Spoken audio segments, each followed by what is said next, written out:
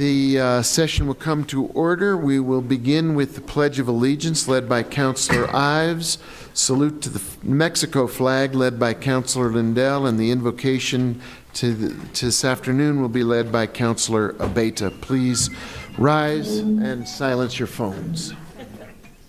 I pledge allegiance to the flag of the United States of America and to the republic for which it stands, one nation, under God, indivisible, with liberty and justice for all. State of Mexico, see a symbol of perfect friendship amongst united cultures. Councilor Abeyta. Thank you, Mayor. It is 9/11, and there's been a lot of remembrances today. But it was reported this afternoon that a missing 5-year-old girl from Española, her body was discovered, and we have a lot of friends and family in that community, and so I would just like to take a moment for each of us in our own way to pray for the family and for our neighbors to the north. Thank you, Mayor.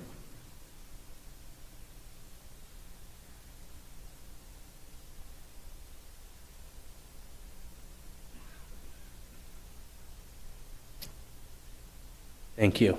Are there any other remembrances? Councillor Ives. Thank you, Councillor Abeyta. 3, actually. Fellow members of the State Bar of New Mexico who have recently passed. Of course, Justice Daniels, who served on the court for a number of years and retired less than a year ago, and unfortunately passed away from complications of Lou Gehrig's disease. I must admit, I never would have known that he had that until it was reported in the paper, but he reformed the bail system and had other accomplishments in his time serving on the bench, and was of course known as one of the premier defense attorneys, criminal defense attorneys in the state of New Mexico while in private practice. We also lost 2 other local attorneys. I'll mention Chuck Purdy first. Chuck moved to New Mexico, I think about the time I did, so was in practice for probably about 34, 35 years, had a plaintiff's practice, but a very gentle person, and but a good attorney in terms of serving his clients' interests and those of the State Bar. And finally, a personal friend, Matias Zamora. I actually met Diego Zamora was one of my classmates at Georgetown, so met Diego back in 1980. And on my first trip to Santa Fe in August 1982, spent time with the Zamora family, so met Matias and Emily and a number of the kids, including Gino, of course, who I'm not sure if he was even in college, much less out of law school at that point in time. But a wonderful family, and Matias was his services were earlier today at the cathedral. So truly mourning his passing. What a respected member of the bar, and what a humble and good man. So those are my remembrances for this evening. Councillor Rivera. Thank you, Councillor. On 9/11, I would like for us to remember all the public safety personnel, fire and police that perished going into the World Trade Center buildings, but also remember the civilians that were in and around when they collapsed. Remember all the men, women, and children that were on the 4 planes that were used. Remember all the people that were in the Pentagon as well on that day. And I would also like for us to continue to remember those that are still dying from what happened on 9/11, from psychological, emotional, and physical damages that are still going on. Thank you. Councillor Romero Worth. I just want to echo my condolences to the Zamora family. Matias was a good friend of my family. Matias was my uncle's childhood friend from the Mora Valley, And I too was at the funeral and just want to send my condolences to the Zamora's family. Thank you. Councilor Vito Coppler. Thank you. I'd just like to add a note, two things, but one about Justice Daniels. I believe he was a wonderful performer in a band called Lawyers, Guns, and Money, which was fantastic. And that was just another side to him, which was very playful.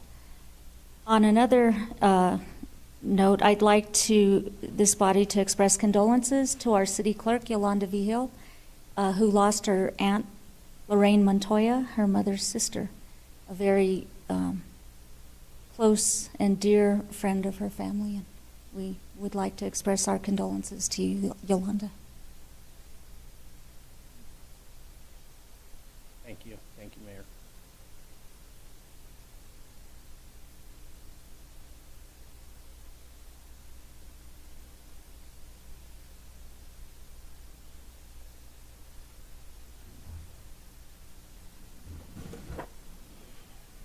Thank you very much. Could you please call the roll? Sir. Mayor Weber, Present. Councilor Beta, Here. Councilor Harris, Councilor Ives, Here. Councilor Lindell, Councilor Rivera, Here. Councilor Romero Worth, Yes. Councilor Villa Coppler, Here. Councilor Villa. Present. Do you have a quorum, President Mayor? Thank you. Do we have a motion to approve the agenda? Move to approve. Second. All in favor, say aye. Aye. Opposed? Motion carries. Consent calendar, are there items to be removed? Move for approval.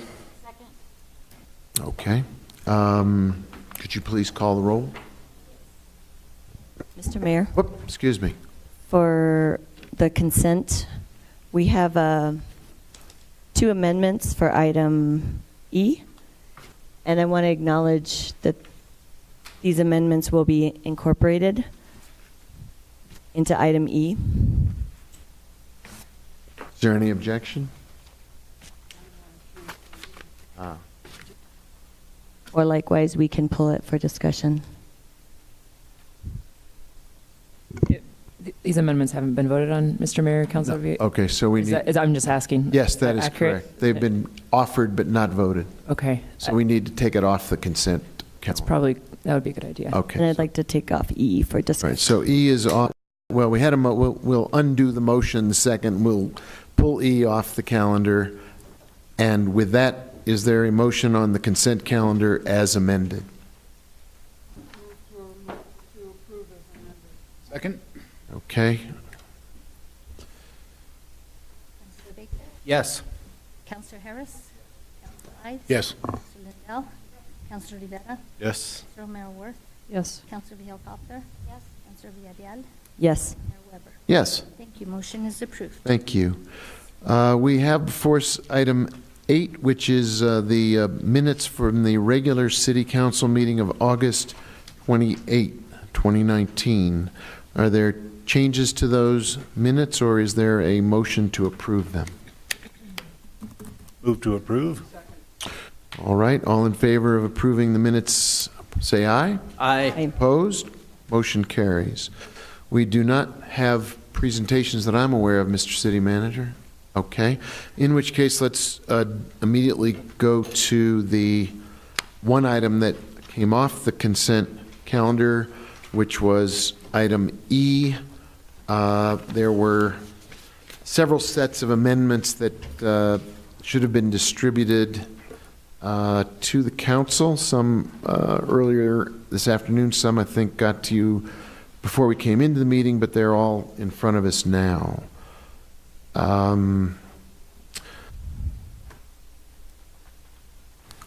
Effectively, there was a set that I had proposed that were incorporating recommendations from our friends who were helping to organize the youth effort on the strike for against climate change, and then Councilwoman Villarreal had proposed an additional group of amendments that the same group had suggested we add to the resolution as amended by me. So I don't know how people want to take this up. We can look at all of it. We can discuss it. They're effectively, we're all in, or at least Councilor Villarreal and I are in vigorous agreement that we want to be on record as opposing what's going on in our country, in the world, when it comes to a fairly relaxed attitude toward climate change, and it's simply a matter of adding some language to acknowledge the role of young people in leading the charge, to call this to all of our attention around the world, to being concerned about who is affected by climate change, to the impact on people who are low income and in parts of the country, parts of the world that have historically been forced to bear an undue burden as we've allowed climate change to ravage the planet. So there are a series of amendments.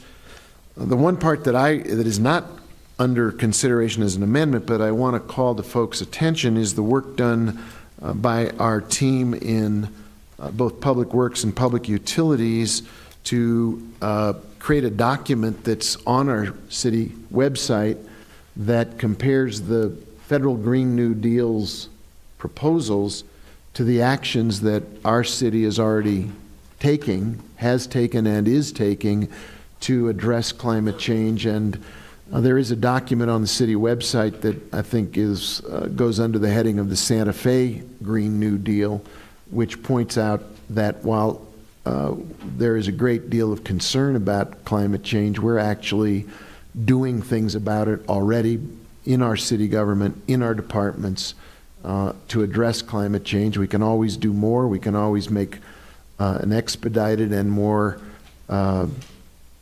concerted effort, but to the extent that the Green New Deal lays out a series of ambitious goals for social, economic, and environmental justice, it's fair to note that the city of Santa Fe, thanks to those who came before us and those who are working here now, really is leading the country when it comes to action rather than talk on combating climate change.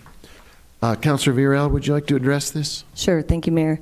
I think essentially it's really giving an emphasis on the young people that sparked the commitment to this climate emergency, and it references climate emergency. And then it also makes reference to how this all began and why the climate strike is occurring, and it was the impetus of Greta Thunberg and the 46 youth activists, and that was language that we put in as well.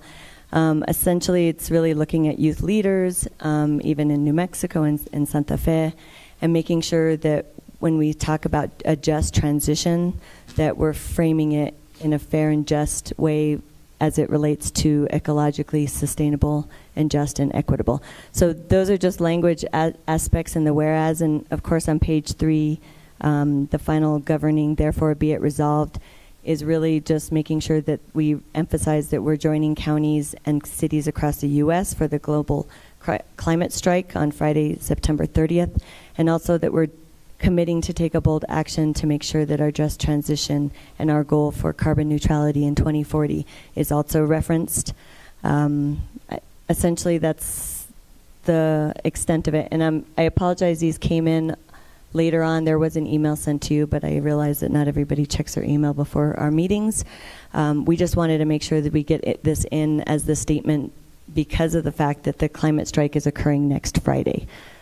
So I'm open to answering any questions from the language adjustment. And you'll notice that if you compare what I had proposed and what Councilor Villarreal proposed, there's actual exact same overlap on chunks of the whereases and so on. So It's just a question of adding some additional points. There's very little difference. We can certainly just take one rather than both and move forward. Yes, Councilor Rivera. Just a point of clarification, Mayor. Item 10E, which has your amendments, which are similar to what Councilor Villarreal was looking at, but hers are for item 12. Are these meant to both be an E? Or is one meant for E and the other meant for? No, it's just mislabeled. It's the same resolution. Both are item Yes, E? yes, sir. Okay. Sorry about the labeling. Yes, we're both looking at in effect, we're in vigorous agreement about what we're trying to achieve here. Mr. Mayor, I think what happened, the reason why you think it's duplicated is that our staff added both yours and mine on one page. I'm just noticing that right now. So it looks like a consolidated effort. Yeah. Any other comments? Yes, Councilor. Go ahead. Councilor Romero-Worth, you want to take the floor? I just want to note that what we have been given tonight is not what was emailed earlier than in the day, and it would be nice not to do this in the future. So just want to state that. Councilor Ives, you had something else to add? Oh, I had noted the differences, and there seemed to be 2 additional whereases. That's correct. As well as 1 additional be it resolved, Yes, all sir. of which I am in concurrence with. So if that's the melded and conjoined Yes, sir. amendment, that's Yes, sir. the one I'm for. Okay. Yes, Councilor Harris? Yeah, I question on the amendment submitted by Councilor Villarreal. Why is a just transition? Why does it need a week of disruption? Which, I mean, it's a formal. The week of disruption is anticipated for September 20th. I mean, that's the first whereas. Week of disruption is business as usual to follow. That's not a great start to a just transition. where are you looking at? Looking at, I assume this is your Point 4. amendment. Then it's the first whereas. On May 23rd, Greta Thunberg and 46 youth from around the world called for a global climate strike. On September 20th, and a week of disruption of business as usual to follow. How does that lead to a just transition? That's language that was suggested, but I don't think that's a big deal. I'm really focused on Greta Thunberg and her goals around young activists and calling for the global strike on September 20th. Well, if that's So if you want to it's strike clearly that- part of their program, and so there's whether we strike week of disruption, that's what their intent is. How does that lead to a just transition? I don't think it does, and so I wouldn't support it. I do favor the other amendment sheet submitted by Mayor Weber, which really does not talk about that, and I could be in favor of that. But that's my comment. Thank you. Councilor Ives? To some degree, I think that language, which in the whereas, with the reference to a week of disruption of business as usual to follow, is more of a call to action, whereas so many people, it doesn't affect them in ways that cause them to pay much attention to it. Indeed, we even have many people who still deny that climate change is occurring or real, and I see it as a call to the significance of the issue and the fact that, and I'm not sure what they intended by the week of disruption, but if business as usual, if it's a call to try and bike more and not use automobiles or use fossil fuels and disrupt that usual business, I think that's a good thing and a means of bringing awareness to these issues.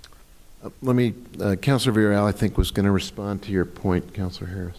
Well, I mean, I agree with my colleague, Councilor Ives, about this is a call to action. Disruption is not a bad thing necessarily. That's why people march and protest.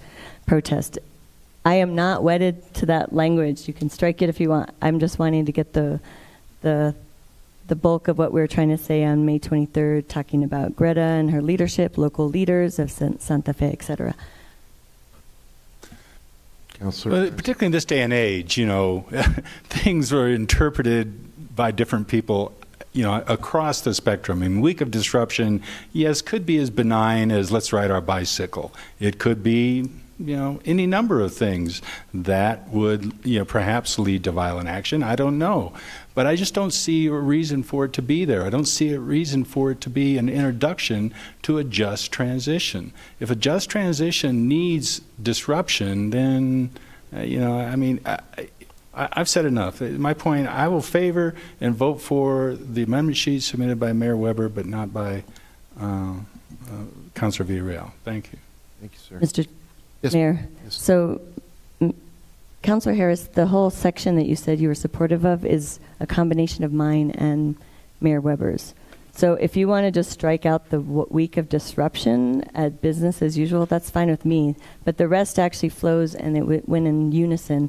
So my changes are pretty much, with the exception of the change of the caption, and that whereas a lot of the other sections are what Mayor Weber suggested. I would like it if we could all, this is an issue where we should all be, I think, shoulder to shoulder. So if you're amenable to ending that first whereas after climate strike on September 20th and That makes semicolon. sense. That's fine with me. Go forward from there. I think We can have a philosophical there is discussion. there is a difference of opinion, but I think we're all fundamentally in agreement that we need to go on record as supporting efforts to address climate change. So, Councilor Harris, would you be amenable to that as well? I want to make sure I understood. So basically, you're proposing to strike the first whereas in its entirety? No, sir. I'm saying we're recognizing the youth activists calling for a global climate strike. We're ending that whereas after the words on September 20th and. We eliminate a week of disruption of business as usual to follow. Simply to eliminate ambiguity about whether we want people. If that's the agenda, it's just like, just because we strike 5 words, do I forget that this anticipates a week of disruption? Well, I think it says that we appreciate the direction, if not every action that is going to be taken. Mr. Mayor, Yes, that's our communication and the national strategy. I mean, if you look it up, they talk about strike. The global strike is going to be about disrupting the system. And you can look at all the different places, but I'm really focused on the language of supporting youth activists, and also where it says local leaders from the city of Santa Fe and other northern New Mexico communities have answered the call and have issued their own demands, etc. So these are important to me. You can take it or leave it, however the national movement is communicating it. What would you like to do? I'd like to move to approve with both sets, which are essentially the same, of the amendment sheets. Discussion. I see a quizzical look on your face, Councilor Fiel-Koppler. Yes, you do. And I want to see if we can answer a question if you have one. No, you're just quizzical. Okay, apologies. Mayor, so that motion does not strike the clause? Oh. And striking the language, and a week of disruption of business as usual to follow. Wouldn't it, I'm going to ask the city attorney this question, wouldn't it be better to pick one amendment or the other? Yeah. All right. Mayor Weber, Councilor Villa. Since the second, I'm sorry to interrupt, but the amendment that we got, the latest one that we got late this afternoon, incorporates the first. So wouldn't it be better to just adopt that one with the clause struck? Mayor Weber, Councilor Merworth, was the motion to not include everything on the amendment sheet? It was to adopt both amendments. Yeah. Which is Okay, well then I can retract that and say to, I think it would be cleaner yeah, that's to fine. just adopt To one adopt amendment and then my strike amendment the sheet. offending language. Striking the language Regarding the week of disruption. regarding the week of So disruption. does that clarify it for you? Okay. So that motion has been remade and reseconded. And just to be clear, it's on the 202 number is 10110.2B. Correct. Is the one that we're adopting. Correct. Okay. I think we are, whether we like it or not, that's where we are. Would you please call the roll? Councillor Harris? No. Councillor Ives? Yes. Councillor Lindell? Councillor Rivera? Yes. Councillor O'Meara Worth? Yes. Councillor Vihel Coppler? No. Councillor Villarreal? Yes. Councillor Abeyta? Yes. Mayor Weber? Yes. Motion is approved. Thank you. Thank you for the clarifications. That takes us to item number 11 on our calendar. It has to do with economic development, nutrition services. Is there someone here to help us through this? Yes.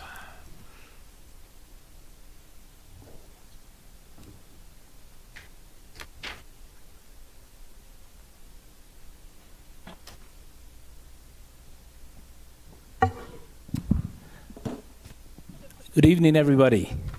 I'm Gino Rinaldi. I'm the director for the Division on Senior Services, and I appreciate you giving me a chance to explain what this means.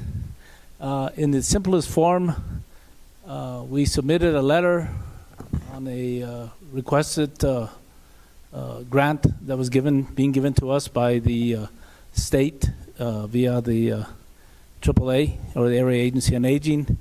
And we attached the wrong contract to the memo, and so what we submitted was a request for acceptance of the Nutrition Supplemental Security Income Program funding, but we put it on the contract for the Senior Employment Program.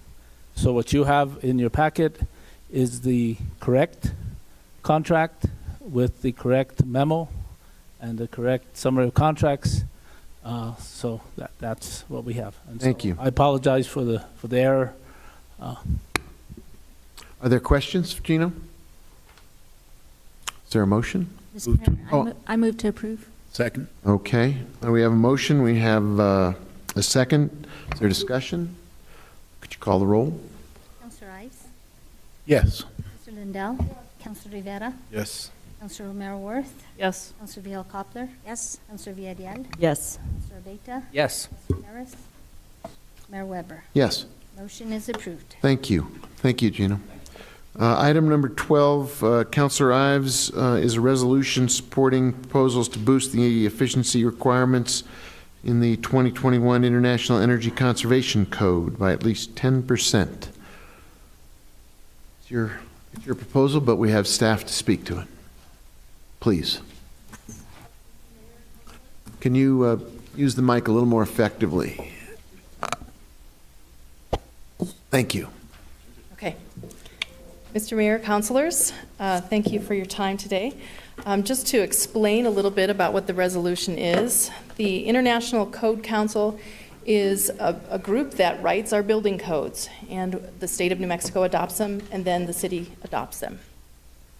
They are on a cycle every 3 years. They are updated. Right now, the International Energy Conservation Code is up in that cycle, and so those proposals for the changes have been, they've gone through a process with the ICC, and as members, we are allowed to vote on them.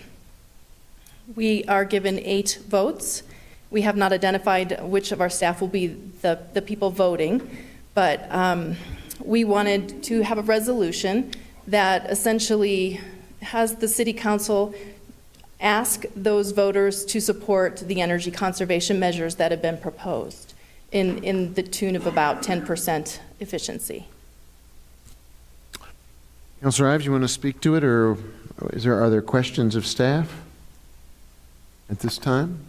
I would simply point out that some of this is to try and incentivize bringing in greater efficiency and energy use in connection, especially with new construction, when the costs of doing so are significantly less than renovation at a later time. And so it's simply indicating our concurrence that pushing greater efficiency is a smart thing to do and something that the city supports, and therefore it supports these changes to that the IECC is proposing to building codes. I know I'd asked one question about the Paris Accord. I don't know if you have had a chance to look at that. Yes, actually, I believe an amendment was sent out. The languaging there was just slightly different than the actual resolution that had been passed back in, I believe it was 2017. And so I edited that whereas slightly to match language that was in the previous. Thank you for doing that. Other So questions? This would be with the amendment. Right. Questions of staff? Move to approve with the amendment. Or discussion? Could you call the roll, please? Counselor Lindell? Yes. Counselor Rivera? Yes. Counselor Romero Worth? Yes. Vihel Coppler? Yes. Counselor Villarreal? Yes. Counselor Beta? Yes. Counselor Harris? Yes. Counselor Ives? Yes. Mayor Weber? Yes. Motion is approved. Thank you very much.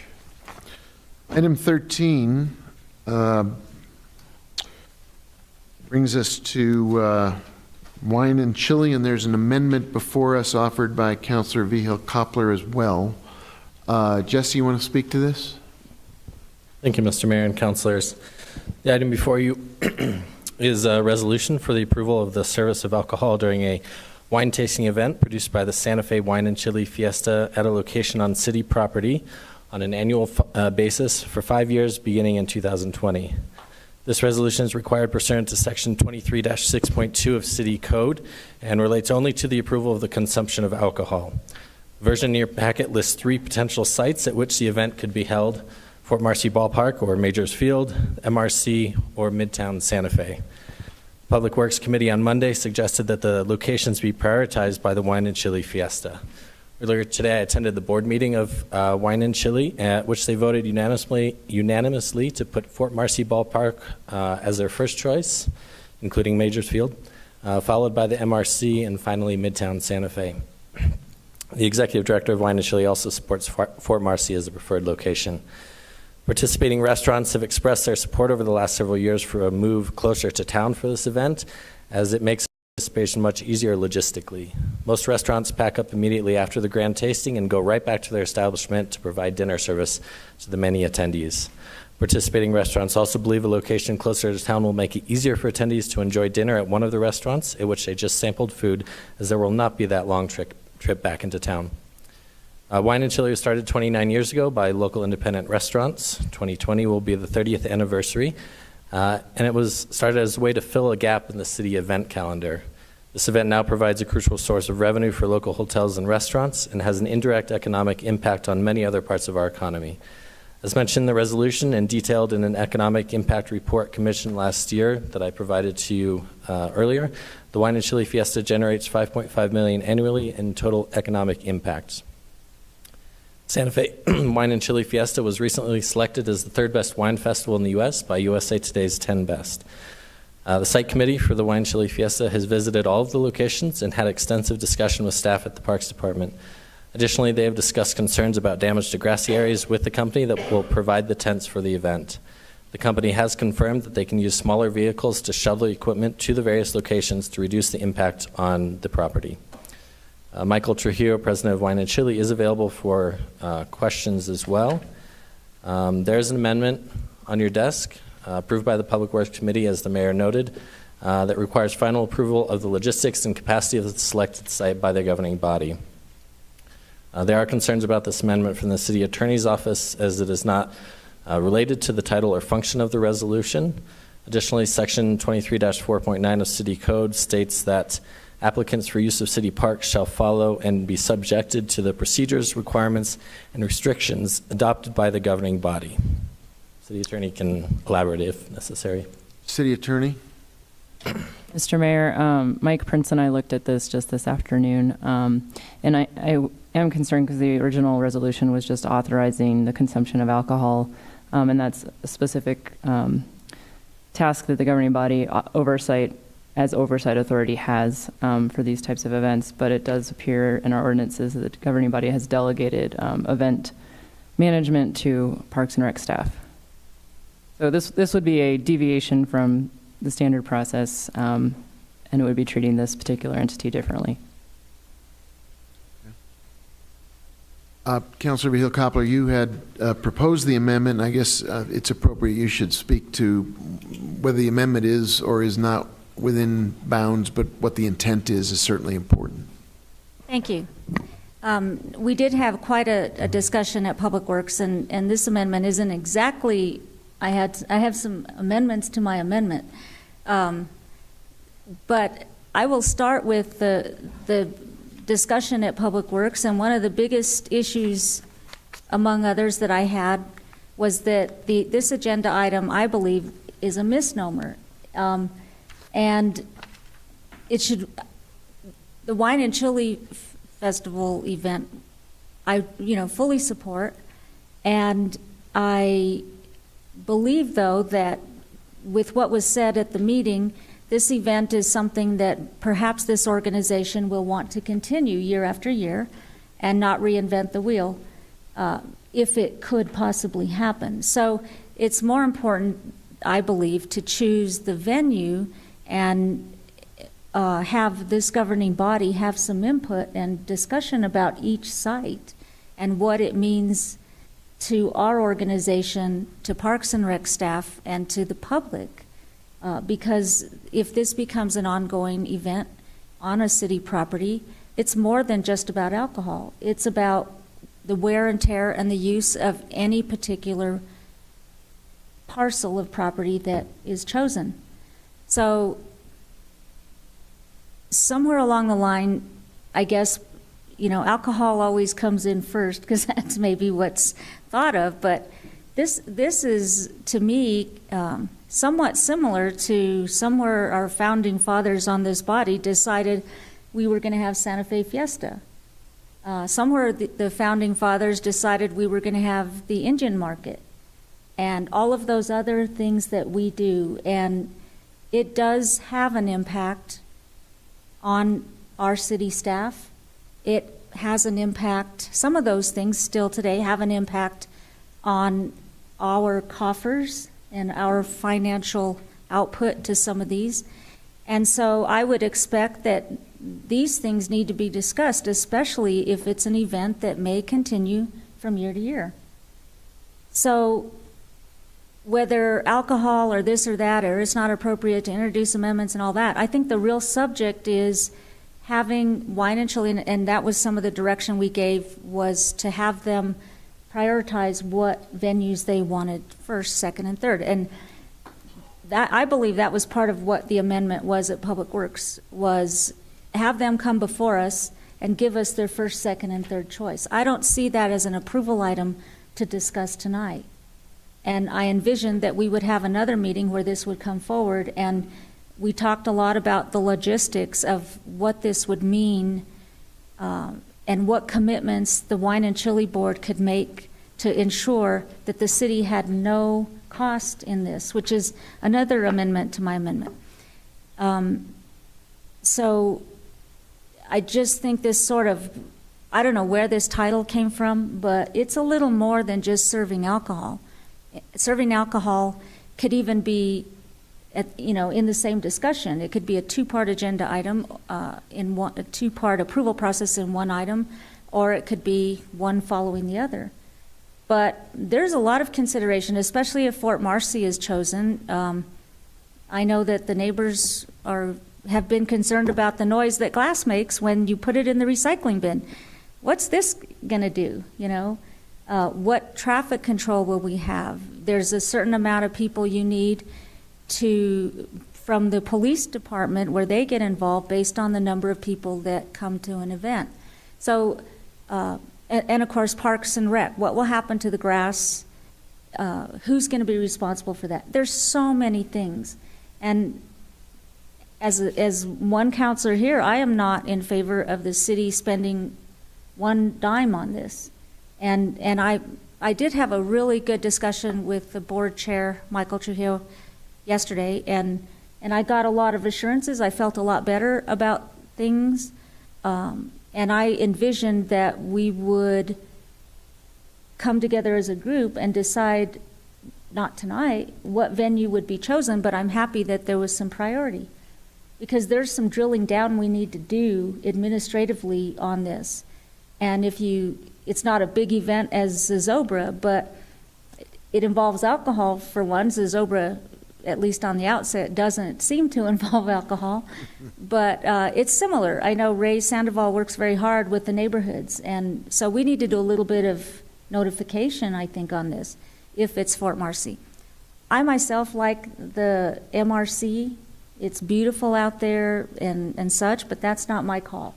So I think a good, healthy discussion among our group here should occur so that we can weigh the pluses and minuses and do it timely. And so if we do get to an amendment part, I do have some changes that I would suggest to this amendment. This wasn't brought before me before tonight, so, okay, thank you. Councilor Rivera. Thank you, Mayor. Jesse, on page 2 of the resolution, line 8, it says access to location several days prior to and after the event. How many days is several days? Mr. Mayor, Councilors, Councilor Rivera, on page 3, line 2 through 4, the setup, it says the event requires access to city property 6 days prior to the event for setup and 3 days after the event for teardown. Okay, and then what is the associated equipment due to the size and complexity of the event? At the Opera, there are multiple tents to cover all of the restaurants and the wineries. I know they used to have 3 larger tents. Now they have multiple smaller tents at the Opera. So I don't know, and I don't know that they know, of course, because they don't know where they're going to be, what size tents or how many or there would be at a location. But tents, tables, fencing. So we're anticipating maybe up to 6 tents? I think it would depend on the logistics for the event, how much space they have, and how they want to lay out the event. All right, and I know Councilor Vigil-Koppler mentioned the MRC. I am opposed to even considering that site at all. We have put several $1 million worth of investment into that park to try to get it ready, really for the kids and the adults to play soccer, and then to have equipment. And I appreciate that they would be cautious of what are taking the tents out, but to have vehicles driving on it, and then spikes being put in to hold the tents down, I assume they're going to have to do something like that. It just is concerning to me that we would have put well over $1 million into that investment, and now we're looking at doing much more to it than we had initially. So, I'm opposed to the MRC at all being considered for this. So we'll continue to listen to the rest of the questions and discussion. Very good. Councilor Abeyta, you raised a hand. Yeah, I have a question for staff. Do we as a governing body approve special events on parks? Because this would be the first time, I think, since I've been on the council that we've actually... Mayor Weber, Councilor Abeyta. So I guess that kind of goes to my point about what the caption on this resolution is. It's about approval of having alcohol. It's not approval of the event itself. And so to answer your question, no, Zozobra does not come in front of this party to get approval to use Fort Marcy. It does go through Parks and Rec for a permitting process, and I do the planning and the financial agreement about city services through that permit. So if this didn't include alcohol and they were going to have an event at one of these locations, we wouldn't even see it. It would just go to Parks and they would issue a permit. Mayor Weber, Councilor Abeyta, did you say if it did not include alcohol? Right. Is that the question? That's correct. Yes. Okay. Thank you. Thank you, Mayor. Councilor Ives. On that point. Councilor Ives, go ahead. We'll go in turn. There'll be plenty of time. Public Works did consider this on Monday and had proposed an amendment which would have this coming back to the governing body, and it had disturbed me then in my thinking about what message that was sending to our staff about their capacity to plan for and ensure that events don't result in the destruction of city property and don't result in the disruption of the sort of civility of the city in a broad sense. In my experience, and I've worked closely with our park staff and event staff many different times over the years on different events, they have done a very professional and good job, and I don't see that they have allowed city property to be destroyed or abused, or people to not comport with what we would consider to be a sort of well-ordered civility when even large events like Zozobra, which involved 50, 60,000 people. So the more I've thought about it, the more I'm reluctant to move this forward with an amendment that says, oh, gee, wine and chili, we're going to treat you differently than every other event that we consider across the city for some reason that I'm not totally clear on. And so personally, I'm in favor of moving this forward without any amendment, including that one that was discussed at public policy. Oh, whether permits is proper in here, but I think there's some language, if it's just about saying you can have alcohol, I don't think we should be micromanaging the event. That happens in other ways. And so I think there's additional language in this that's problematic. And I just wonder, urgency to passing this right now? Can it be worked on and brought back? Given that the first event isn't until September 20th. Right, but this isn't approving that.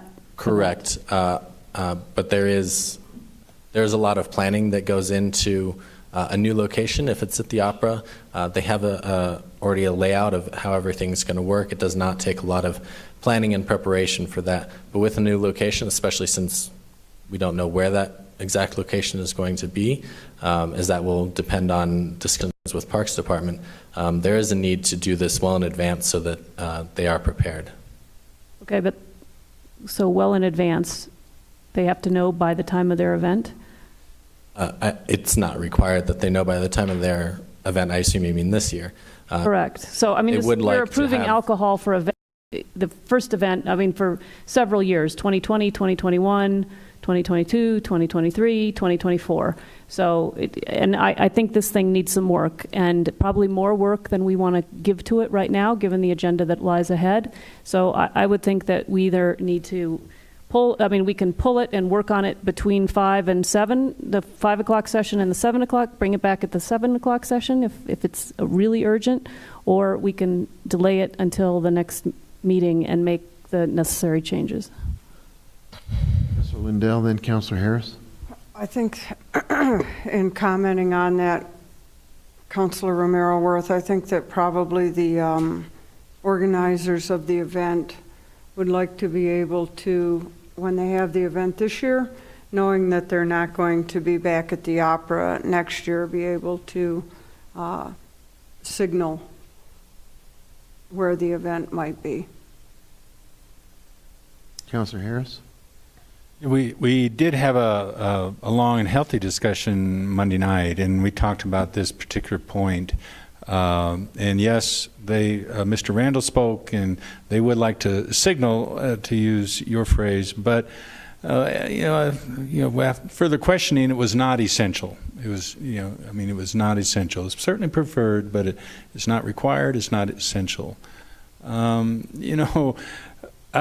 I'm looking at the ordinance that we're going to be looking at in the evening session, and it is our alcohol ordinance. And as a reminder, it says that sale of consumption of alcohol beverages is permitted at the following locations on city property. So this is the governing ordinance regarding city dispensing of alcohol. Certainly convention center and related outdoor spaces. The regional airport, the rail yard, and there's more language, says Marty Sanchez is listed. It doesn't really limit it to the clubhouse, but it does say Marty Sanchez. And Fort Marcy Park in support of baseball games. So it seems like we really do need some more work. Ms.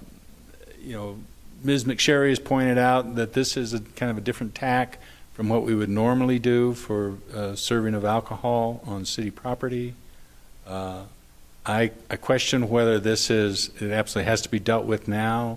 If there can be some further work and agreement on which property that may be, I think we would have to, the appropriate thing would be to perhaps revise the ordinance at that point, allow it to be served. Mayor Weber, Councilor Harris, can I just clarify one thing?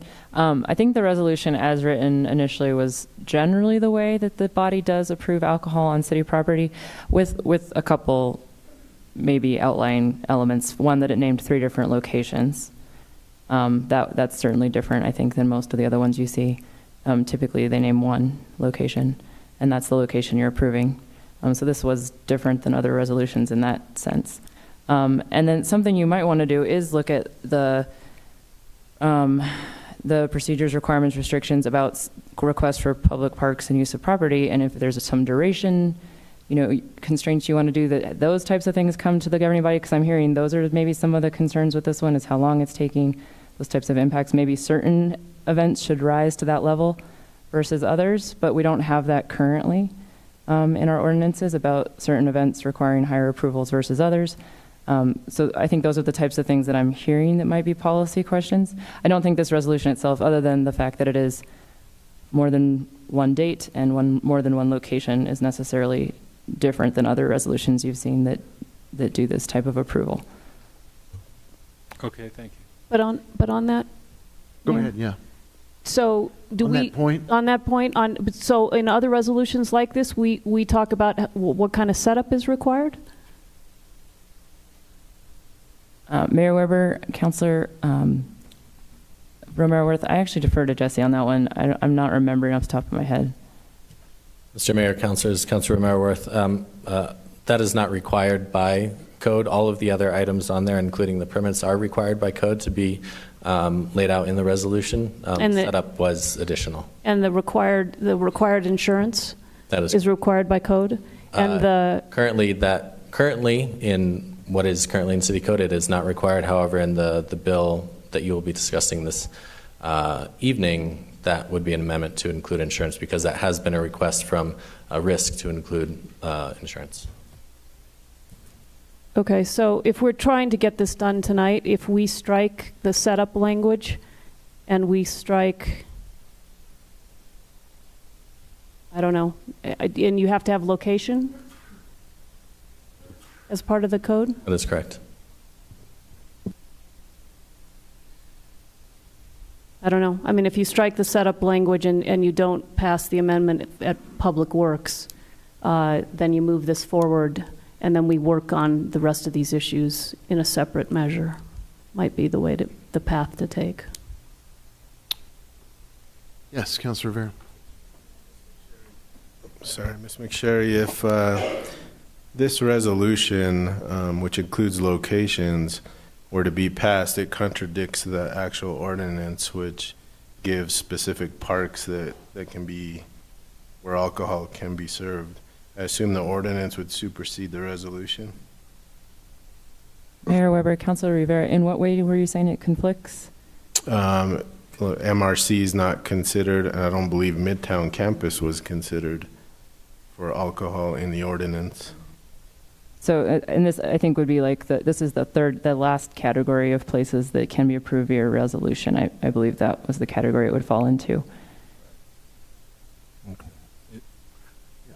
Councilor Harris? I was just going to say, I read further, although I'd read this many times before, I read further, and Ms. McSherry is absolutely right. So it did list those locations that I cited, but it said the governing body may approve by resolution the sale and consumption of alcohol at all other locations on city property except within the plaza. And it talks about other things. So I think Ms. McSherry is providing correct advice. It is covered in further. Yes. Yeah. Councilor Abeyta? Yeah, so just because we approve the resolution, though, the Parks Department could still deny a permit. Mayor Weber, Councilor Beta, that's correct. So just, again, so we approve this, but they still have to go through a process, and it doesn't guarantee that they could have the event at Fort Marcy, for example. Mayor Weber, Councilor Beta, that's correct. Thank you. Thank you.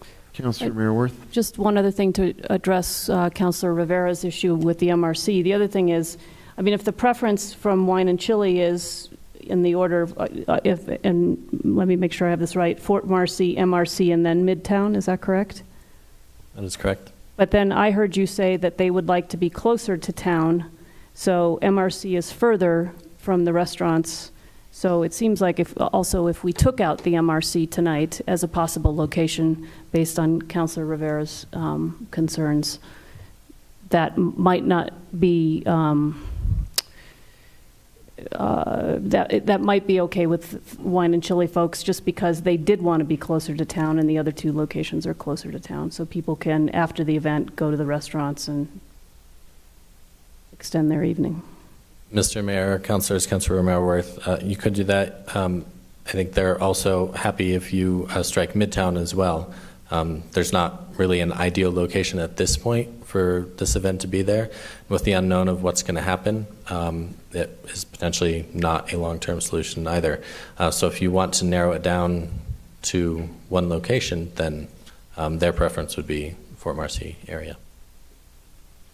Councilor Ives? Thank you, Mr. Mayor.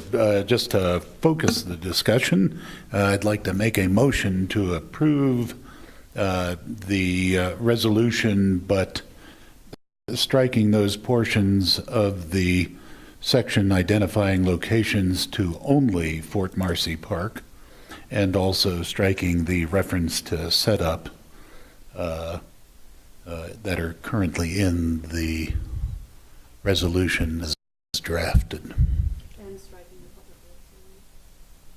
Yes. Yeah, or not including any other amendments to it. Sorry, I think you have to say that, right? Because it was adopted at Public Works, you have to say you're going to strike that amendment as part of the motion. Yes. There's a motion to adopt the resolution with Councilor Ives's recommended amendments, striking certain portions of the document. There's a second. We'll have discussion. Councilor Vihil-Coppler. Thank you, Mr. Mayor. I'm fine with that, but I do want to express concern that the city not either recognize that we're going to spend money on this, and if we are, where's it coming from? Is it budgeted? Or we're not going to spend money on this. And I'm also wanting to bring up that the patrons of Fort Marcy facility, I'm concerned that, are we going to close that facility for the day or the days before? And this is in discussion with that I had with Michael Trujillo, where I believe there was something intimated that we might have to close Fort Marcy to the patrons, and that the parking lot would probably be used up. Because, as I understand it, unless something changed at the board meeting, the section of Fort Marcy Park that is asked to be used is the one closest to the facility rather than the baseball field. So I just am not in favor, unless it's on this FIR and it wasn't, because we didn't hone in like we are now. I'm not in favor of committing funds from the city that are not budgeted, or we're not discussing, at least tonight, where these funds are going to come from. And I think that's our fiduciary responsibility to our residents. Further discussion? Councilor Villarreal. Thank you, Mr. Mayor, Mr. Chair. We didn't talk about the Fort Marcy Park in the front section when we were discussing the Public Works. And I was always under the assumption it was the field, the baseball field. So was there a clarification from somebody? Only because there's concerns with the park. If you all haven't been there, there's a lot of holes in that. So who's going to fill those holes? We are? Tourism? So I'd like to know what you all are thinking, because we were not told that it was the park in front, and I certainly wouldn't want to shut down for a week Fort Marcy facilities for you all to set up. We get enough grief in District 1 for fiestas, which will never change. We made a lot of adjustments to the park to be able to accommodate that. And to have another event that requires us to shut down roads, use our fire and emergency responders for this one event does give me more pause than when we talked about for Public Works. So I guess I'd like to know what you all are thinking in terms of the park. Thank you, Mr. Mayor, councilors, Councilor Villarreal. Our primary concern about all this is safety, as I discussed with Councilor Koppler last night. We aren't planning on closing down the center all 6 days. That's not what our goal is. In fact, one of the things that Councilor Koppler and I discussed last night was putting a plan together so that we could organize it, make sure it worked with the city and Santa Fe Wine and Chili. We have no issues. We go to the Santa Fe Opera. We've been there 20 years. When we leave it, they built a whole new parking lot, and we aren't planning to stake anywhere. Councilor Rivera, you had concerns about the MRC and about staking there. No, we plan on bringing in water barrels. When the new parking lot was built at the Santa Fe Opera, and all of you know, I know that parking lot very well. For about 23 years, I know it well. So we worked with Paul Horpedahl, and we found a new way. And because of change, and because of the new way that the Santa Fe Opera said, okay, you're not putting big tents anymore, you're not doing these kinds of things, it actually made a huge difference with the general public on how we did things. We're very aware that Fort Marcy is sensitive. We know that the neighborhood around there is sensitive. We know they complain if there's glass noise. But we've done a couple of things. If you all decide that that's the place that we get to go to, or we would like to go to, because I said to Councilor Vigil Koppler this morning, I'm going to get a 1, 2, 3. It was unanimous by our board that we went to Fort Marcy. The restaurants have been telling us for years we want to bring it back into the city. So can you answer my question about the park? Yes. So you're not planning on using the baseball field? No, we'd like to use the other side. Have you been to the other side lately? I personally have not been to. We are struggling, just so you know, to be able to fix that park so that we can actually have people play soccer and have recreational activities because of the holes right now. We are not even there yet. So how we cover those costs and be able to, because that's going to cost money to fix those holes. There's irrigation infrastructure issues right now in that field. So we do need to fix that, but I'm curious how you all plan to be part of that solution. So we met with the Parks Department before and had a discussion with them when we have a new tent company that's coming in. They had the same concerns, Counselor, that you had about the things and making sure that we weren't damaging the fields. We simply plan to go out and take a look at the field, see what an issue it can be or can't be. Look, the bottom line is that we're coming to you to ask you if we can serve alcohol, and that our first choice would be Majors Field. As for a long-term commitment, we don't know if it's going to work out. It may not work out. And so then we would then thank you and say, hey, this may not necessarily work for us. But if it does work, keeping the neighbors in mind, keeping safety an issue. Councilor Rivera can tell you, I have a background in public safety. I was a fireman for 20 years. And when we plan anything, our board knows that I plan in a manner of safety for everything. So whether it's a pothole, whether it's a giant hole in the field, we're going to go out. We have a site committee that we have asked Ray to be a part of because he knows that field so well. I was also a member of the Kiwanis in charge of security for a few years, so I'm also aware of that too. So I hope that addresses your concern. I think there's, if Randy wanted to clarify anything. Did you want to clarify anything? Mr. Mayor, councilors, thank you. We could actually do it in either location. It requires 90 to 100,000 square feet in order to stage the event. In either location, the ballpark itself or the front field would work. If through this, Wine and Chili could help the city make some repairs to the Majors Field, that might be a great benefit. But I just want to clarify one thing. I happen to be treasurer of this organization, and it is not asking the city for any funding for anything related to the production of Wine and Chili. There are no dollars being asked for in-kind services from police, from fire. It provides its own security. There is no ask of funding from the city for anything related to this event. Not yet. We've had events like that before.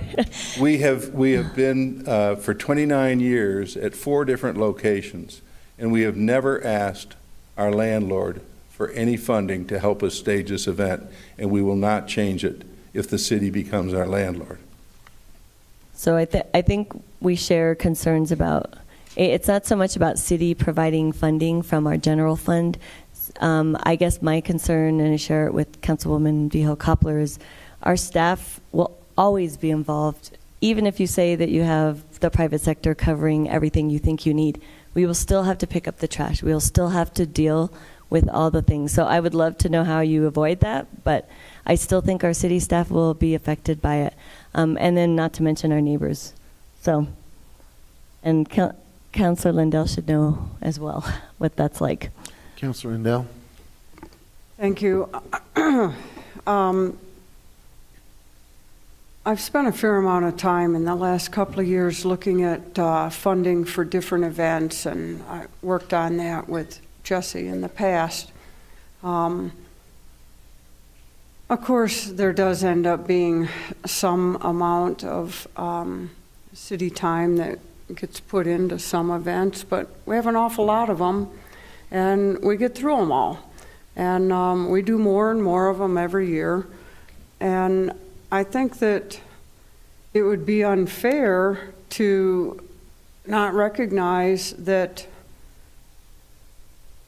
Well, let me ask Mr. Trujillo or Mr. Randall, what kind of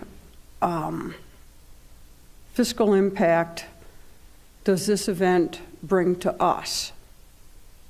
Mr. Mayor, Councilor Lindell, I believe you have an impact study in your package that shows you about $5 million worth of impact to the city of Santa Fe. Mr. Mayor and Councilors, if I could just clarify, this was a third-party impact statement that was funded by tourism. We did 9 different events last year. And so this is not an economic impact statement done by the organization. It was a third-party independent statement. So what you're saying is you think the numbers are true, Randy? I think the numbers are true. Okay. Just for clarification, the packet says 5.5 million. Pardon me? The packet says 5.5 million. Yeah. That's some benefit to us, and I know that we have a motion and a second, and Fort Marcy Field, Zozobra is a very, very different event than what this is. That's 65,000 people. What is this, 3,500, including staff? Mayor, Councilor Lindell, about 4,000. And yeah, 4,000. But let me remind everybody, it's during the day. There's, our event ends by 4 o'clock. Yeah, it's a one day for how many hours?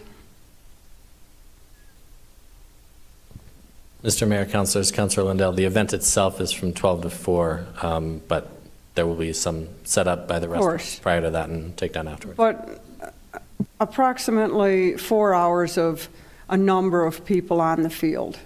And I know that people in the Fort Marcy area are sensitive. I mean, I fought long and hard to get the recycling changed, but it's a little disingenuous for people on this council to talk about that. No one wanted to support that, but now we're worried about them. So I would just like for us to be able to proceed with this. I don't see. Second? Second. Discussion? Call the roll. Councillor Vidal Coppler? Yes. Councillor Villarreal? No. Councillor Beta? No. Councillor Harris? Yes.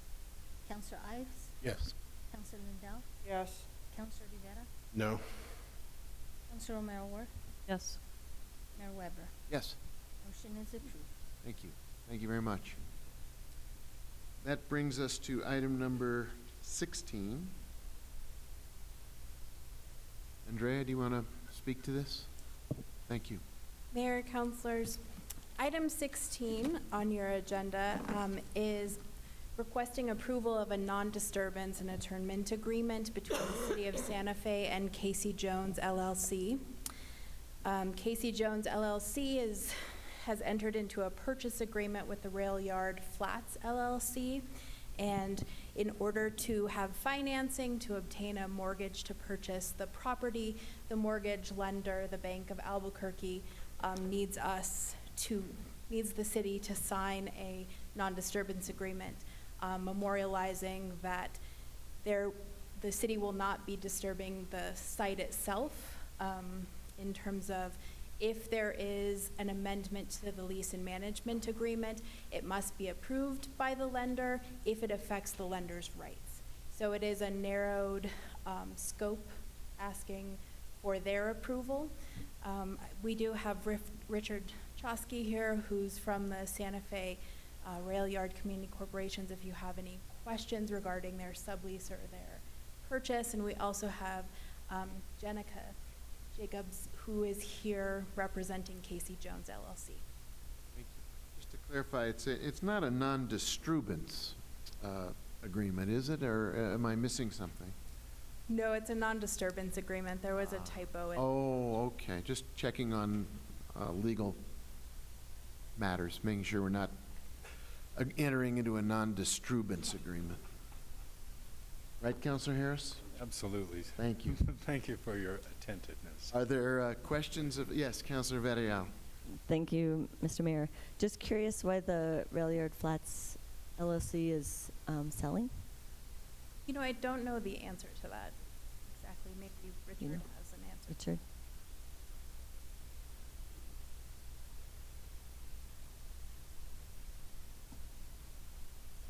Mr. Mayor, councilors, Councilor Villarreal. The developer of this property built it with the intent to lease it up, normalize it, and sell it. So that was his intent going in. He currently is developing 139 units off Penn Road. So I'm assuming that some of the capital invested in this project will be shifted over to that one, but I don't know that for a fact. So does that change, how does that affect current renters and their rental? It will not affect the current renters at all. And in fact, the ground lease that we have for Rail Yard Flats will be assigned to Casey Jones. So Casey Jones will assume all the obligations that's in the existing ground lease, including a prohibition on short-term rentals and including a prohibition on converting the rental units to condominiums for 25 years.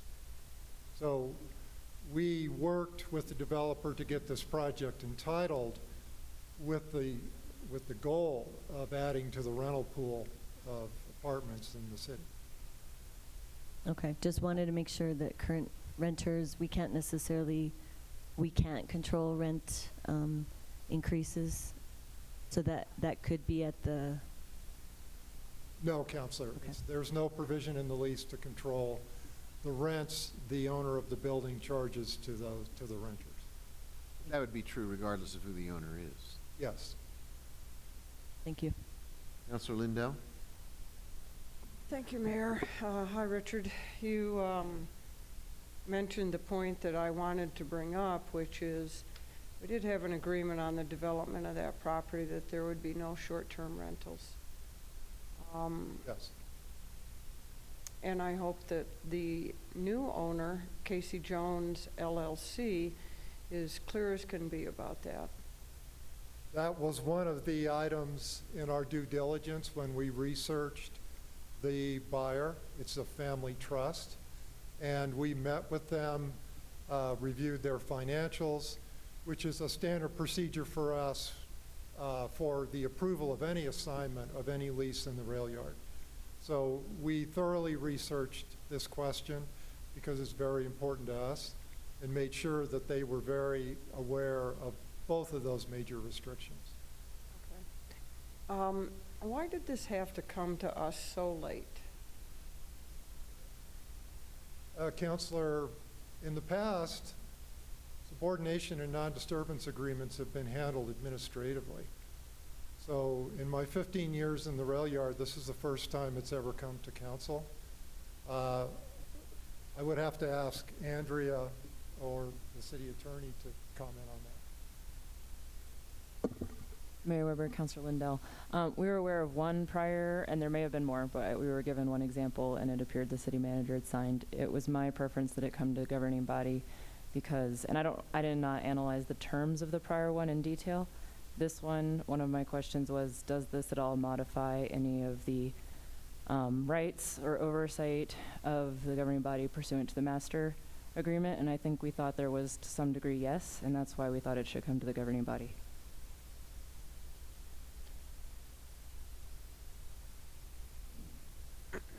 I appreciate that answer. I still am not sure that I got an answer to why did it come so late?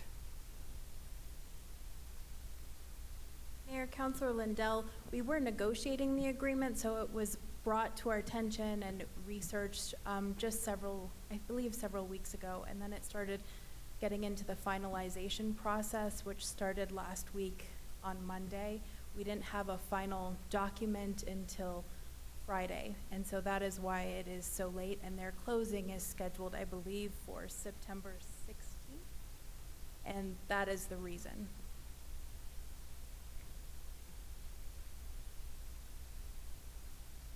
I understand the reason.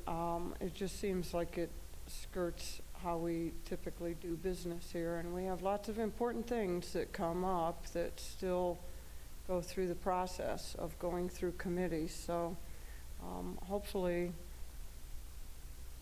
we don't need to see things on such short notice. We talk about that so much, things that come in so late, and I'm not saying that's on you at all. I would suspect that it's on Casey Jones LLC wanting to meet their closing date, but having been a realtor for some time in my life, sometimes closing dates get met, sometimes they don't. So thank you, Mayor. Other questions, comments? Mayor, Counselor. go ahead. No, go ahead. You go ahead. You were very patient last time. It's your No, I don't care what order we go in. So to our city attorney's concerns, as I just flip through the packet here, I don't see any comment as to how that affects the master plan. And since it didn't go through committees, we haven't had any discussion about that. So, I mean, if you were concerned that it did, we haven't talked about that, and how it affects it, good or bad, hasn't been identified in our packet. So, Mayor Weber, Councilor, I believe it is outlined in Andrea's memo. Sorry, we don't mean the master plan. We're talking about the lease and management agreement between SFRCC and the city. So in paragraph 11, there is the surrender amendment, which asks for the lender's prior approval if they're changing the ground lease, which is the lease and management agreement, in terms of reducing the area of the subleased premises or materially adversely affecting the rights of lender. So that's contrary to the lease and management agreement that we currently have, where SFRCC and the city are able to just come before governing body to change the lease and management agreement. This adds a different layer, saying that in order to change anything that would materially affect the lender or the rail yard flats building, it would need approval from the lender. Mayor Weber, Councilor, I apologize. I used the wrong term. It was the other agreement. Yeah, so what did you call the agreement? I'm sorry? The lease and management agreement. The lease and management agreement, and that's, Ms. McSherry, the thing that you were concerned it affects and why we should see it. Correct. Mayor Weber, Councilor, the governing body is the party that entered that agreement and therefore, and did not delegate another party to make changes to that agreement. And that's why I made this recommendation. Okay, I guess that's all I have for the moment. Councillor Ives? Thank you, Mr. Mayor. A couple of questions. I was looking at paragraph 6, which is assignment.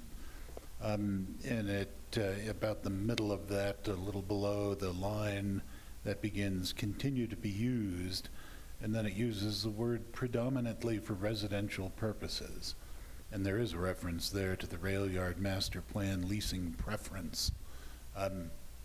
Is that in the master plan leasing, rail yard master plan leasing preference currently, that it be predominantly for residential purposes, or does that represent a change? Mayor, Councilor Ives, this doesn't represent a change. What it does represent is that the intent of SFRCC and the city in building rail yard flats was for residential apartments. So first off, we want to make sure and ensure that if for some reason something happens, such as bankruptcy or they have to sell it, they still have to keep it as a predominantly residential building. But secondarily, we have these leasing preferences in the master plan that require certain types of businesses to be leased to. So we want to ensure that this document maintains that they will be residential, and if there are any other uses in there, that they have to have the master plan leasing preference tied to them. Understood. And really the only thing I had highlighted was the word predominantly, because that seemed to represent a shift away from 100% residential to potentially mixed residential commercial. So live workspaces, one would presume, those types of things. So again, trying to understand, and I understand that probably makes the property more marketable in ways. The other question I had was in paragraph 7, it says, shall be dispersed upon the terms and subject to the conditions set forth in the mortgage. And I just wanted to hear from council that the city's interest is protected in that instance, because I have no idea what the mortgage says. Yes, we have reviewed the mortgage, and it does protect its interests. I believe Jenica might be able to speak a little bit more about that.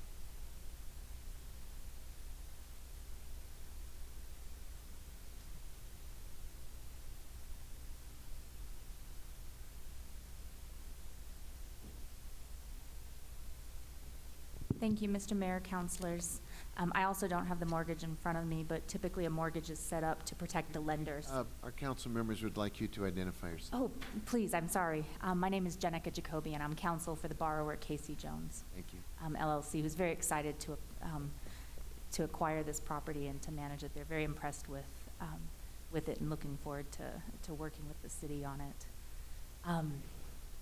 The mortgage is set up to protect the lender's interest. So if insurance proceeds are paid out, they're not going to go into the pocket of the borrower, and they can run away and leave a building half burnt down or unrepaired. And so those would go in a trust is too specific a word, but essentially a restricted account, and be drawn in order to protect, or only need to be used to restore the building. And so although it's directly intended to benefit the lender, I think that that would also protect the city's interests in this matter too, to get the property rebuilt to high standards. Yeah, I was just concerned that there might be some damage and folks decide to pack the bags and I suppose to quote the words of the song, Casey Jones, could be my trip to the promised land. We'd love to see you guys succeed in this, and so, yeah, just not having the mortgage, wanted to ask that question and make sure that, again, folks understood that we would not be left with a burned-out hulk of a building, I suppose, is the way I would express it. Thank you. Thank you, Councilor. Councilor Harris? Yeah, I have a question for Mr. Chosky. So some of the questions that I had have been answered by yourself, but I also remember that as part of this approval, there was a lot of discussion and controversy, quite frankly, on parking. And part of the resolution was to redefine the remaining lot, the adjacent lot, to take some parking out of that. Was that accomplished? Was that lot line adjustment made? Mr. Mayor, councilors, Councilor Harris, to comply with code, there were 58 surface spaces dedicated to rail yard flats. They were added to our leasehold premises in the lease and management agreement, and consequently added to the leasehold premises of the ground lease for the building. So 58 of the approximately 185 spaces south of Paseo were dedicated to this building at that time. In the interim, we built 21 additional spaces to offset some of that dedication of those spaces out of the general pool. So about a year ago, we completed those 21 spaces. Okay, and that did involve a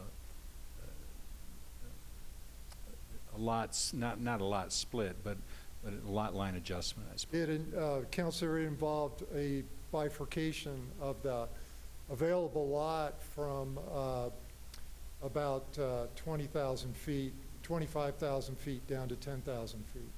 And there were limitations placed on what could be developed on that lot, the remaining parcel subsequently. That helped settle things down as far as parking over there? Depends on who you talk to, Councilor. I'm just talking to you. I always thought it was fine. Okay, all right. Thank you, Mayor. Thank you. Other discussion? Is there a motion?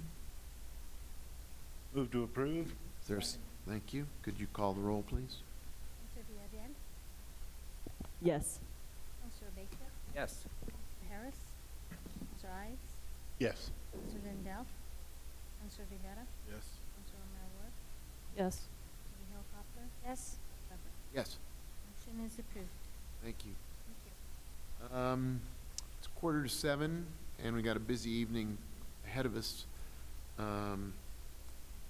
I don't know, matters from the city manager? Do we have city manager, matters from the city manager.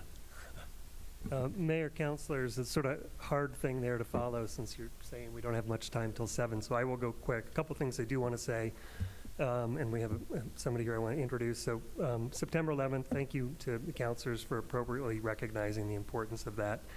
Of course, as a past and soon to be again fire chief, it has some extra significance. I do want to say special thanks to the city fire and police units who put on quite a program today.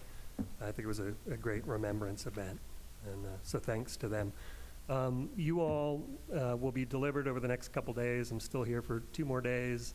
A summary and after-action report of sorts for the incident that happened at the Convention Center on April 1st, as I've been promising. And part of that was the creation of a safety officer position, which is actually the health, safety, and compliance officer. It's Barbara Lujan. I'm hoping that we can introduce her and maybe give her a second to introduce herself, if you all are okay with that. Barbara, are you okay giving us a quick intro to you? Come on down. Mr. City Manager, I didn't mean to shut you down at all. I was just, it's great. Pointing out that we have a full agenda after we finish this one, and we are going to need to take a break, I think, for... We're moving, no shutdown happening. All right, sir. Expediting. Welcome. Thank you. Mr. Mayor, councilors, my name is Barbara J. Lujan. Recently was promoted to the position of Health, Safety, and Compliance Officer of the City of Santa Fe. That real excited to undertake the challenge, and I'm up for it. So if there are any questions, I'm available for questions. Tell us a little bit about where you were previously and how you see the job. I've been around the area. Most of my experience has been in human resources. I come from the healthcare field. I did work briefly for an Indian gaming casino, so that was a different perspective. I also have some background with the schools, and now this is my first experience with government. And I find that I'm up for the challenge. I'm excited about it, and I'm ready to work hard and make a difference. Okay. Questions from the council or observations? Yeah, Councilor just real Harris. quickly, Ms. Lujan. Welcome. Thank you. And we look forward to working with you. There's a session coming up soon called by Councilor Rivera that I will attend, and you've probably been made aware of it.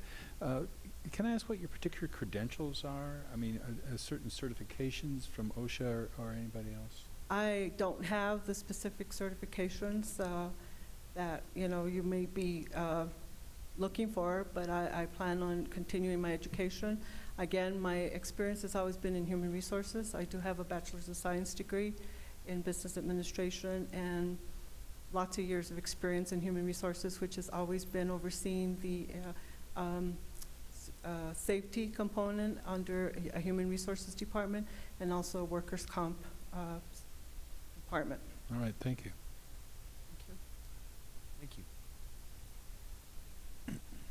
Thank you, Barbara. Thank you all. Last thing I want to say is just a thank you to all. This is my last meeting as city manager. As you all know, when I took the job, I wasn't necessarily thrilled to do it. I was enticed by the opportunity, as it were. And for what it's worth, I would do this again if asked to do it again. It's been a learning experience. It's been a cool challenge. It has been something that's tested me in many ways, but it's something that I've appreciated being part of.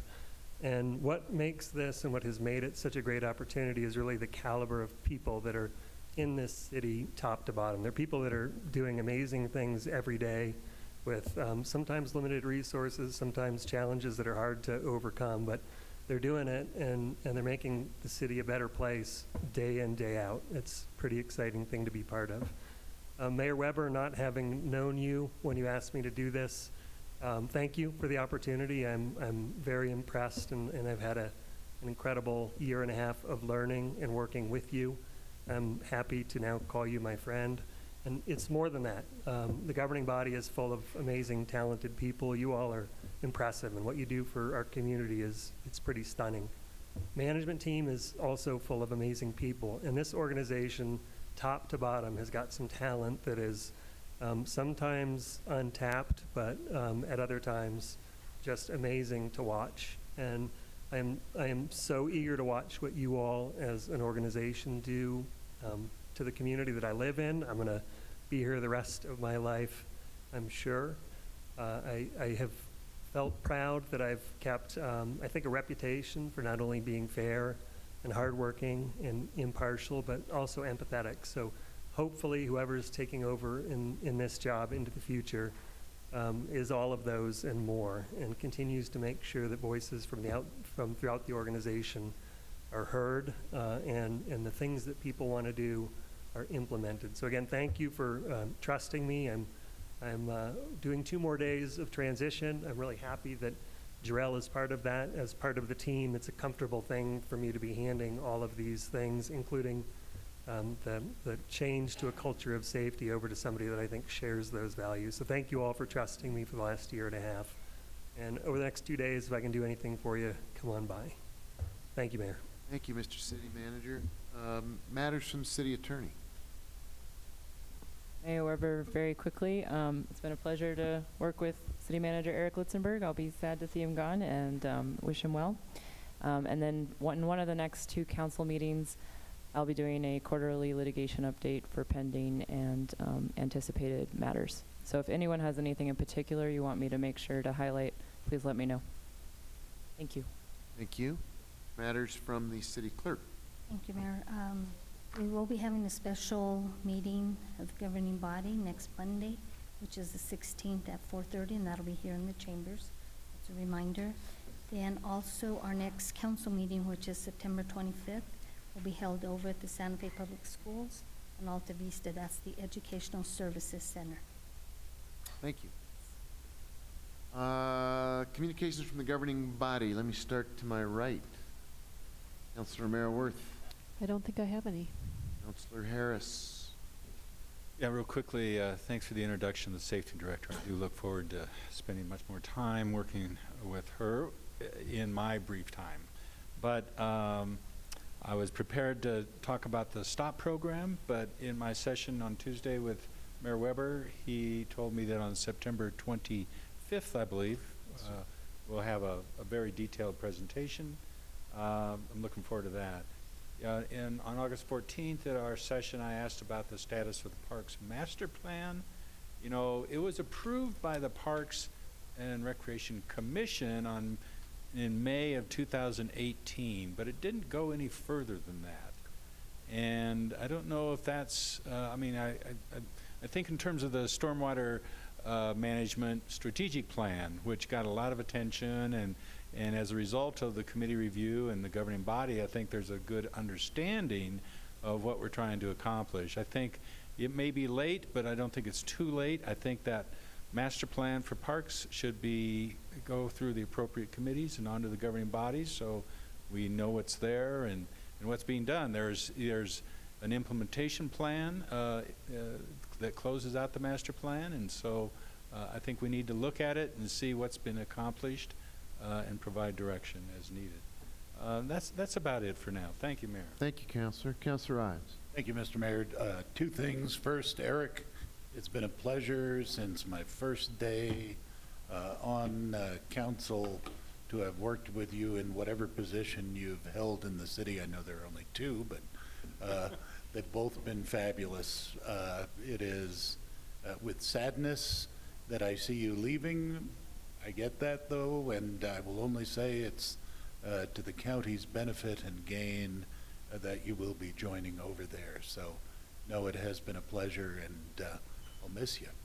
And then the second was to ask for an update as well on our Culture Connects plan, because we really haven't heard much about that either since it was passed, and I think it laid out 100 objectives, X number of goals, and a host of action items, and it would be nice to know that that ain't sitting on a shelf and not in people's consciousness, because I think that was a singularly significant planning effort by the city, and what it proposed is really the hope for reconciliation across all of the things that divide us as a city. So, love to get that as well. Thank you, Councilor. Councilor Lindell. Thank you, Mayor. Eric, good luck. And just because you're leaving doesn't mean that you don't owe me on those bets. Councilor Villarreal.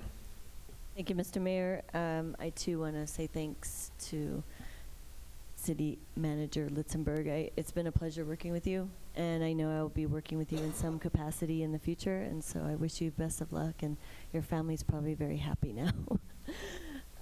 Just wanted to convey my interest as well for Culture Connects, and just get some more information about what's next and what's happening. And simultaneously, maybe there's a way to also have a presentation from our city historian. We actually have one, Mr. Lovato, I believe, and we haven't necessarily heard about what he'd been working on during his tenure. So it would be nice to just get an update from him. And just wanted to convey my appreciation for the city staff who worked overtime for Fiestas de Santa Fe.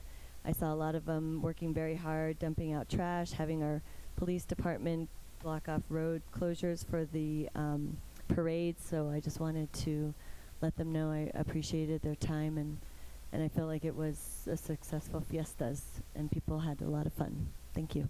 Thank you. Councilor Rivera. Thank you, Mayor. Mr. City Manager, if you can extend that thanks on my behalf as well for Zozobra Fiestas, and then especially the police and fire and parks for the 9/11 event today, which was extremely successful and a great memorial for Santa Fe to honor those folks in New York. And then lastly, just no birthdays this time. Just thought I'd let you guys all know. But Mr. City Manager, I've known you since you started working here in the city with the fire department, and it's been an honor to see you grow in your capacity, and I know you're going back to something you love. I know what it's like. In some ways, I wish I was still young enough to do it, but it's a young man's game, and you're a little bit younger than me, so we'll be all right. But it's been a pleasure, and we've always had a mutual respect for each other, and that will always continue, and I wish you nothing but the best. Thank you. Councilor Rabeta.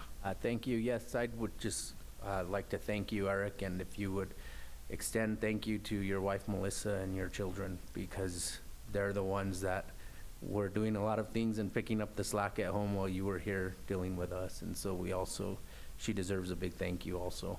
Thank you. Thank you, Mayor. Thank you very much. Councilor.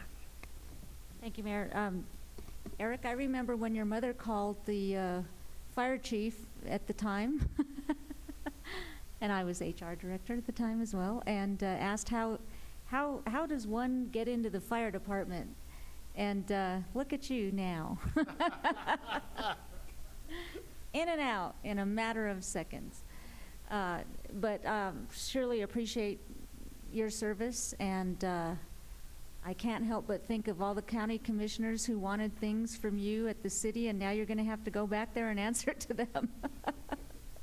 So I wish you all the best, and I'm sure we'll still be seeing you around. The next thing I wanted to ask the city attorney about the blight ordinance, and I haven't heard any more. I don't know if anything's been done, but it is something we really, really need, and I don't want that to get dropped, and we really need something. So I'd like some kind of update on where we are with that. And that's it. Thank you. Thank you, Councilor. Mr. City Manager, thank you. We're going to adjourn for 15 minutes. I know you all are here right on time for our 7 o'clock meeting, but we ran a little overtime considering items on the 5 o'clock agenda. So give us 15 minutes to stretch, and we'll be back and we'll resume at 7:15. Thank you.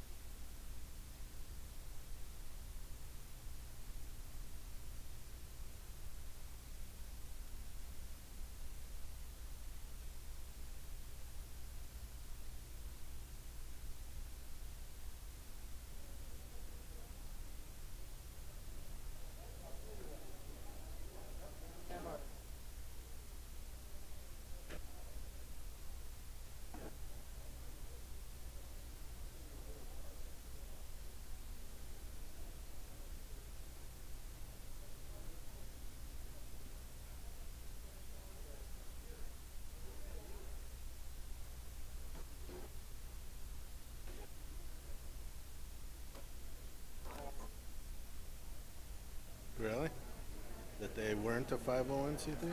That they're not a 501c3? They lost their status?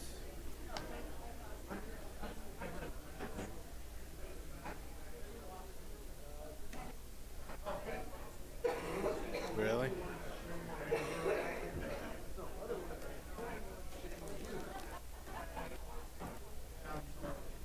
Don't hurt yourself. Okay.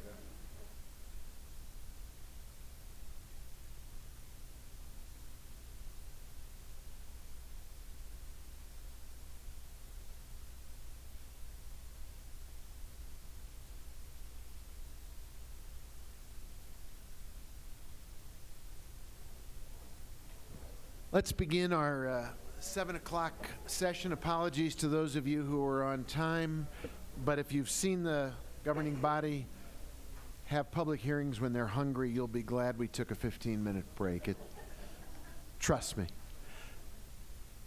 Let us begin with, now, we've got a full evening of hearings. If you're here to testify on one of the hearings, now is not the time to deliver a petition from the floor, but if there is something that is not germane to the items that we will be having under consideration as public hearings, and you need to speak to the governing body for 2 minutes, please line up, and you have 2 minutes to deliver a petition from the floor.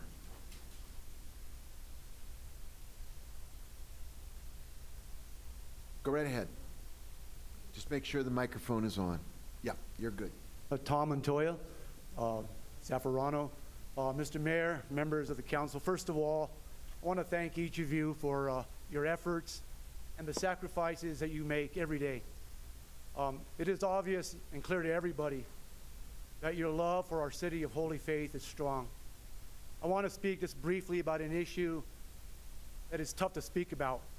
But this council has never shied away from tough issues, whether it's housing, whether it's gun control, whether it's immigration or climate change. What I speak to you tonight about is abortion. And one, as a person whose sins are many, I know that I'm least qualified to speak about this. But it is an issue that concerns me deeply. I don't want to be judgmental in any way. I don't have that right. But I want to speak about what the mayor spoke about in his State of the City message in closing. He spoke about the love of life.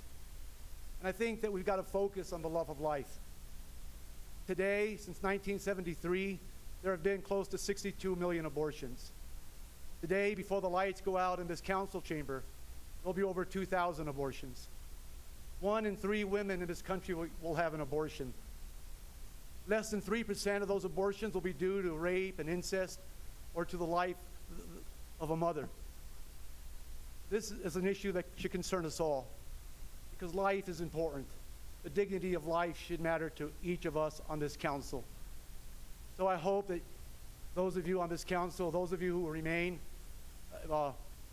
Councilor Harris, Councilor Ives, I know you've decided to move on from the council, but I'd like to leave you with a word from Scripture. Be strong and of good courage. Be not afraid, neither be dismayed.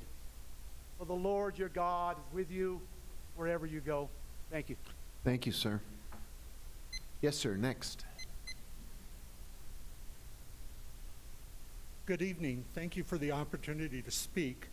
My name is Glenn Long, and I live at 1604 Camino de Cruz Blanca. I'm here to alert you to the devastation of a hillside at 700 Joaquin Lane. The building permit for this project is 19-1246. The project at 700 Joaquin, as well as my home, are within the Historic Review District and the Escarpment Overlay District. The project is above St. John's and before Wilderness Gate. The historic review of the project was approved February 20th, 2019 by staff. The building permit was also approved by staff. Early this summer, the construction began on this project. We were never informed of the level of earth movement involved with this home and driveway construction. We have endured months of massive grading and bulldozing. A public sign has never been posted explaining the nature of the construction in the building permit. If a sign was posted on Joaquin Lane, we never saw it because it's a private street. There is a permanent sign stating that there is no trespassing. But there was never a sign, construction sign at Camino Cruz Blanca and Joaquin, the closest public access street. In fact, almost 3 weeks ago, I notified the building department that there wasn't a sign, and there is still not a sign. As such, we never knew we were in for months of massive earth movement. This hillside in the Historic Review District has been drastically altered. The front of our home looks directly at this project. What used to be a beautiful pinyon hillside is now a total of 20 vertical feet of retaining walls running almost the entire length of the property. The construction of the house itself has not even been started, but the plans show it will rise another 14 feet above the 20-foot retaining walls. So we will now have an astonishing 34 vertical feet of stucco staring at us, again, without any neighbor notification. We recently were able to look at the building plans. These plans do not show how tall these retaining walls were to be. I have taken photos from my home. Sir, can you wrap it up? I apologize. We have a 2-minute limit. If you could, if there's a lot more, you can give it to the clerk and we'll put it into the record. Basically, there are no pinyon trees planned in the building permit to shield these 20-foot retaining walls. So it's going to be a scar forever. Thank you. And I also have the photos. Yeah, we'll make sure that gets into the record. Appreciate it, sir. Yes. Hello, my name is Seneca Johnson. I'm 17 years old, and I'm a member of the Muskogee and Seminole Nations. I'm one of the steering committee members for the Youth United for Climate Crisis Action, which is backed by EarthCare. Our collective youth are leading the organizing efforts locally with young people, their adult allies, businesses, faith groups, nonprofits, and democratic institutions to participate in the global climate strike happening on September 20th and beyond. We're calling for these bold actions to address the climate emergency. And we wanted to thank you for answering that call with the resolution introduced by the mayor and passed by the council earlier tonight. Just thank you. It means so much to know that our sense of urgency is shared by our local elected officials. And we really need you right now. We are grateful that our city has a plan to reach carbon neutrality by 2040. And we hope that this resolution reminds everyone that moving swiftly on that plan is imperative. As members of the community, we need to understand what progress is being made, how it's being tracked, and what we can do to help. We only have a decade to drastically change our society. The climate crisis is one of, if not the greatest threat to my generation and every generation that comes after me. I want to be able to watch the stars with my children and my grandchildren and not have to describe the way the sky looked when there were so many more stars visible, the way that my parents have had to do to me. I don't want to have to tell them about animals that used to exist or plants that used to thrive or sacred lands that have already been bulldozed or traditions that are no longer possible. I want the generations that come after me to experience the same beauty that we've all had the privilege of living. The resolutions that you've passed and the climate strike on the 20th are first steps into a lifelong fight to protect our Mother Earth and the future generations. The Santa Fe Indian School, which is where I'm currently a senior, has committed to bringing our entire high school, over 400 people, to the climate strike. As Indigenous people, we see firsthand the effects of climate change and the importance of saving our Mother Earth and our future generations. If we lose our land, we lose ourselves. And I really hope that you all will join us on the 20th in support of our youth and our right to a clean future. Thank you. Appreciate it. Please don't. Please don't. Please don't. Please don't. Yes. Hello, my name is Ruby Lopez. I'm another... Sorry, I'm down here. Hello, my name is Ruby Lopez. I'm another member of Yucca's Steering Committee. First, thank you so much again for passing the climate emergency resolution. I want to point out that many measures called for in our city's updated Sustainable Santa Fe Plan require state-level action, like community solar legislation. And we need the city to be our partner in applying pressure to the state to pass bold policy and support local communities like our own as we transition. In addition, I need to call your attention to the fact that all of our efforts locally will be eclipsed if we continue to pump oil from the ground in the Permian Basin. Our state is home to the largest oil fields in the world right now. We are calling for a just transition study, plan, and fund to end our dependence on oil and gas revenues and create alternative sources of revenue for our state. The irony is not lost on us that the city pledges its commitment to address the climate emergency, but we're still doing business with banks who are financing fossil fuel development, and we're still eagerly awaiting infrastructure and capital improvement project funds that are generated from oil and gas extraction in our state.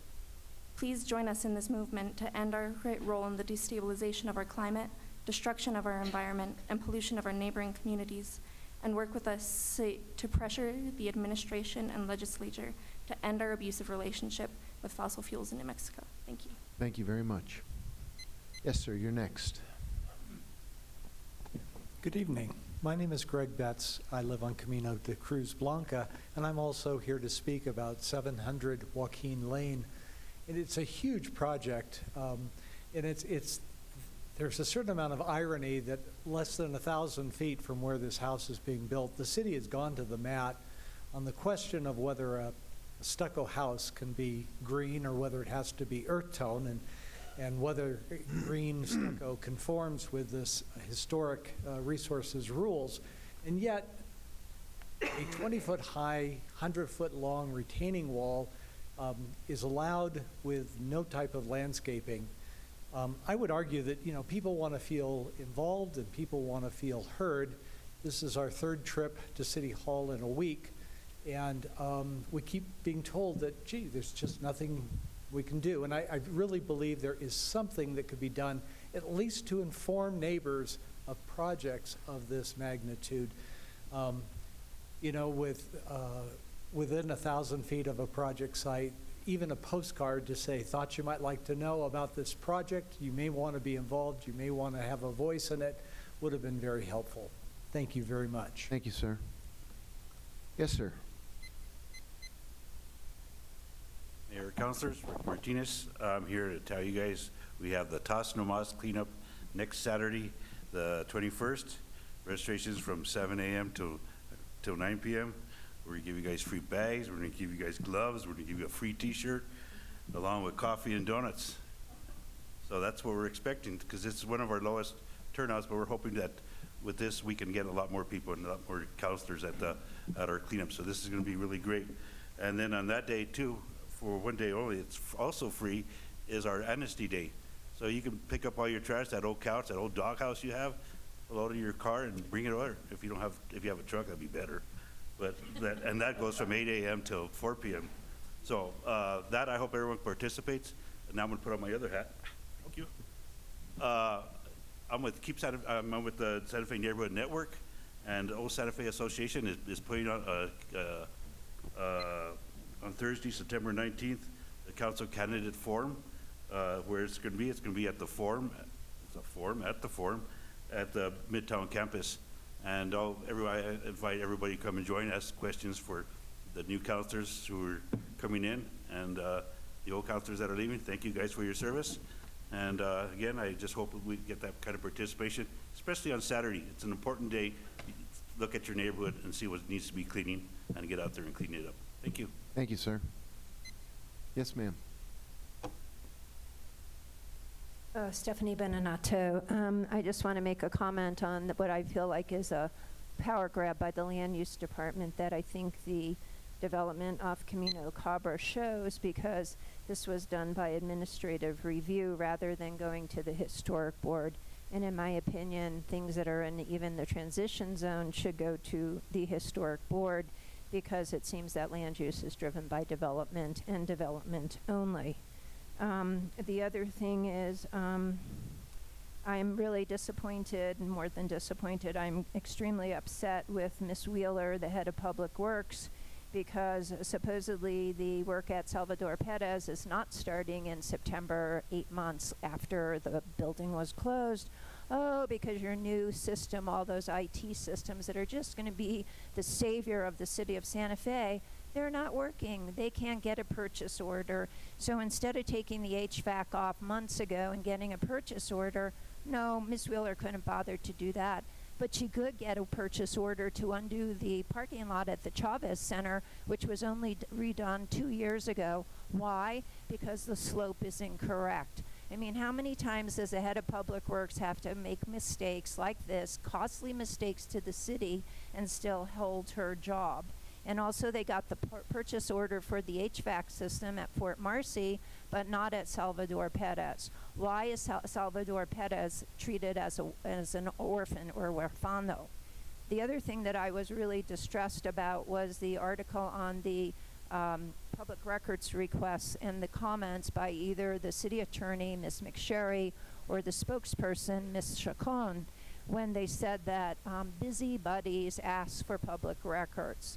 I would like to quote to you the law itself, and it tells me that your attitude towards transparency is really below standard if you do not realize that the goal of the IPRA, that is Inspection of Public Records Act, makes it clear that all public entities must furnish records without regard to who is requesting records. New Mexico's policy of open government is intended to protect the public from having to rely solely on the representation of public officials that they have acted properly. So time to step it up, time to actually give records, and time to not dismiss people as busybodies. Thank you. Thank you. Are there others who wish to be heard under this part of the program where we're taking, or the agenda where we're taking petitions from the floor? If not, we'll move on. There are no appointments. Item H1 is a public hearing, and I believe, Fabian, you are up first. Mr. Mayor, members of the governing body, good evening. We've had a good discourse this summer on IRBs and a good education thing with regards to this subject. So tonight we are here to talk about the final approval for the industrial revenue bond for El Castillo. I'd like to first of all make introductions. The city team, our interim director, Alexandra Ladd is here. From the city attorney's office, Andrea Salazar. Peter Franklin, our bond attorney. From the El Castillo team, CEO Al Johnner's here. And he's got his the bond counsel, Mr. David Buckholtz, and Jennifer Jenkins is also here from that team. So tonight we're going to, I'm going to provide you just a brief overview of the project, and then I'm just going to move for questions. If you have any questions with regards to the updated pilots, the clawbacks and everything, Andrea Salazar will provide those information. Just an overview for everybody who doesn't already know this. El Castillo is a nonprofit that provides continuous care life services in Santa Fe. Currently, 81% of the residents are from Santa Fe. They are requesting an $80 million IRB for their expansion of their Los Sequoia project on Old Taos Highway on Paseo del Peralta. Basically, they're going to have a job creation of 1,020 construction jobs and 17 to 22 permanent jobs. So basically, we believe that this expansion of the construction industry will be stimulated through these construction jobs. We also believe that the 17 to 22 permanent jobs with average wages of $38,000 a year is over the $34,000 Santa Fe County wages. We also believe that the healthcare services are going to be provided here in the downtown area for an emerging aging population in Santa Fe. And finally, El Castillo is going to be provide a pilot for all government entities, which includes the Santa Fe Public Schools and the Santa Fe Community College for all the years, and the state of New Mexico and the city of Santa Fe and the Santa Fe County will receive payment in lieu of taxes starting in year 6. Therefore, we stand for questions, and staff recommends approval. I think what we'll do is have a presentation, if there is one, from El Castillo, then open the microphone for its public hearing, 2 minutes per person. If somebody else has already made your point, repetition is not necessarily the best argument you can make. And after we've had public comment, we'll then come back for questions and comments from the governing body. Yes, sir. Mr. Mayor, City Councilors, my name is Al Johnner. I'm the CEO of El Castillo.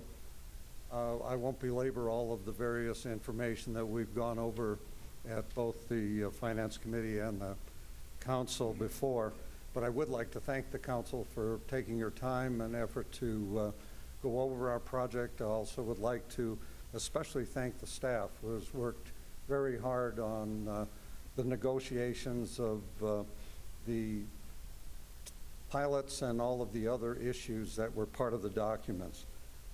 In addition, I would like to not only thank my consultants, but the El Castillo residents, who are, many of them are here, are obviously interested, as well as prospective La Sequoia residents who are here, and my staff, who has worked tirelessly to push this project forward. I wanted to give you one piece of information that I learned yesterday that we have never said, or hasn't been said, and that is that El Castillo has been the home to 15 of the Santa Fe treasures, 4 of which currently reside at El Castillo, which I thought was pretty interesting. Didn't know that. I knew some had, but I didn't know it was 15. Anyhow, I will stand for questions. I think at this point, then, we'll take public testimony. I guess the best way to do this is for folks who want to comment to line up over on that side of the room. We'll limit it to 2 minutes per person. As I said, if somebody else has already made your point, please feel free not to make it again. And after we've heard from those who are here to testify, then I'll open the microphone to the governing body to direct questions at staff or at the applicant and applicant's team. So if you wish to testify on this matter, please come forward at this time.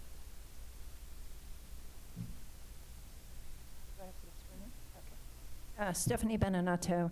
I am against this bond. First of all, El Castillo has repeatedly said that this is a sold-out property, so why do they need a bond to do the construction? Why should the city forego property taxes for however many years? Because Fabian, of course, swallowed the number of years that it was going to be before the city got any taxes. And again, for me, I'd like you to ask them how much you need to put down to buy in to this high-end retirement community. Because when El Castillo started, it was quite modest and people could afford it. I'm not sure. I think a lot of people who are now living there have to be more on the upper end in order to afford it. And I think this newer construction will be even more so. El Castillo had enough money to add on at least 3 times onto its original building, totally obscure historic house at the Valdez farmhouse. And to say it's going to provide, again, housing for seniors, it's a senior center. I think actually it's a joke that it's a nonprofit. So to me, we should not be supporting it. 1,000 construction jobs, I think, is an overestimate. And I would imagine that 70% of those people will be from Albuquerque. And now the number is lowered to 17 to 22 people, and they're all going to be making less than median income in the city of Santa Fe. So to think that $38,000 in a couple of years is a good income is not really a good income at all. It's one of these service industry jobs that are not that well paid. And again, I'd like to know how much the city is going to lose in property taxes while this is going on, how much you have to pay to get into it, and how much the monthly cost is, so that we can all know who the population is there and what percentage of the already sold units are from actually Santa Fe residents, actual Santa Fe residents, or from someplace else. Thank you. Thank you. Yes, sir. Thank you, Council. My name is Jerry Richardson.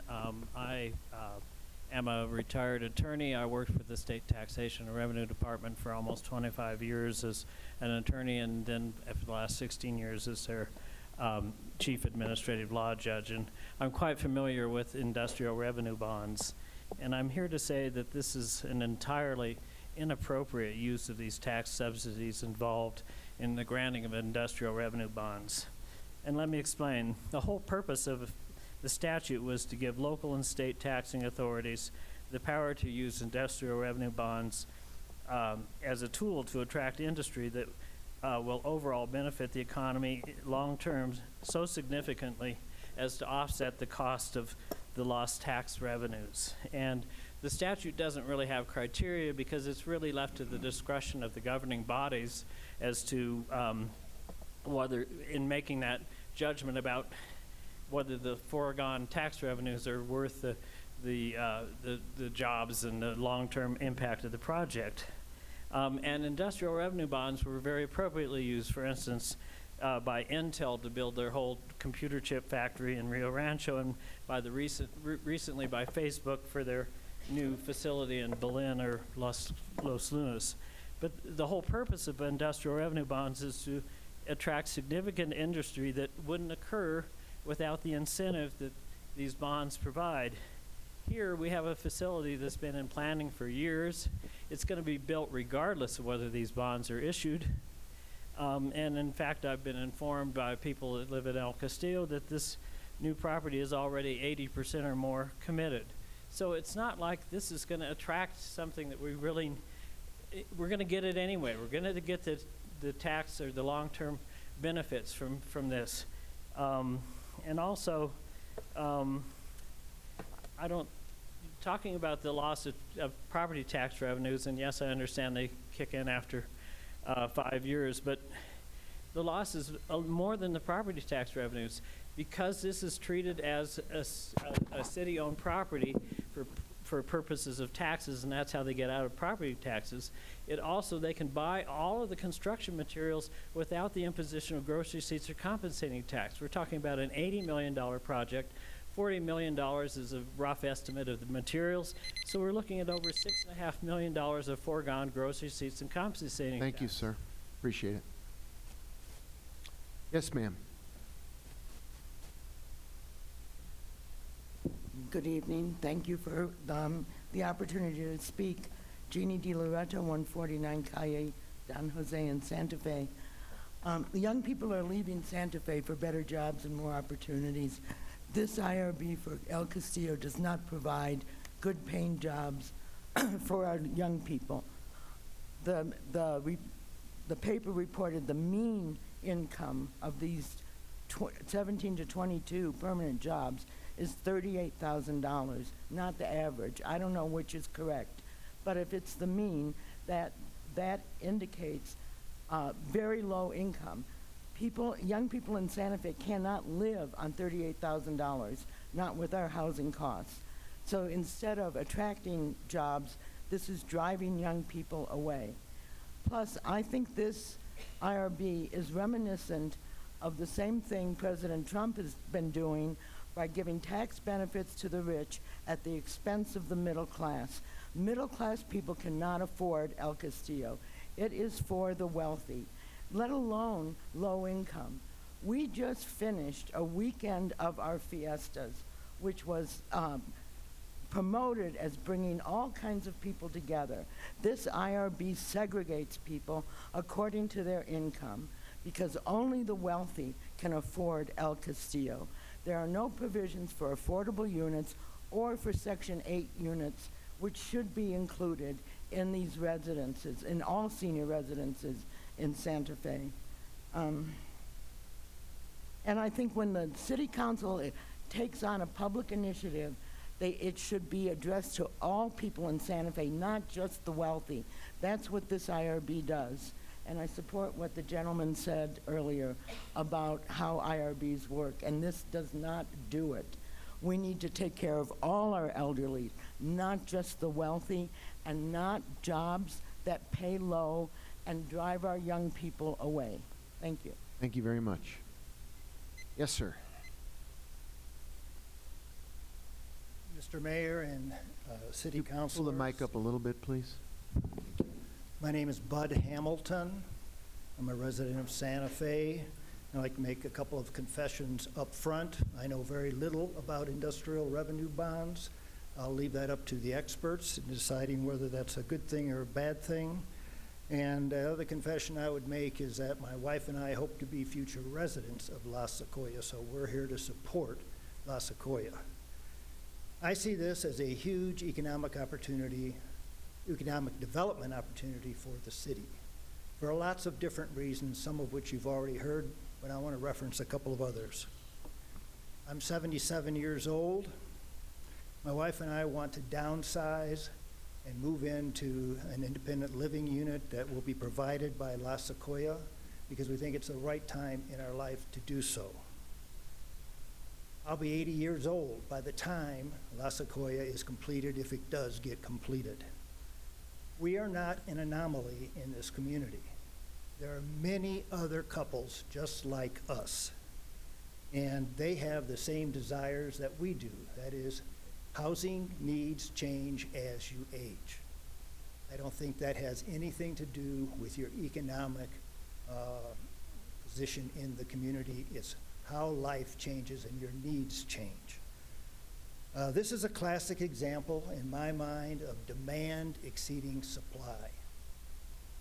There's a 4 to 6 year waiting list at El Castillo. It's the only CCRC facility in the area. In fact, I think it's the only facility in the state, if I understand this correctly. So approving La Sequoia's IRBs and the facility itself will lead to a situation that incents and grows the supply side of the equation here in our community for an element of our community that's very important to us. Without improving supply here and to have more balance, many individuals like ourselves may well choose to leave Santa Fe to find these facilities elsewhere in other markets, and I think that would be to the detriment of our community. Thank you. Thank you, sir. Yes, ma'am. Good evening. My name is Dee Boyer, and I'm a current resident at La Castillo. And I have been in Santa Fe. I moved Santa Fe 33 years ago and intend to stay here the rest of my life. I am part of the community, as is El Castillo. And I have a lot of friends living at El Castillo. Before I moved in, I was on the waiting list for 5 years. There are people of all different kinds of backgrounds, very interesting people, all different economical levels. And I just think it would add to the community, and it already is a part of the community. I also know a lot of people on the waiting list that are anxious to find themselves at El Castillo and settled in a place that they feel safe and can continue to be part of this community. And I have to say, the people I have met there are all from this area. If they're not from this area, they have children here. They have very deep connections to Santa Fe, and they want to build on that. So I hope you'll approve this bond and let more people experience what I've experienced. Thank you very much. Yes, you're next, sir.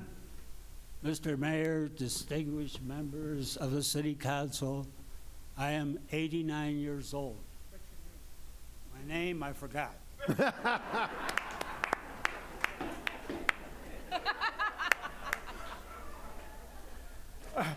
But I think I remember now. Help me out, folks.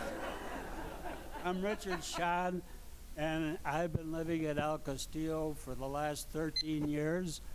I moved to El Castillo when my wife passed away. Now, contrary to many of the mean-spirited comments about El Castillo only be for rich people, I have to dispute that comment. I have been a member of the U.S. Armed Forces for 28 years. I served my country in peace and war. I didn't earn a lot of money. What I did, I'd like to speak not for myself, but for my fellow residents, because they can't speak for themselves. Because right now, they are living in the memory unit, Alzheimer's, nursing unit, and assisted living. And they require 24/7 care, which they receive at El Castillo. I am not rich. I did not earn a lot of money. I did not inherit a pile of money. I grew up during the Great Depression like many of my friends, and I learned the lessons of economics, that our wants are infinite, but our needs are finite. And we, and my wife and I, we put aside money for a rainy day. We also put aside money for our retirement. And we earned it the old-fashioned way, $1 at a time. So I hope you will support all of us who are living at El Castillo in our senior years, and we're not a bunch of old fat cats. Thank you, folks. Thank you, sir. Please don't. I know he deserves a round of applause, but we usually frown on that. He deserves at least a round of applause. Yes, sir. I'm Jim Leopold. I moved here from Ohio back in 1955, originally in southern New Mexico. We moved back to Ohio and then returned in 1980, which was our dream to come back to the Sunshine State here. My wife taught in the public schools at Wood Gormley, at Tesuque. I was a banker at Bank of Santa Fe, and later, when I retired, I served the U.S. Served in the corrections department to do my volunteer service. My wife served 8 years on your council for development review.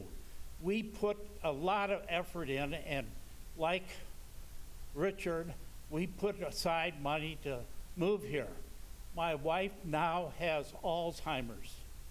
She needs, we moved into El Castillo because that was a progression of medical services on 3 or 4 different levels, and she will soon have to be moved over in the memory center.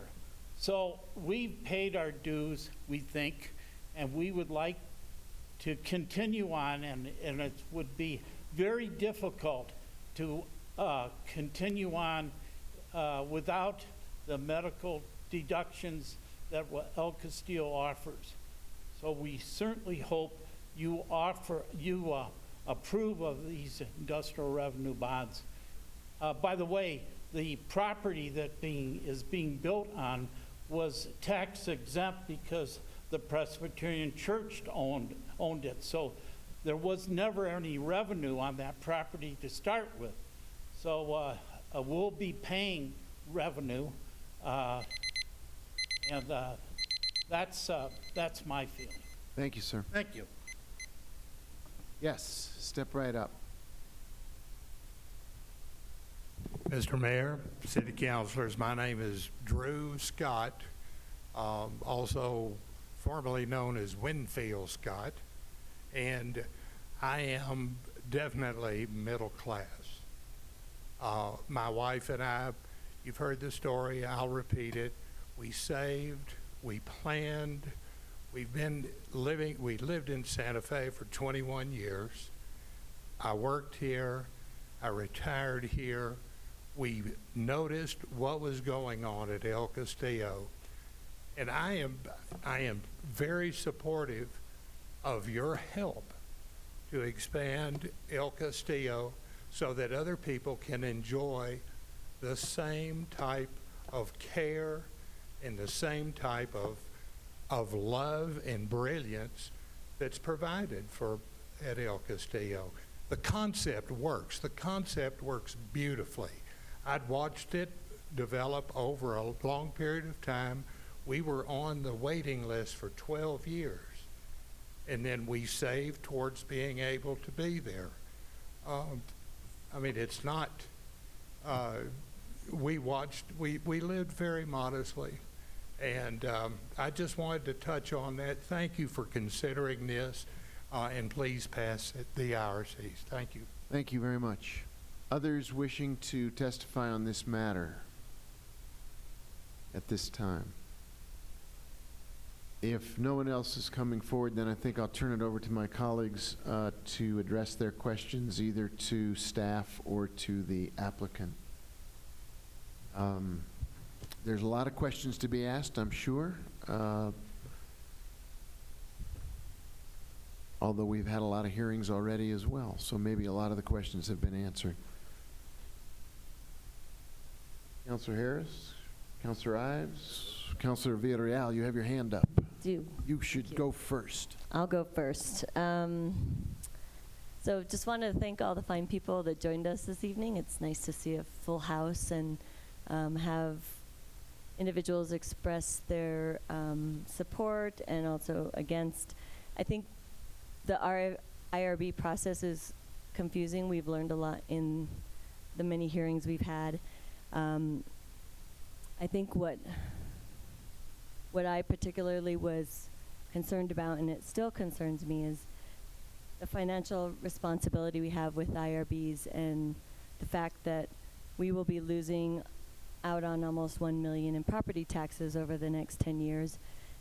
There is a case about what we would earn in the revenue that through gross receipts tax, et cetera.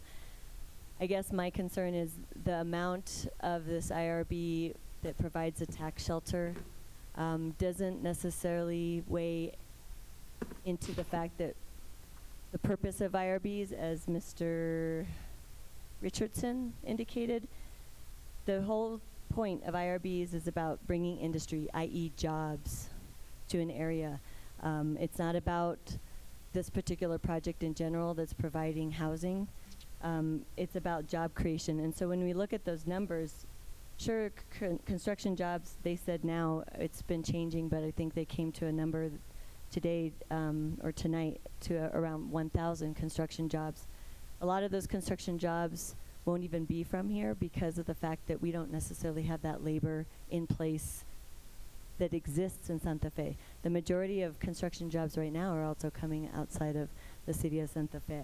That's just because of the industry.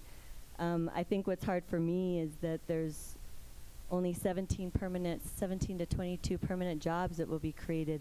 And the whole purpose of IRBs is actually to stimulate the economy and also provide those jobs. So I don't see the balance right now, and that's what I'm struggling with, especially for the fact that we're losing out on property taxes. And on another note that's more personal to me, I had asked the folks from El Castillo that were doing this project, because they weren't required to provide affordable housing units, because most of our housing you either pay in lieu of fees or you actually provide units that are affordable. When I had asked if they'd consider having units that would actually provide people of low income, or they would accept Medicaid tenants, they indicated that that was not feasible. And to me, I think if you're really committed to talking about a community process or a community project, you would look at that and see it being an important part of a community, what we're talking about when we talk about community development. So I have a hard time with that, especially when I think about my great Tio, who lived in Casa Real, which was the only place in the city that accepts low income. And he died there because they don't have the kind of service that you all have. There are very few places that provide quality care for people of low income that need a retirement place. Most of the families that are low income end up relying on their families, and we did that in my own family until we couldn't. So it's really hard for me to see a development where there's no ability to provide for affordability for people that are also just as in need as those of you that are interested in being in this property.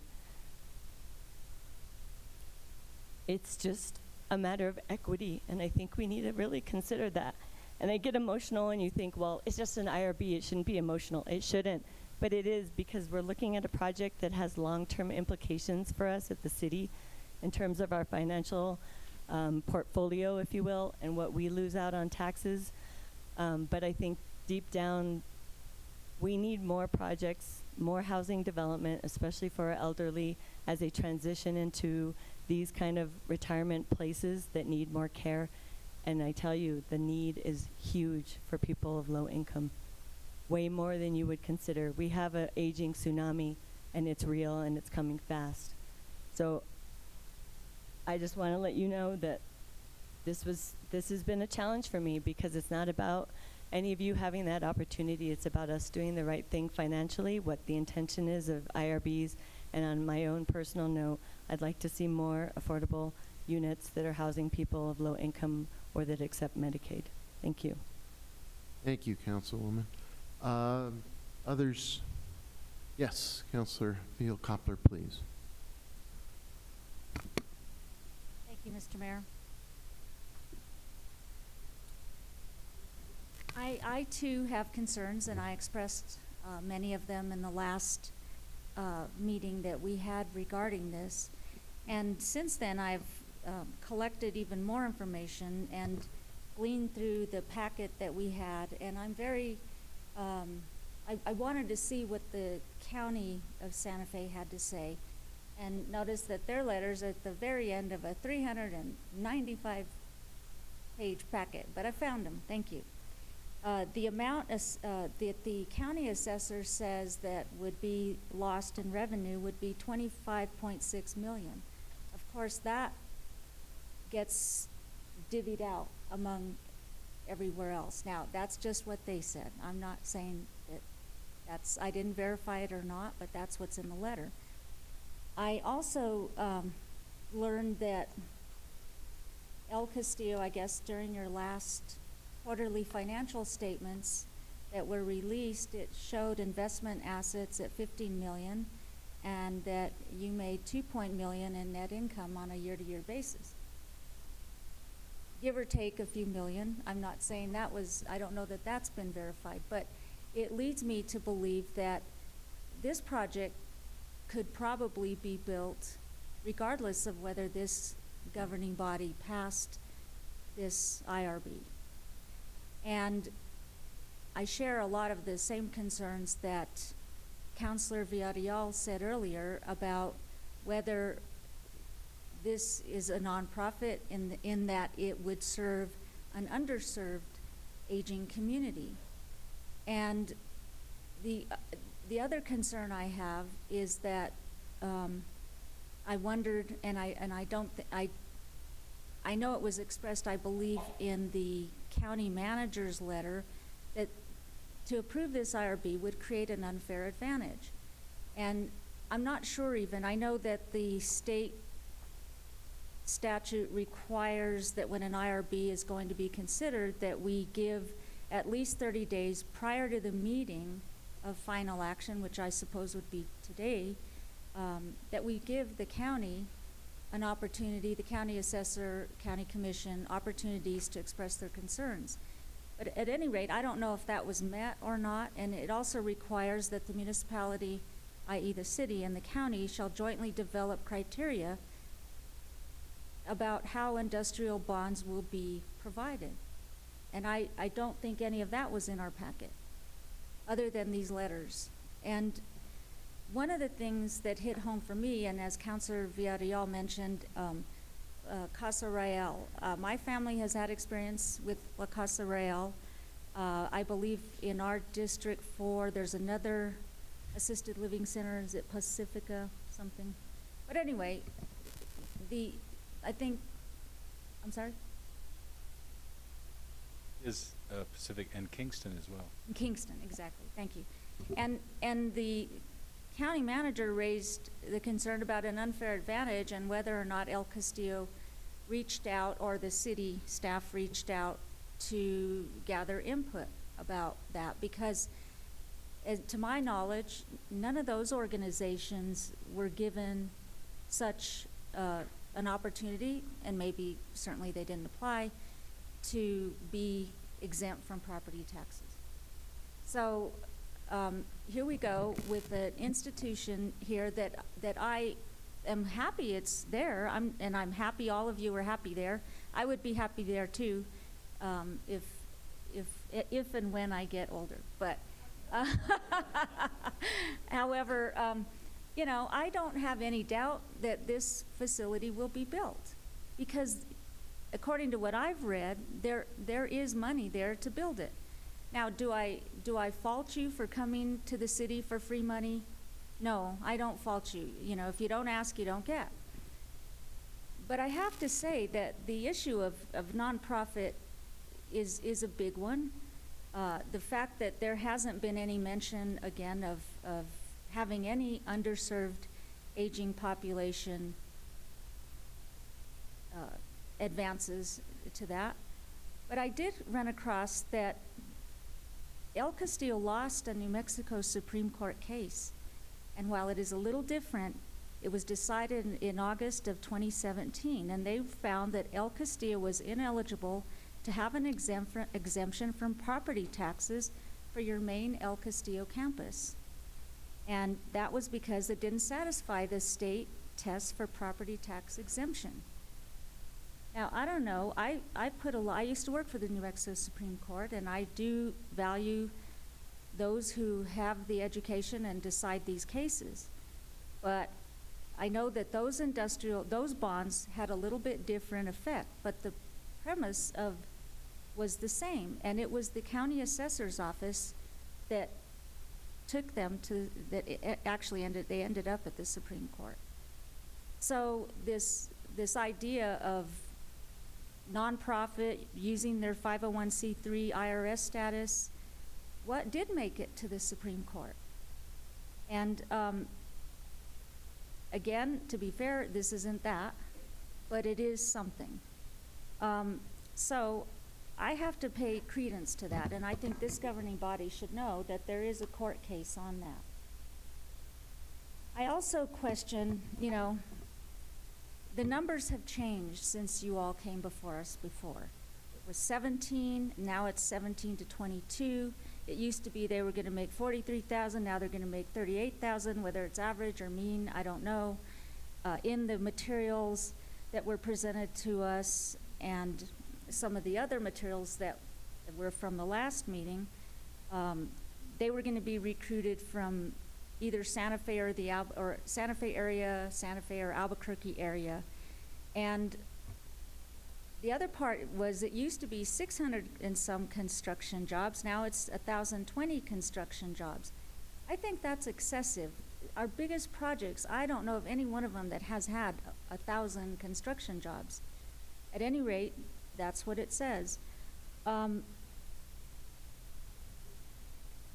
I believe that El Castillo is well capitalized as far as the balance sheet. If you really want this facility, I think you should move forward and build it.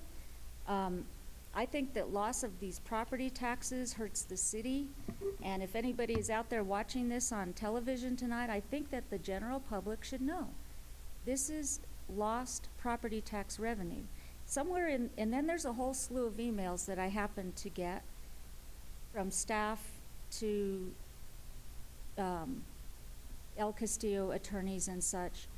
And somewhere in there, you know, it talks about being refunded for the fees. And that, I don't think was expressed before. The 81,000 application fees, is that gonna be refunded back to El Castillo? Because it's in the emails. And then the other part that concerns me is that, again, on top of getting property tax abated, there's not gonna be any gross receipts tax charged on the building while this whole facility is being built, on materials and such. And I've read that all in the packet, so, or in these emails back and forth. So I really think there's a lot happening behind the scenes that in the end result, it doesn't really stick to a philosophy of affordability for all. And I would say, you know, I don't know if there's any data about what the ethnicity is, the ethnic background of different people, but it's just a anecdotal comment of mine that I don't really see an appearance of having lower income people there as was testified tonight. I don't believe it and I don't see it. We don't have in our packets what it costs to join, which I've heard $100,000 just to join, I'm not sure. What the rent is on a monthly basis, and I know it's probably on a scale of some sort with regard to what services are being asked for. But the bottom line for me, I guess, is that this is not something that demands that the city look at because it's going to be a major economic impact. It's not really going to bring that many jobs. 17 to 22 jobs is fine, but that's not that many. And 1,000 construction jobs, which is still hard for me to believe, but 1,000 construction jobs are temporary. And those are people who aren't gonna live here, really, not most of them. A lot of them commute, and especially in the materials El Castillo provided, they're gonna be recruited from Santa Fe area and Albuquerque. So, I just think this doesn't meet the test. I don't think, my personal opinion, that it qualifies as a nonprofit, although there are loopholes which say it does. And I just don't think this is good for our residents, our homeowners who are gonna be asked whenever the next property tax increase comes about that they have to pay. And many of that goes without an election. And here we're just giving it away. And to me, that's not good policy. I think this project would be a good project. It's a great project for our city, but I don't think it's a project for abating property tax. Thank you. Thank you. I think before we go to some other comments from the governing body, perhaps some of the staff members could respond to comments you've heard already, whether they are let's make sure we're all agreeing on the facts and that the statements are accurate, or we need to correct some of the facts that have been suggested up till now. Okay, Mr. Mayor, Councilor Vigil Koppler, or members of the governing body. First of all, I'm going to let Peter Franklin address some of the industrial revenue bond questions to go over those, to clear up some of the information about that. But before I do that, I wanted to let you know that in the packet, or since the last city council meeting we've had, El Castillo has agreed to do a payment in lieu of taxes for the schools at 100% for the total value of the total value of the property taxes. For the city, the state, and the county from year 6 till the end of the industrial revenue bond, you're also going to do a payment in lieu of taxes for the remainder of that. So if you look at the cities, if you look at the county assessor's estimate, which is approximately $58,500 in lost property taxes per year for the city of Santa Fe over 5 years, which would be $293,200, is what the city would give up in property taxes, which is a lot less than originally estimated, and we will still be, based on the economic impact analysis on page 31, we will be receiving approximately estimated 1.2 million over 10 years. Okay, and this meets the requirements that we required for an industrial revenue bond. So now I will go ahead and turn some of these questions over to Peter so he can answer the bond questions. Good evening, Mr. Mayor and councilors. I think the only thing I would clarify is that the gross receipts tax payable on construction materials is not subject to abatement under or deduction under the industrial revenue bond statute. Qualifying purchases of project-related equipment are subject to that gross receipts tax avoidance, but ingredients of construction, the building itself, construction services and so on, those will be subject to gross receipts tax. I don't know if there are other questions. Thank you for clarifying. Councilor Rivera. Thank you, Mr. Mayor. So I was curious. I had heard that there was a buy-in fee in order to stay at El Castillo. Is that correct?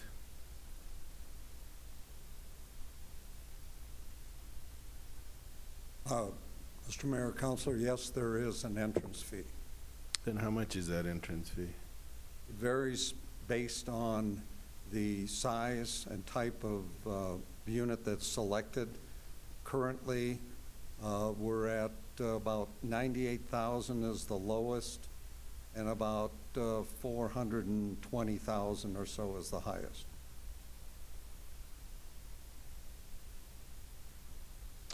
Thank you for that. I'm not going to repeat what my fellow councilors have said, but I agree with what Councilor Vigil Coppler has said, and also thank Councilor Villarreal for having the courage to tell her personal story. There are many stories like that in Santa Fe, and all the great stories that you've told about El Castillo are the same reasons that we want to try to get people that can't afford it into the area. Who wouldn't want to live in downtown Santa Fe? It's a beautiful city, but not everybody can afford it. And the fact that there's no willingness, I guess, to take Medicare or Medicaid or to provide some type of affordability on units, I can't support this. And like Jeannie said, I don't know what your last name is, Jeannie, I didn't get it, but this really does segregate by income. And that part of what we're talking about saddens me, that there are people that have grown up here. Maybe they didn't have the opportunity to save the way some of you did in order to buy in and afford your rents. They should have the opportunity to live in downtown Santa Fe. And I'll just leave it at that. That's why I can't support it. Thank you. Thank you, Councilor. Others at this time? Councilor Harris? Yeah, I'll just say a few words. You know, we've come a fairly long ways, and unfortunately we got off to a really rough start with the way the information was presented. Just a note of caution once again. But so my initial question was this even compliant? And particularly when Ms. Jenkins talked about housing, we really shouldn't be talking about housing in terms of IRB. And when you read statute, it's pretty clear that it is compliant because it is health related. So I got over that hurdle. Construction jobs. You know, there's probably at Finance Committee, Mark Maestas, a project manager from Klinger, who I know by reputation. In his statement and his analysis says really only about 341 of those approximate 1,000 jobs will be from Santa Feans or held by Santa Feans. and that there will be an affidavit to, that Mr. Maestas will sign to substantiate that.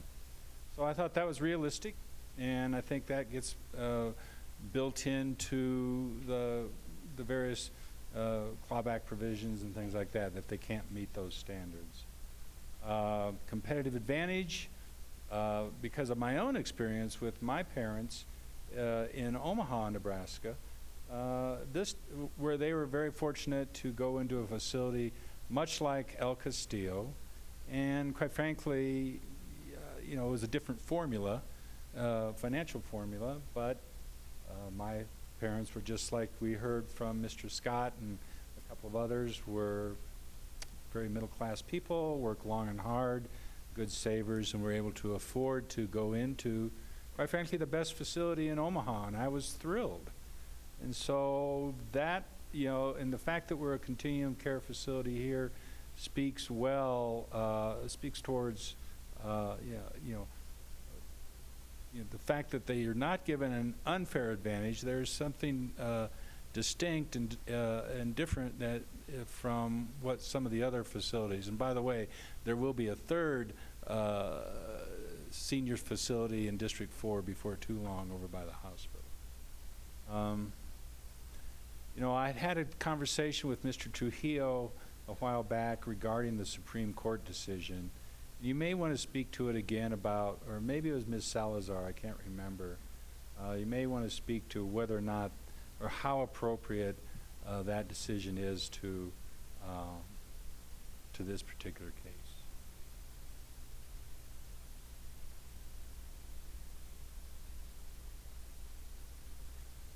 Mayor, councilors, Councilor Harris. With regard to the Supreme Court case, at the last meeting we did discuss that the differentiating factors were, in that scenario, El Castillo received their deed back from the city after their IRB. So they were up for looking at whether they could be tax exempt or not. This situation is different because that is not going to happen. If the city grants the IRB, they will be holding the deed, so it's tax exempt because it holds the city holds the deed. In that case, because El Castillo had their deed back, the county assessor could evaluate whether they were tax exempt under their tax exempt status. And when the Supreme Court evaluated it, because of the reasons behind tax exemption for property taxes, they were found not to be a nonprofit under those circumstances, and so they weren't tax exempt. But they are different scenarios. All right. Thank you, Ms. Salazar. I just wanted to make sure we One second, Counselor. I think the city attorney has a comment. And just one more point, Mayor Weber, Councilor Harris. 501c3 status is distinct from tax exempt property tax exempt status. They're two different classifications. Okay. Thank you. Well, I just want to make sure that there was a chance for everyone to hear a little bit more explanation about that particular decision and what the distinctions are. I am bothered by a couple things. And I spoke to this at Finance Committee, and really just the lack of equity. In the, and I'm talking about financial equity. The $80 million, and I understand that they may not draw all of that down, but even that has a $5 million contingency. I trust that staff has looked at their financials and they know that they can perform, but it really, I think there should be some equity. I think there should be something more in a project, no matter if it's private sector, you're going to a bank, or something like this. I think there needs to be more equity to drive this, and it's not there. Having said that, 6.20 under our in our application says equity is not mandatory. We don't require it. It's real clear. So it may bother me, but it's not necessarily a reason for denying or voting against the proposal. And the last point is something that's also not found in our current approach to IRBs, and that is what kind of social benefit should occur. It doesn't speak to it at all. And I think that no matter what happens here or whatever happens to the other IRB that we're looking at, I think it's going to be incumbent upon the governing body to drop back and work on and look at this ordinance, look at how we approach IRBs, and try and balance out the use of the city as a vehicle to gain something more than a few jobs, and quite frankly, not that much money. But again, you know, our policy on IRBs does not require it. It's similar to any type of financial equity. So that's probably not enough reason. The fact that it's not there is not enough reason for me to oppose it. But those are my thoughts right now. And Thank you, I'm still Counselor. curious to hear what the rest of my colleagues have to say. Appreciate it. Councilor Lindell. Thank you, Mayor. I just want to go over a few points. When we looked at the reference on page 295 from the assessor's office, that 25.5 million in lost tax was prior to, that data is prior to the agreement of paying taxes after 5 years. Is that correct? Mr. Mayor, Councilor Lindell, that is correct. Okay. What's the amount of money in the pilot, which has to do with the public schools and the Santa Fe Community College, that will be collected annually from the get-go?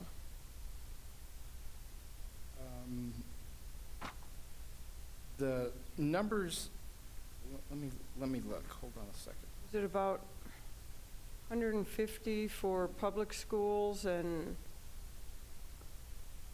it's roughly going to be about $225,000 a year. It's going to be about $150,000 for the public schools, and the balance is going to go to the community college.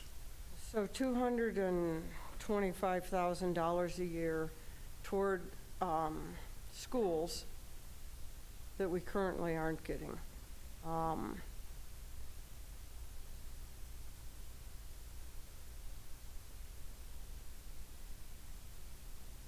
I really don't have any expertise whatsoever in Mayor, councilors, Councilor Lindell, I just wanted to make a clarification about the pilot. So we did sculpt the pilot so that it will be based on the appraised value. After the El Castillo is built on the La Sequoia property, there will be a 3-panel appraiser that's set up. One appraiser picked by El Castillo, one appraiser picked by the city, and the third appraiser picked by the 2 selected appraisers. They will do an appraisal of the property, and then property taxes will be based off of that. So we don't actually know exactly what the property tax value is, but we know that we do have an appraisal system to appraise the property, and it'll be done every 10 years. There will be incremental, I believe it's 3% every year from the appraised value, that it will increase every year. So, as I was saying, I don't have any expertise in estimating the number of construction jobs. That was brought to us by, what's the company, Counselor? Klinger. Counselor Harris seemed to have familiarity with the company, and I believe also Mr. Maestas, that I have to believe the number of jobs that they say that they're bringing. I don't see 300 and some jobs to Santa Feans. That seems pretty good, that we don't have a workforce that can supply the entire 1,000. That's unfortunate, but it's still 300 and some jobs that we don't have now. I suspect that Part of the problem with hearing from Mr. Johnner the amount of money that it costs upfront to buy in rankles some people, but I think that maybe how this works is that people consider selling the home that they're in now in order to get the money to put up their buy-in, and also then probably have some other monies left over for whatever the monthly fees might be.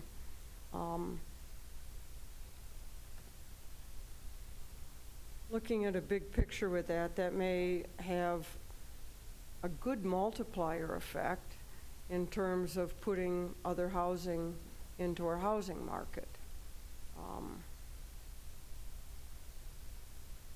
I also think that, how many units are involved? There's going to be 68 units. 68 units. I also think that putting an additional 68 living units in downtown Santa Fe does have, in and of itself, a multiplier effect of people being in downtown Santa Fe and spending monies in downtown Santa Fe. Is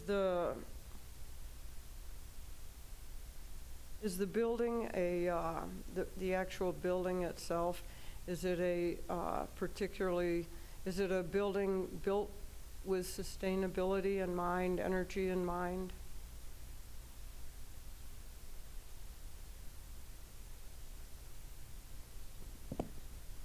Good evening. I'm Jennifer Jenkins with Jenkins Gavin, here on behalf of El Castillo. Mayor, Councilor Lindell, councilors.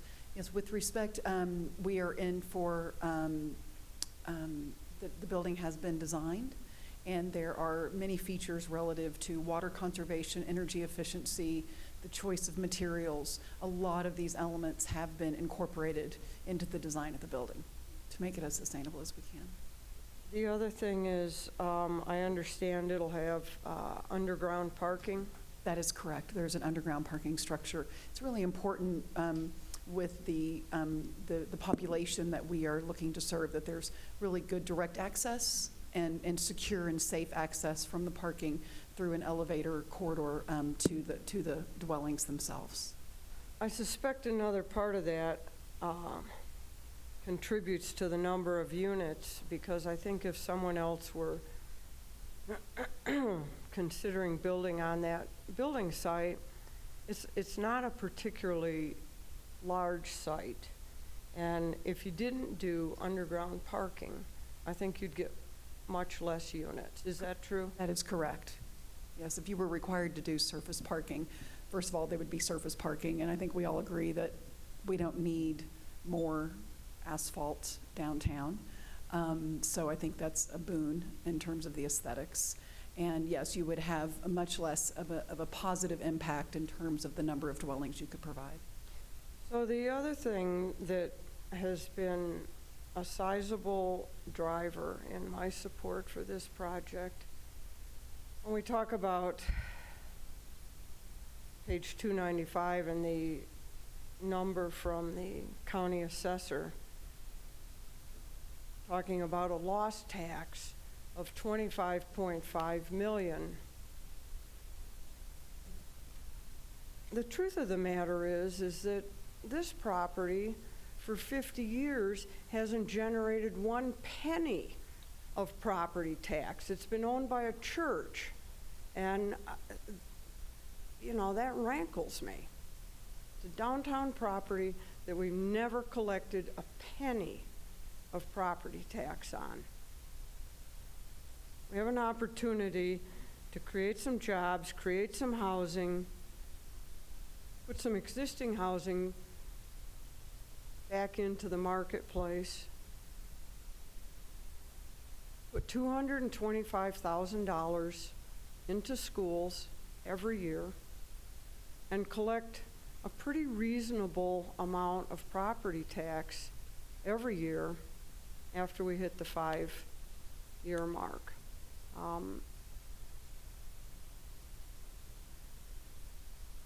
It's hard for me to look at what we aren't getting when what we aren't getting is what we're getting right now, which is nothing. So I am going to support this. And those are my comments at this point. Mayor, thank you. Thank you. Councilor Abeyta. Mayor, I have a question regarding the pilot and the years 1 through 5. When does year 1 start? I believe year 1 starts as soon, well, I think it ends in 2020. So we go from now to 2020, 2020 to 2021, and I believe year 6 starts in 2024. Is that right? No. Sorry. So it doesn't start when they occupy when it's built and they start occupying the facility. It starts as they're constructing the Mayor, Councilor Abeyta, yes. So it starts as soon as they receive an IRB, that'll be the first year. And so years 1 through 5 are the construction periods mainly, and to get residents into the facility. That's why they're asking for that 5-year of tax abatement for state, county, and city. Once they have occupancy and are running, that's why they are asking for 6 for the remaining years to give pilots to all of the government entities. So would we even be collecting, if we didn't do the IRBs, would we even be seeing that property tax before year 5 anyways on just a regular project? Because they obviously wouldn't, or I don't think they would pay the taxes for something that isn't constructed yet or completed. So if they weren't receiving the IRB and they were constructing, the first year would be vacant property, Right. and then they would be assessing it probably every year until it's built out. So it would probably mimic the Gradually model. grow, but wouldn't necessarily. Okay. Thank you, Mayor. Thank you. Other comments at this time? I have a couple of observations.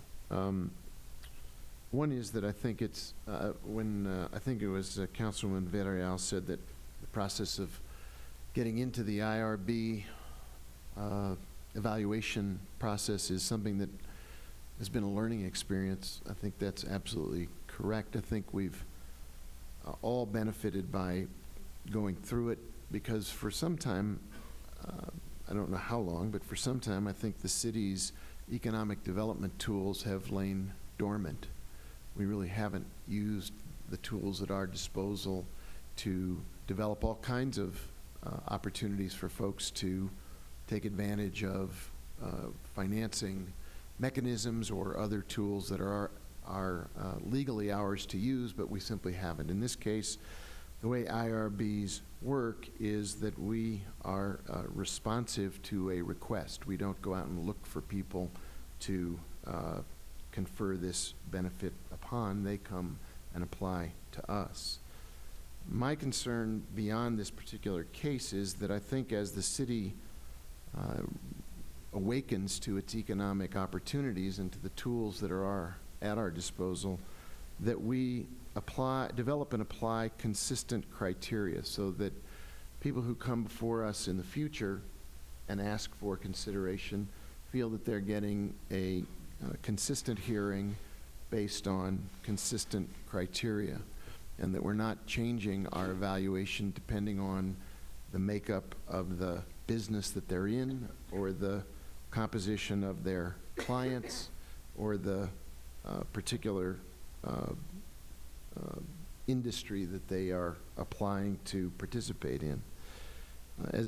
Councilor Harris, as usual, is, I think, a very astute observer of the decision-making process, and he was going through some of the components of Resolution 2012-4, which really is the city's guide to IRBs. It's not something that we get to make up on an ad hoc basis. We have a series of guidelines. And as the governing body, we are asked to apply those guidelines to a particular applicant. We are not asked to apply guidelines that aren't there, nor are we asked to criticize a project for what it isn't.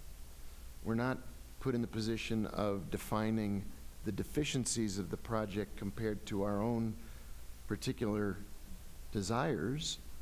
We're asked to evaluate whether or not this project checks the boxes of the policy that was adopted after, I guess, a dorm was approved for IRB status for St. John's College. Unless I'm mistaken, in that case, the City Council didn't evaluate St. John's admissions criteria. We didn't evaluate St. John's tuition rates. We simply evaluated whether or not St. John's qualified for an IRB. Well, you can say we should be in that business, Counselor, but I don't agree. I don't think it's the council's business to get into an individual assessment of the business model of the people who are applying for an IRB. That's not in the policy, and it's frankly beyond our expertise. So what are the criteria? The criteria are not some of the things, unfortunately, in goodwill that people have brought to us. It's not, does this bring outside business and development to our community? That's not one of the criteria. It's not, does this benefit one group rather than another? In fact, I've been cautioned by the city attorney that a basis of exclusion for any particular group could lead to a lawsuit, that we are inadvertently triggering some exclusionary language that sets up criteria for admission. What are the criteria? Criteria says, the criteria say that the real purpose of an IRB is to lower the cost of borrowing for the developer at no real cost to the city. That's the purpose of an IRB. There's nothing nefarious about it. It's a financing technique designed to make projects more affordable and to make them advantageous for our community. Our job in the process is to measure the application against our criteria, see whether it matches. What are the criteria? If you go through our policy, it says, does this project improve the economy without disrupting local areas? Does the project involve conservation and environmental quality strategies? Is it infill versus sprawling? Does it have design and conservation components that are compatible with the community in which it is located? Does it involve demolition of existing structures that we don't want to lose? Does it require the relocation of individuals or businesses? Does it encourage renewable energy and sustainability practices? Are there positive economic impacts, including job creation, but also other factors, including benefits to the residents who will be moving in, opportunity for advancement, employee benefits, and so on. We're asked to evaluate the level of abatement being requested.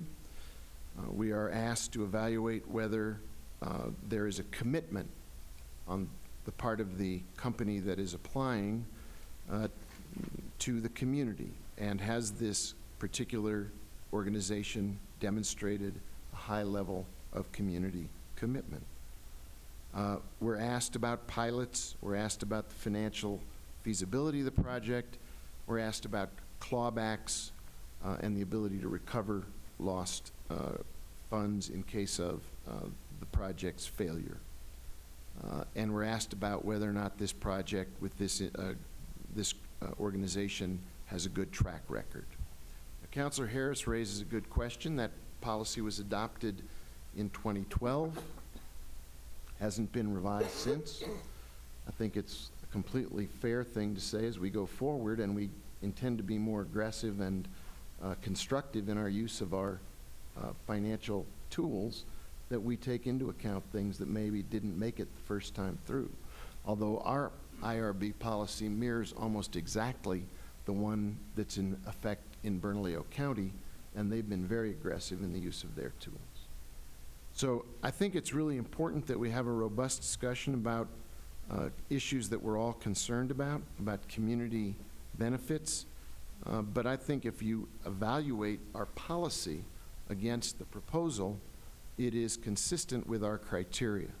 And I think it is essential for us as a governing body not only to apply our criteria in a consistent manner so that in the future other applicants will feel that they are facing a fair and equitable treatment, but that also we're sending a signal that the city government wishes to work constructively with organizations that want to do more development for the benefit of our community.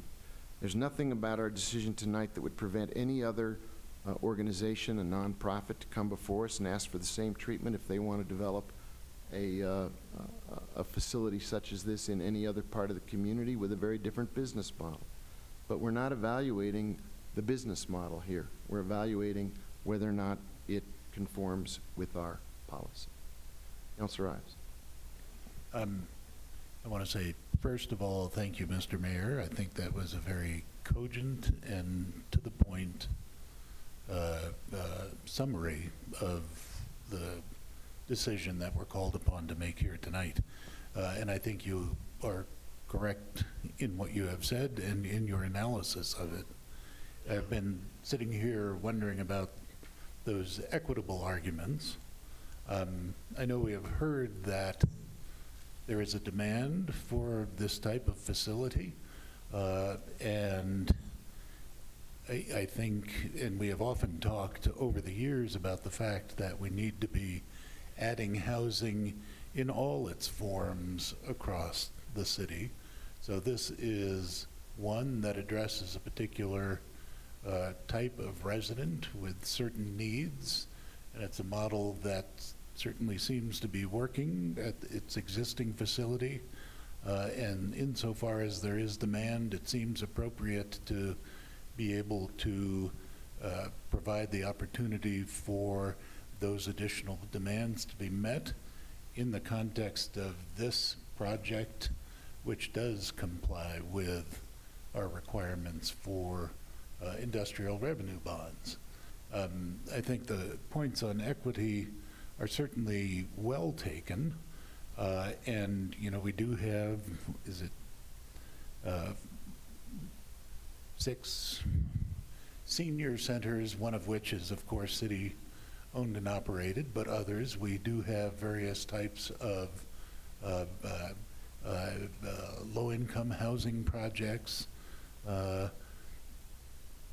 There are opportunities for us to do more, I think, as a council, to try and address this need if we feel strongly enough that there are enough folks out there who don't have the income capacity to participate in a project like this to find some other mechanism to try and satisfy that type of requirement.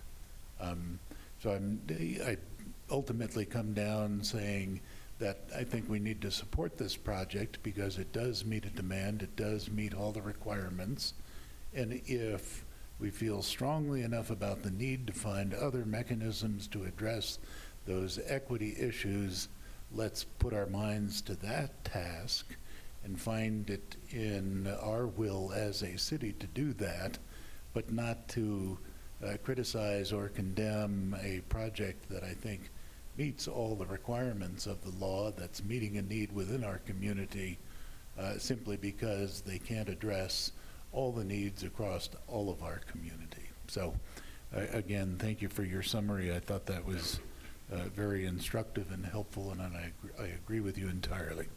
Thank you. So at this point, can we have a motion? Councilor Lindell. Thank you, Mayor.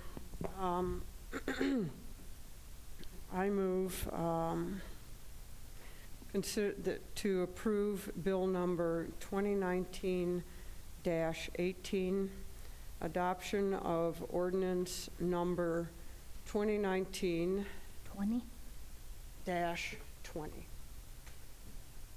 Second. There's a motion, there's a second. Could you call the roll, please? Councilor Beta? Because of the pilot taking effect after year 5, I'm voting yes. Councilor Harris? Councilor Ives? Yes. Councilor Lindell? Yes. Councilor Rivera?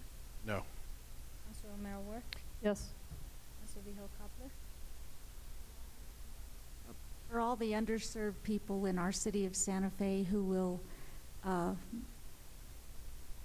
become to know this as something that perhaps they were not benefiting from, I vote no. Councilor Villarreal? No. Mayor Weber? Yes. Motion is approved. Thank you. Thank you all for coming tonight. Appreciate your patience. Please don't applaud. And if you can leave quietly, we're going to continue with our business here. Please try to keep, folks, please try to keep it quiet. Please. Thank you. Item number 2, H2 on our public hearings. Councilor Rivera. Item H2 is yours.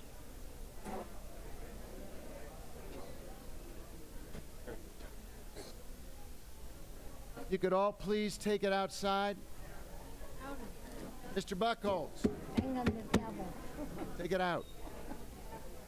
Please. Yeah. I think they're going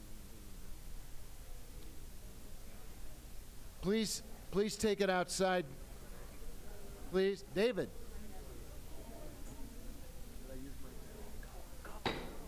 Could you all, Mr. Buckholz, please take it outside. I love you dearly. Please take it outside. Thank you. Councilor Rivera, this is item number 2 is yours. Do you want to introduce it? Sure, thank you, Mr. Mayor. These are just some changes to the emergency management powers during an emergency,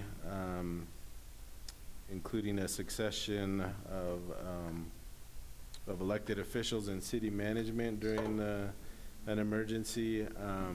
I know Kyle's here. I don't know if you have anything to add, Kyle. I think this has been through both committees already, and there were a few questions, but not very many. I don't know if there was anything you wanted to add, Kyle. Is there something you'd like to bring to our attention in particular at this time? Councilors, Mayor, I have no further comment. I'm just waiting for questions. Okay, are there questions from the governing body on this matter? Is there a motion? Is this, It is a public hearing. Thank you for reminding me. And Mayor Weber, I just wanted to make sure we Good call. tracked the amendment that was proposed by Councilor Romero Worth. It is in the packet. So that related to telephonic appearances during emergencies Yes. that she requested at the last governing body meeting. Yes, I tracked that completely. Thank you. You're right. Okay, if there aren't any questions, this is a public hearing. We'll take testimony on this matter for 2 minutes if anyone needs to be heard on this question.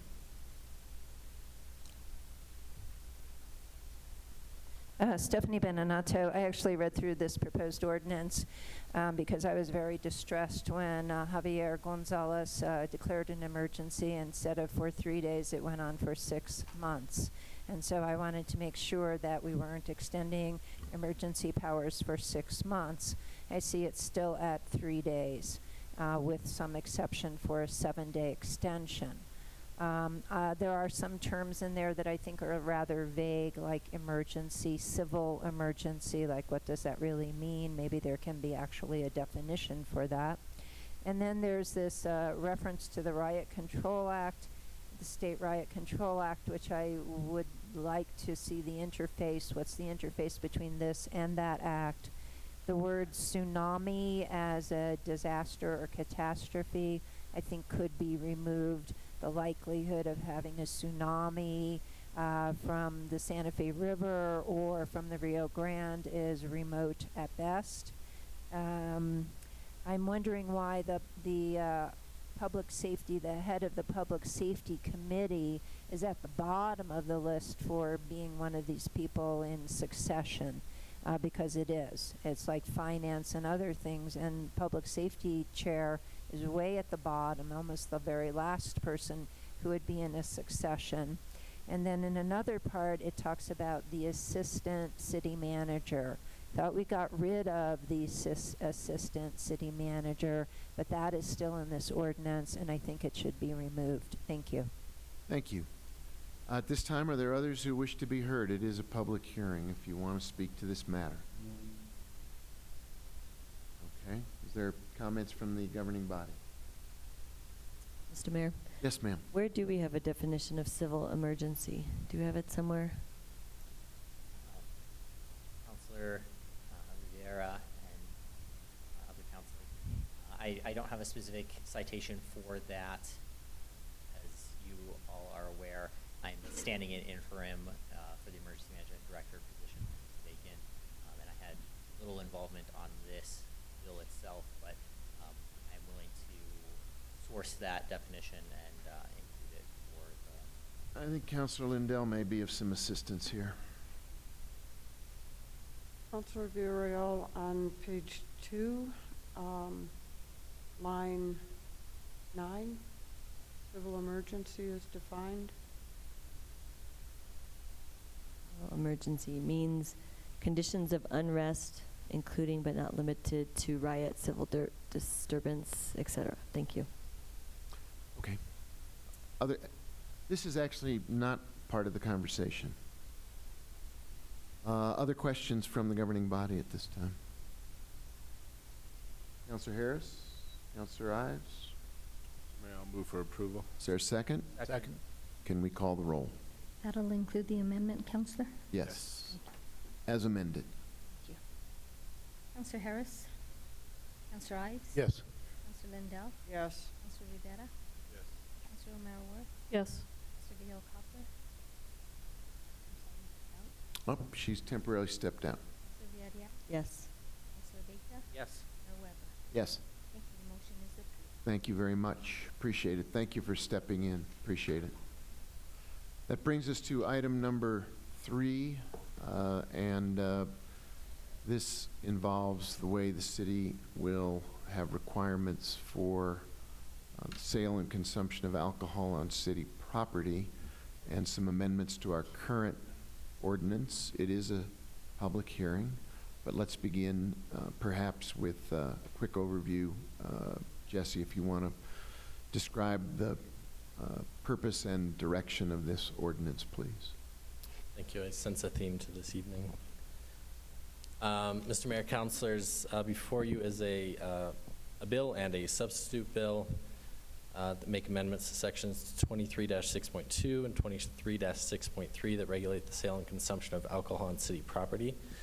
This section has been amended multiple times since I've been with the city. Prior to 2017, and if an event wanted to sell or consume alcohol at a location not identified specifically in 23-6.2, like Marty Sanchez Convention Center, airport, an ordinance needed to be adopted to add that event to city code, even if that was for a single event. This process was laborious, time-consuming, and muddled this particular section of code. In 2017, former Councilor Dominguez proposed amendments that, among other things, made the approval of the sale and consumption of alcohol on city property subject to approval by the governing body of a resolution such as we did earlier today, while also imposing other restrictions on how such sale and consumption would be regulated. The proposed substitute in front of you makes numerous changes to the current code, which I will briefly highlight here. 23-6.2, which is section 1 of the bill, authorizes the sale and consumption of all locations listed there in subsection A1 through 8. It also requires insurance for locations authorized via resolution by the governing body, which was a request by the risk management. Changes the requirement for when events must get approval by resolution from the governing body to 30 days from the current 60 days. This is more in line with event planning timelines and is concurrent with the requirement for when information regarding the designated drinking area must be submitted to the city manager. Section 2, which is 23-6.3, applies regulations to those events authorized by resolution as well as to Fuego Games, certain aspects of it to Fuego Games. It permits the mandatory buffer, which currently has to be 5 feet wide and 4 feet high. It allows there to be a 6-foot high barrier where you can't transfer alcoholic beverages through it in place of that, which is a cost saving for the event sponsor. Changes the time at which alcohol service shall cease to 30 minutes before the event instead of the 1 hour currently in code. The requirement that Fuego Games cease service at the end of the 6th inning remains unchanged. Permits the purchase of 2 drinks at one time, which is consistent with state law, but the limit of 3 drinks total remains unchanged. The substitute bill deletes the table currently in city code regarding the serving size of alcohol based on the alcohol, the ABV, and replaces it with a simpler table that is easier for the alcohol provider to comply with.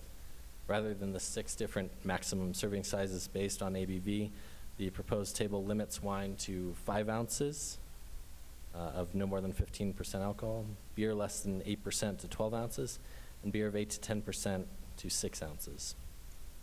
The state does not have these limits in statute, but rather the Alcoholic Beverage Control has best practices that limit wine, the size of wine service to 5 ounces and beer to 12 ounces, but makes no distinction on the alcohol content of said drinks. No beer in excess of 10% or wine in excess of 15% is permitted regardless of serving size. The other main change reduces the level of security guard required from level 2 to level 1, but does require the level 1 security guard to have a valid alcohol service permit issued by Alcoholic Beverage Control in order to be a security guard at one of these events. There were some questions at previous committee meetings about what the difference is between the different levels. Level 1 security guard does not carry any arms. Level 2 security guard is permitted to carry handcuffs, baton, mace, or similar sprays, taser, stun gun, must receive complete training for the specific weapon endorsement that they are carrying. Level 3 security guard is permitted to carry firearms. There are documents in your packet detailing the specific training that each level security guard must successfully pass before they are permitted to work at that particular level. There are numerous unsubstantial changes that are also incorporated that serve to streamline and clarify the requirements of both sections. If there are any questions about any of the changes made to this ordinance, I'm available as well for questions, as well as the city clerk, who oversees the alcohol permitting process itself, as well as the city attorney. Thank you, Jesse. I think before we get to questions to you directly, let's reopen the floor for comments from those who wish to be heard. It is a public hearing. If you want to be heard on this matter, please come forward now. We have a 2-minute time. Thank you, sir. Mr. Mayor, my name is Dan, esteemed council. My name is David Brown, and I'm the Vice President of the New Mexico Professional Security Association. And we're here this evening to address the substitute bill and a factor within substitute bill where the level 2 guards have been struck from the bill itself and reduced to level 1. As an association, we exist as a body to support the industry, the security guard industry. And as such, we also represent the best interests of the public when it comes to providing security service throughout. So myself, I'm a retired law enforcement officer here in New Mexico. So I've seen the industry change over the decades. Our concern with reducing it to level 1 is relatively substantial. Given the factors within this bill, these guards are going to be expected to move or to remove individuals from any event that have become intoxicated. Santa Fe PD they're going to be available, but they're not going to be available on a case-by-case basis within those events. They're simply not going to be. A level 1 security guard is only armed with a phone, a cell phone. According to this bill, you're going to have 1 guard per 100 members or per 100 participants in these events. Our concern is, if you have a level 2, if this is kept at a level 2, brought back up to a level 2 for the standard, a level 2 security guard, as the council has been informed, they have the tools to be able to remove that individual from that event. A level 1 security guard does not. A level 1 security guard only has a cell phone. So therefore, this becomes a public safety issue. Level 2 security guard has the skills, the communication skills, he has the tools in which to remove that person from that event, which becomes a public safety issue. Thank you, sir. Thank you, sir. Yes.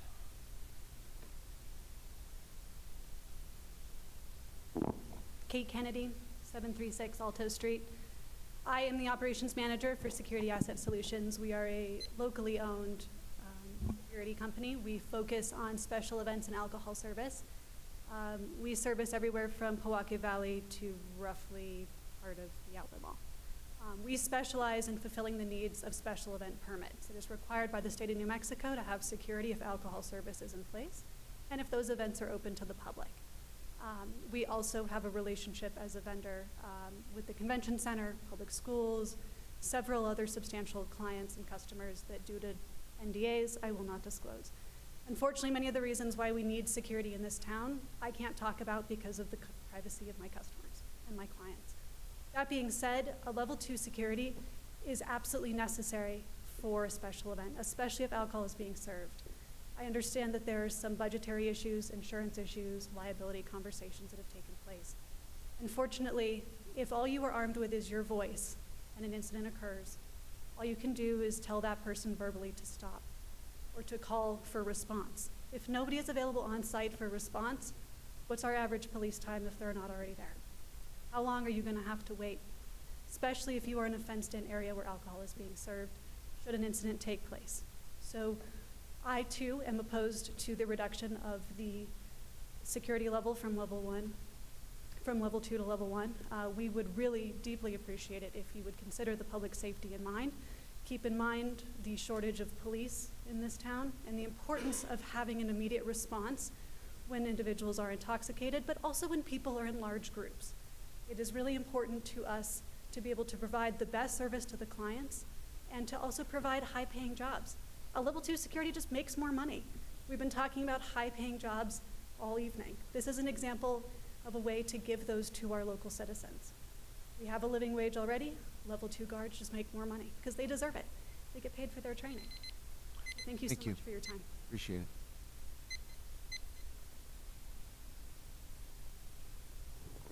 Stephanie Benenato, I know we all talk about the problems of alcohol in our state and in our city, but we don't seem to do very much about it. And this, again, is a loosening of requirements, which I'm sure will pass because, oh my gosh, we have to have these events, and they have to have alcohol at those events. The 30 days, I mean, to say, hey, we want a permit and it's 30 days out, fine. But to say that that's a normal planning time, that's not true.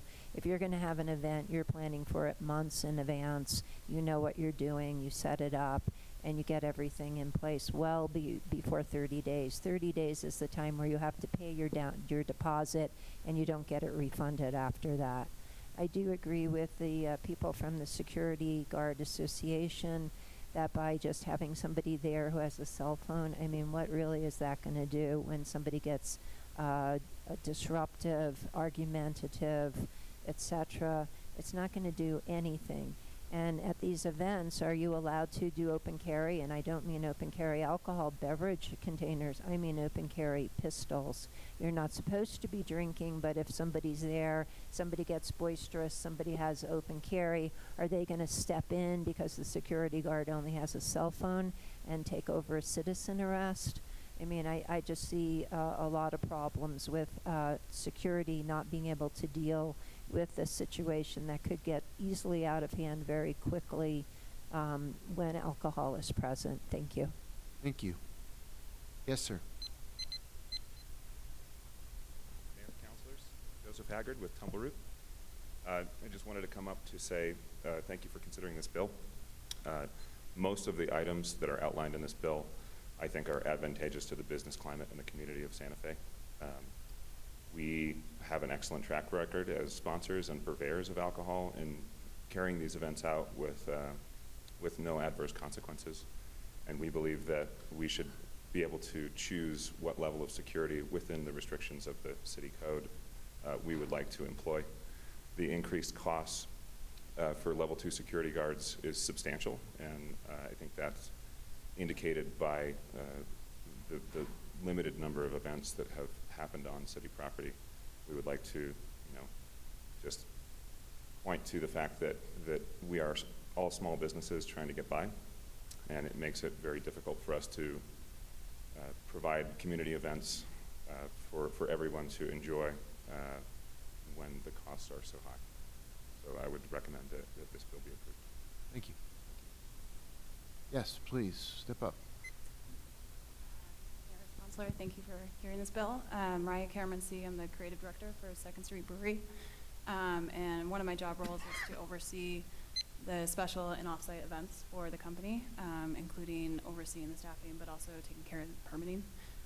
We've done a number of events with the Rail Yard Park specifically, and I think a lot of the measures that are in this bill really serve to streamline and make it more practical for the business and for the community to be able to have events that I think are really great.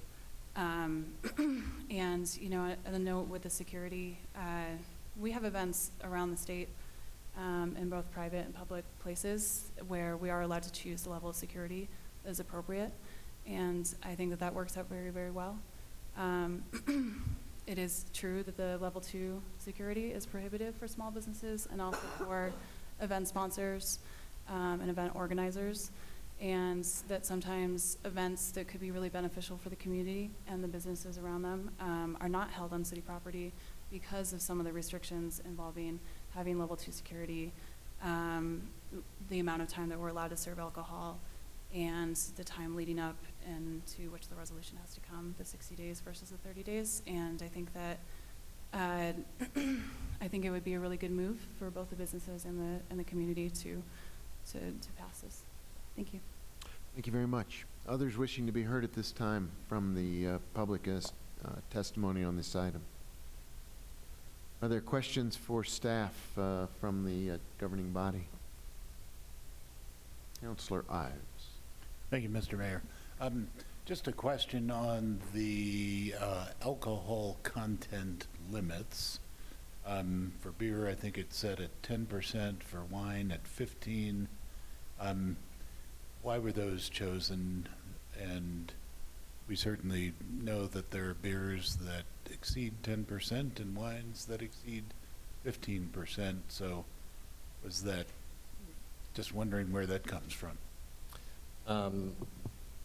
Mr. Mayor, Councilors, Councilor Ives, Yolanda and I sat down with some of the breweries to discuss this, and I think they said that they don't ever serve any beers over 10%. I don't think they have. So that seemed like a natural cutoff for that. For the wine, it's true there are wines above 15%. They're not very common at all. I think in the previous table, the limit was 15% as well. So we're keeping that the same. Okay. I was just curious because I wasn't sure what the local experience was in terms of percentages. So I appreciate that those questions have been asked and that we're not necessarily precluding anybody. You've heard a little bit of the discussion on the level of security guard needed. How did we come up with a level 1 as opposed to a level 2? Mr. Mayor, Councilors, Councilor Ives, a lot of this bill came about because of a discussion with the mayor, and maybe I'll let him talk about that so I don't put words in his mouth. Oh, I love it when you put words in my mouth. They're frequently better than the words that come out of my mouth. We were looking at, we've used the word equity a lot tonight. We were looking at setting a baseline that would allow many different firms to compete for the business rather than having it be set at a level that would exclude quite a few of our firms from being even allowed to compete for the business. We also talked to quite a few different event organizers about what level of security they felt was adequate. I think Jesse, who himself has a license for some of this work, as a person who has experienced a lot of the events in our town, recognized that with the right kind of background and training, in addition to the it's level 1 plus a What's the correct language, Jesse? Mr. Mayor, Councilors, it's an alcohol service permit provided by the Regulation Licensing Department. A server permit. So we're asking the people who are in the security guard contingent to be both security guards and to have that server permit so that they know what the signs are to be looking for and what the serving requirements and limitations are. So it's I think it was an assessment of what was adequate and also what was fair. Thank you. Councilor Villarreal. Thank you, Mr. Mayor. When this came through committee, I wanted to make sure when we were changing aspects of this ordinance is that we looked at some of those sections that my colleague, former colleague, Councilor Dominguez, really felt passionate about, and he worked very closely with the Prevention Alliance. So I appreciate that staff went ahead and met or compared notes, if you will, with them to see how they felt about these adjustments, specifically as it related to alcohol by volume and the matrix that was originally there. I did speak with them, and they felt good about the changes. They have in the past been very engaged in alcohol policy, although not so much now. That's why we don't see them at our meetings like we usually would have in the past. So I appreciate the changes that they made along with you all, and they felt comfortable with it.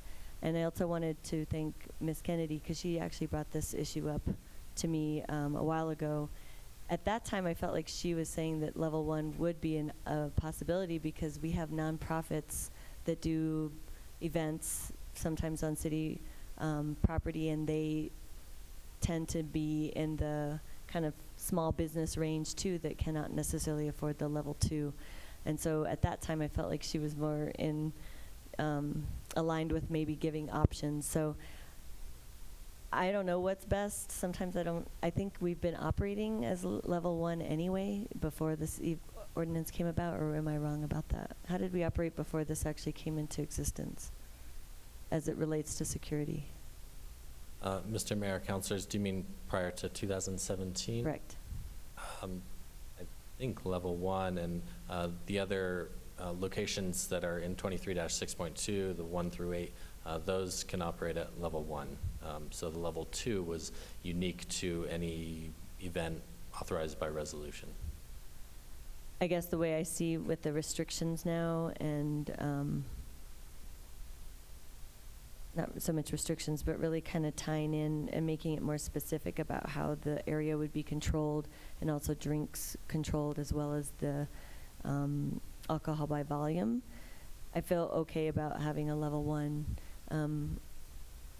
until something, well, I don't want to say that something's going to happen in the future, but I think right now it seems to work if we have the right people that are regulating what people are drinking and how much.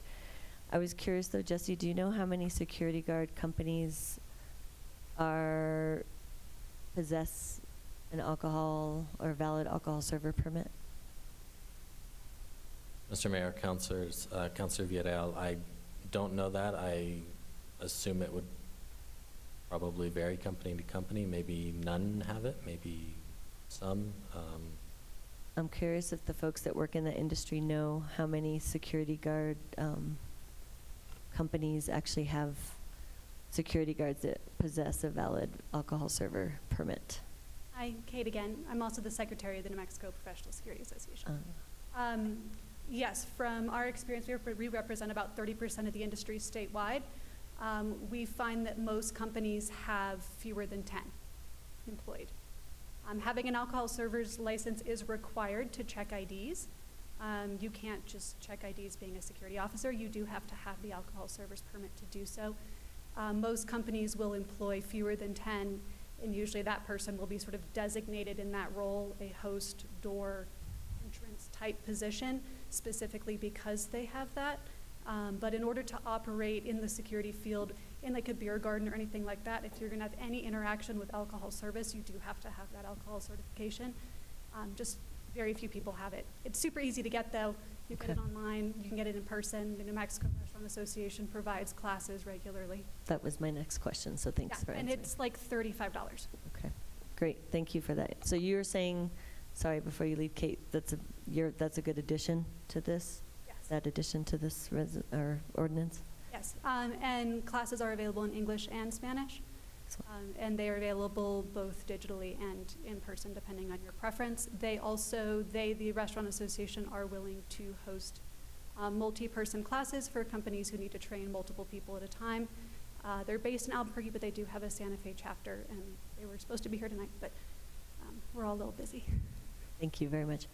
That's all I have. Thank you. Yes, Councilor Rivera. Oh, I'm sorry. Did you have an order? I was out. Councilor Harris, go ahead. I'll go ahead. I very much appreciate, my focus has been on the table that's been revised from something that was really unmanageable.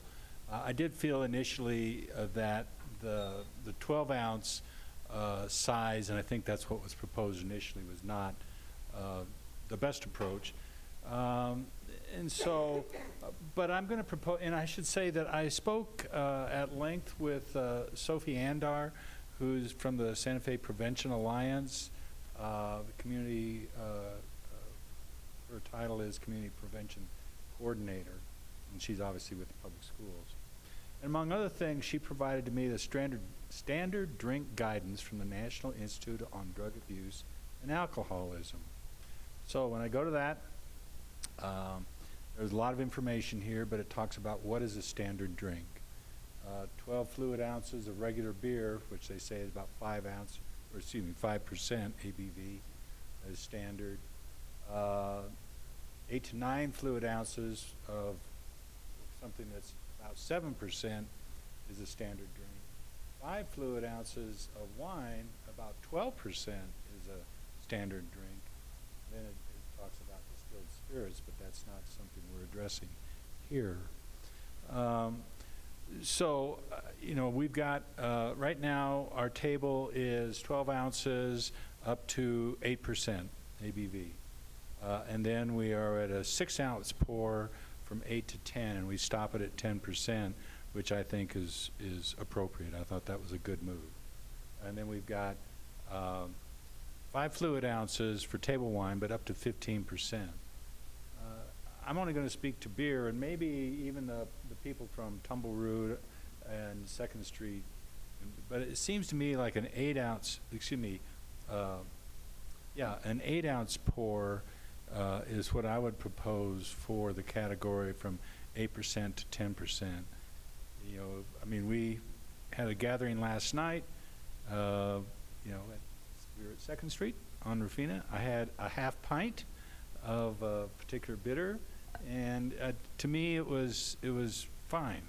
And so I think if you really start to look at the math here, and if you're really concerned about going a little bit too far, you probably need to look at the wine more closely. That we go up to 15% in 5 ounces. So I'm not going to address that, but I would propose that we go to 8 fluid ounces in the category from 8 to 10. Can the people from Tumbleroot and 2nd Street come up and give me their thoughts on that? Give us their thoughts, excuse me. Mayor, Councilors, Joseph Haggard. My thoughts on that are that it is in our best interests as providers of alcohol to use discretion in what we bring to these events. Right. I think that regulations can assist in the execution of that, but we, in general, when we show up to events, generally choose to bring beers of lower alcohols simply because it makes more sense. In general, at a tap room, we tend to, or a tap room or any other a brick and mortar venue, we tend to follow the guidelines of the ABC, the state governance, and also those national guidelines that you brought up. So for the most part, we serve smaller serving sizes of those higher alcohol beers, and that's just generally good practice.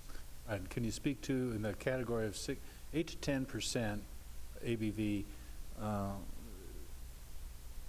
is it a 6-ounce pour versus an 8-ounce pour? The 8-ounce pour would be pretty much industry standard practice. The 8-ounce pour, excuse me. Yeah, 8 to 10 ounces is pretty normal. A half pint, like you said. Right. That occurred to me last night. reasonable. And I'll Hey, see. I only had one, man. The record will show that I paid for it. That's right. The record is, that's right. Okay. Yeah, so on that subject, currently, state regulation is that you can serve 16 ounces, so anywhere else on public or private property, as far as I know. So in the city of Albuquerque, and also private events that go through the alcohol and beverage control, you can serve up to 16 ounces. We're definitely not asking for that here. But the current guidelines or the current code says that if it's over 6% or 6%, 6.01% or more, it has to be 10 ounces, and it goes down from there. And I would say that a lot of our most popular beers and the beers that people are asking for, and also the beers that the event sponsors want us to bring, are IPAs. It is what is popular right now. They're delicious, and people love them. And there are very few IPAs that are lower than 6%. So what ends up happening is that you can't serve an IPA. So there's an event at the Rail Yard Park that we're doing this weekend that we're going by, the guidelines that are set out right now. And so we've just been asked not to bring anything that's over 6% at all, and only serve 12-ounce beers. So for the sake of consistency, we could argue with the event sponsor that, actually, we could bring an IPA if we only serve it in 6-ounce glasses, and we can go down with there. But generally what happens is that you can only serve anything under 6% right now. So to be consistent with the way that events are thrown everywhere else, I think it would be great to allow beers up to 8%. And we're not asking for beers up to 10% to be served in 12-ounce glasses, just the ones up to 8%. So. Jesse, I have a question for you. I think you did a little bit of research, and I don't want to put words in your mouth, but I think you did a little bit of research about cup size, standard. What is the easiest thing for event organizers to imagine they're going to have to standardize their cup serving vessels? Is there some information you can offer us about that? Mr. Mayor, councilors,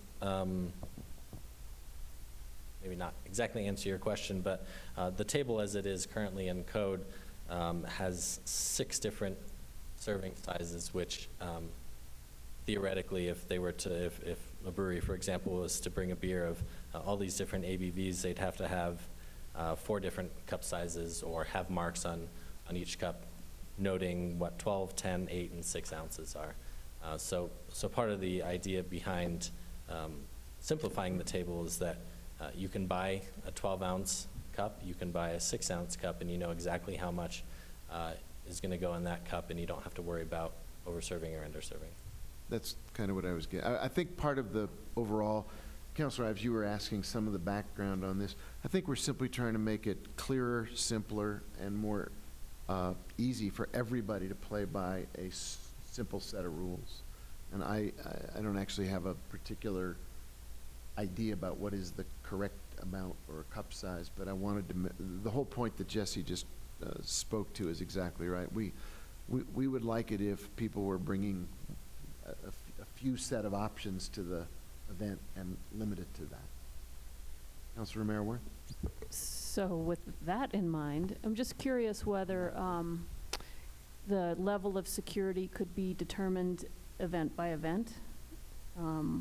So when the resolution comes before the governing body, if it's an event with thousands of people, maybe there's more security than, I don't know, than if it's a small thing. I don't know if that is helpful or not, but it adds complication when you're talking about simplifying, so just floating the idea.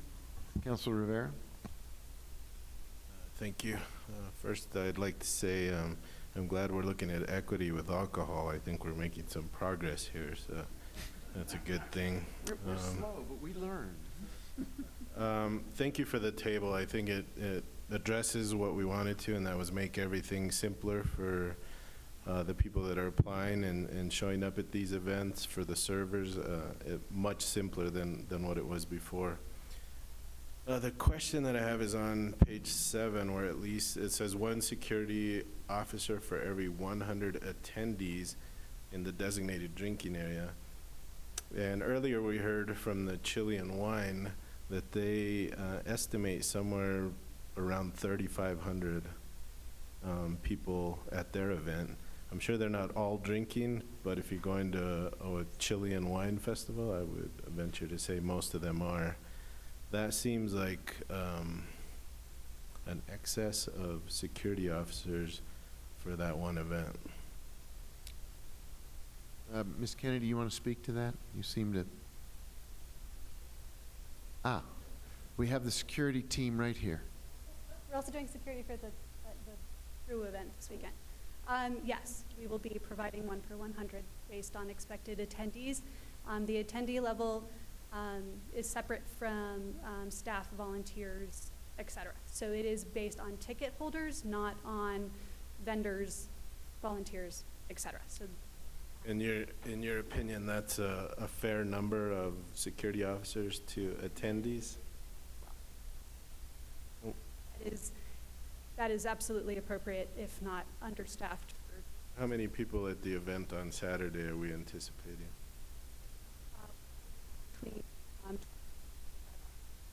So about another 3,500 people. So what's the difference in cost for Tumble Root or 2nd Street in having to hire 35 officers? It would be an additional $5 to $10 per officer.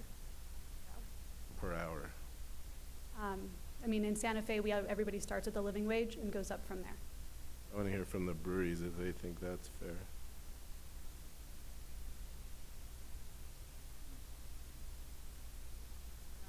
I think that, I guess I don't have a great answer to that question. I think it is prohibitive to have, I mean, I think the question for us is between whether level 1 or level 2 is more expensive. Level 2 is significantly more expensive. I think having 1 officer per 100 people, that's good. I mean, I agree with that wording in the bill. Okay. I think that the event on this weekend we're not expecting 3,500 people that I know of, but I do agree with the point that when you have a very large event like Wine and Chili Festival, the number of vendors that are there is massive. So you're counting in the hundreds of other people there as well, and volunteers and stuff. So yeah, I think 1 in 100 makes sense. Mayor, councilors, just to put my 2 cents in, I also agree. I think that's a pretty reasonable standard. We appreciate having people watching our backs, to put it simply. And if you've been to Wine and Chili, it's a huge, huge place with thousands of routes of ingress and egress.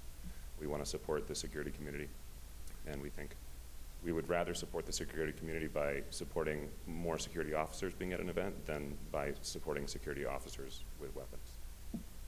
Very good. Thank you. Thank you for stepping up. Other questions, comments? Is there a motion? Is there a second? Please Just call want to the roll. clarify, this is the substitute. Excuse me, I'm sorry. This is the substitute bill that you're acting on. Just want to make sure.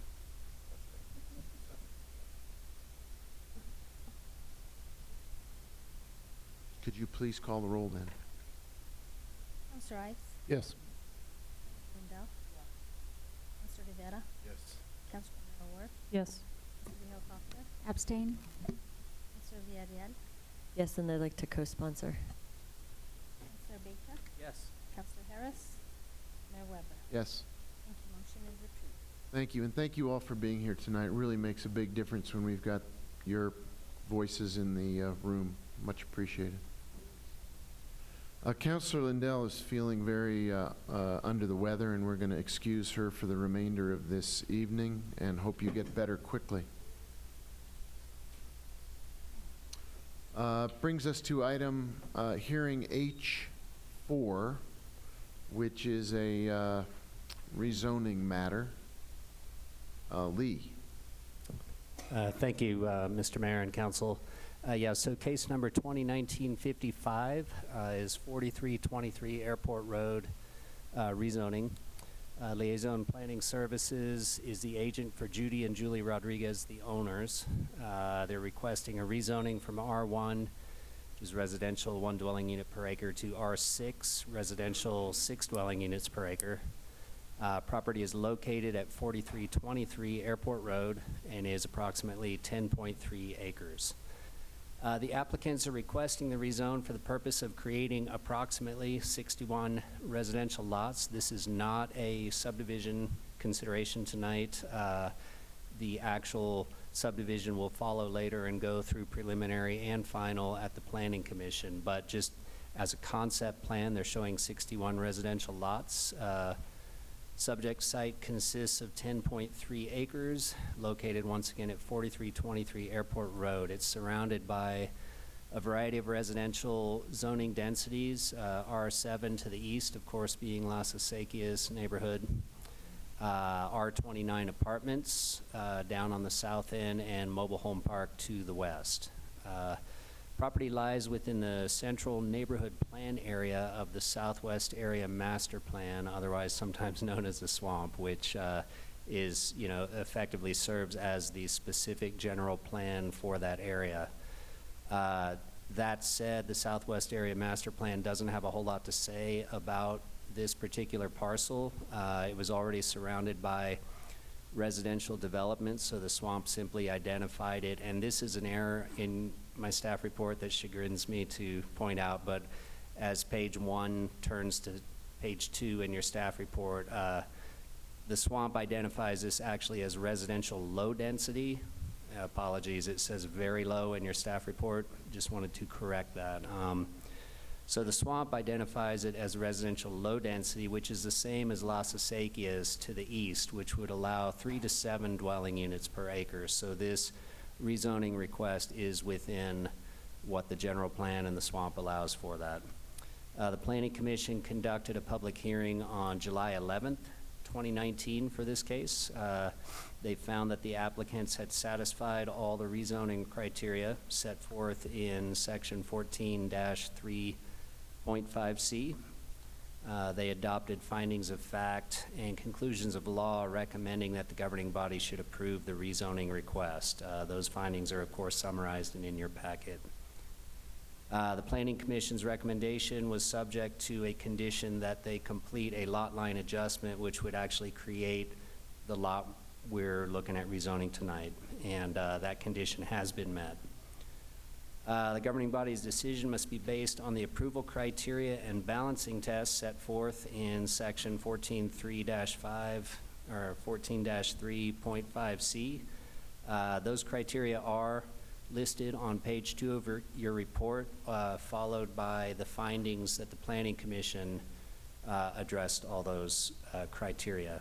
It is staff's recommendation that the governing body should approve case number 2019-55 as recommended by the Planning Commission, and for your use potentially are sample motions provided at the end of my staff report, and I'll leave it at that. Thank you. Does the applicant wish to speak at this time? Hello.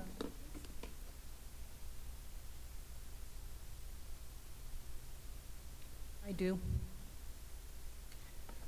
Good evening, Mr. Mayor, councilors. My name is Dolores Vigil. I'm with Liaison Planning Services. I represent the applicant. As Mr. Longstrom stated in his brief report, that one of the conditions that was asked by us to fulfill by the Planning Commission has been done. I also want to say that we have met with the association, Las Acequias Association, on a number of times, but one in particular where we actually went and met with the whole association and talked to them about what they desire with this property. And also we have fulfilled the ENN requirement, not more than once but twice. So I think we've covered a lot of the bases, and we're here to ask you for an approval, and we really appreciate your consideration to approve this rezoning. Thank you. Thank you. It's a public hearing. Are those who present who wish to speak to this matter? Please step forward and identify yourself. My name is Fabian Trujillo. I'm the president of the Las Acequias Neighborhood Association.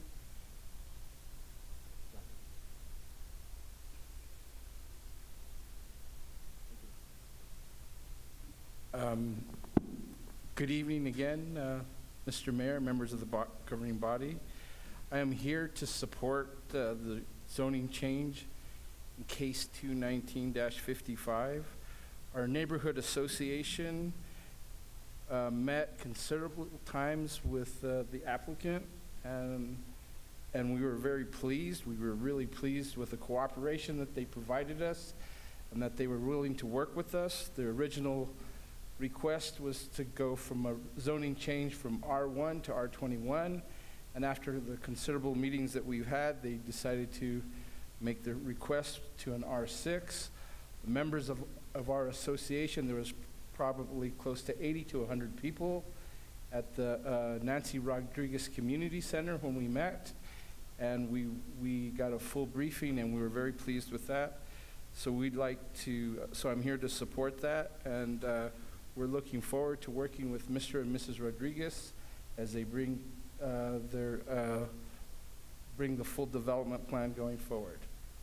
Thank you very much. Thank you, sir. You're welcome. Are there others who wish to be heard on this matter? Governing body have questions?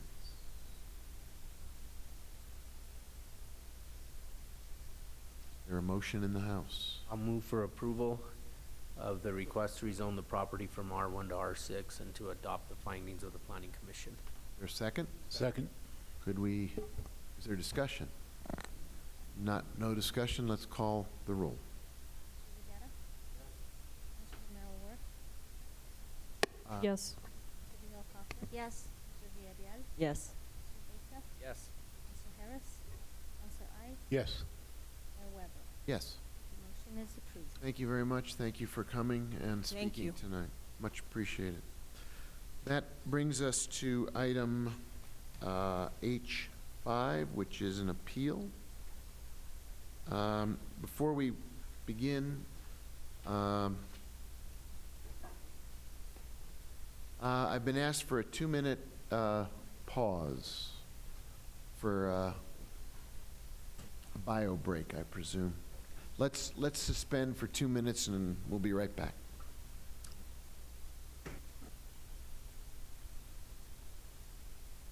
Before we begin, I would like to just make sure that we have a clear understanding of the roadmap we'll be following going forward, because this is an appeal and we have a process that we stick to in this kind of a hearing. Start with, I'll run through it real quickly and then we'll actually implement it. We'll start by asking members of the governing body if they have to disclose any ex parte communications that need to be divulged at the beginning of the hearing. Then we will go to staff report from the city attorney's office, land use. The appellant can be heard, or the appellant's representative. If it's desired, we can have questions of the staff by the appellant. The public can speak under sworn testimony. Then the governing body will have the opportunity to ask questions. Staff can respond to the appellant. Appellant gets to have a closing statement, and then we close the public hearing. Once it is closed, further questions of witnesses are only appropriate if we reopen the public hearing. Governing body will then deliberate, and at the appropriate time, we'll entertain motion or motions. I assume since there are a number of items here, we have to deal with them individually. Is that correct? City clerk, we take one at a time, or, well, we'll get to that when we get to that. My recommendation will be to do 3, but. Okay. Mr. Mayor? Yes. Can we also go over again what it means to sit in our role as quasi-judicial? And, Good point. And how that differs from what we've been doing for the last, 5 hours? 2 or 3 days. Yeah. I think it would be worthwhile to have the city attorney instruct us on that matter. The city attorney, not the person at the podium, the city attorney. Okay. All right. I have to stay ready. Okay. Mayor Weber, members of the council, you will be sitting in a quasi-judicial capacity, which is different from your policy-making capacity that we've been sitting in when you've been reviewing resolutions and ordinances. And the way that is because when you're in your policy-making capacity, you are writing law and you are making policy. Here, the law has already been written and we're applying it to the facts at hand. We cannot change the law during this proceeding. We can only apply it, and we have to apply it as fairly as possible. And using only the information acquired either in your materials or during this hearing. You can only consider relevant evidence to make your decision, meaning it's evidence that goes towards whether or not certain factors are met, which are going to be laid out for you and that are described in our code, the city code. That suffice? Thank you. Okay, so point number one, are there any communications that members of the governing body wish to disclose at this time that went on before this hearing? No. Thank you very much for that. In that case, we will begin the process with Sally. Why don't you walk us through the staff report? Let's see if you can do it in 10 minutes or less. Thank you, Mayor Weber, members of the governing body. You know I'm Sally Paez. I'm an assistant city attorney, and I'm here to present the city attorney's office memorandum tonight. Land use director Carol Johnson is also here, as is our historic preservation division manager Lisa Roach, and my colleague Gabe Smith from the city attorney's office is here too, because in the future he may be hopefully handling some of these appeals. You'll get to see him as well. And they'll be here to help answer questions when we get to that point in the presentation later on. We're here. The city attorney, having covered the preamble with regard to the quasi-judicial nature of this proceeding and your obligation tonight to act as judges and not policymakers, kind of being covered well, I'm going to go ahead and move on. I did hand out a few pages to you, and those are all pages that were included in the materials packet that is posted on the website and was provided as part of the materials. The first page is a decision tree that sets forth a proposed analytical framework for analyzing the issues on appeal tonight. The remaining pages are drawings from the case file, a site plan, and some elevation profiles where I have kind of highlighted what are the relevant portions of the drawing for the issues that are raised. So I'll kind of use those just to sort of help you home in on the appropriate aspects of the remodeling that was done. So let's see. This is an appeal of a decision by the Historic Districts Review Board. In this case, the appellant remodeled her home at 503 Camino del Monte Sol, which is a contributing structure. It's been designated as contributing to the downtown and east side historic district. The remodeling work on the home was done without seeking approval from the city. The project did not go before the board, and no building permits were obtained before the construction was done. And this is an applicant who has been through the city approval process in the past, so it's not clear why it didn't happen in this case. But in any event, the unpermitted construction did come to the city's attention, and city inspector went out and issued a stop work order, one for the construction of a higher wall and some for construction that was going on behind the wall. Once the city ordered appellant to stop the unpermitted construction, appellant did come into the land use department and filed an application seeking retroactive approval of the remodeling work that had been done. And the application set forth the remodeling as sort of 6 discrete items that were considered independently, separately by the board. The board held a public hearing and unanimously denied 3 of the items set forth in the application and unanimously approved the remaining 3 items that were set forth in the application. So the only items that are at issue tonight are the 3 that the board denied, and tonight the appellant is asking you to reverse the board's denial of those 3 items and to grant approval. So let's see. At this point, I'm going to switch to the document camera. I understand we gotta, yeah, all right. So this is the sort of the second page in the little packet that I passed out. And this shows the site plan. So the upper portion shows the architectural rendering of the site in 2018 before the work was done.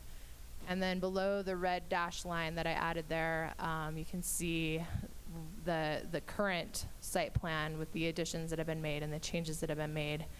And so just a quick overview of the 3 items.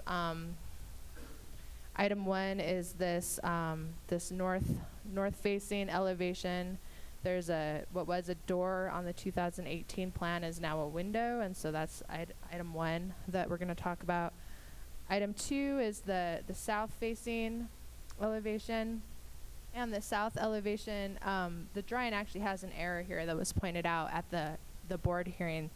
It's shown as a door here, but it was actually a window and has been turned to a door, according to the testimony that was presented at the board hearing. And then this yellow highlighted part is an addition of a portal. So it's a portal and a change from a window to a door. And then the third item is this addition here, between what is this contributing structure and this what is referred to as the gatehouse, another structure that's to the south of the contributing structure. So that's kind of the overview. And then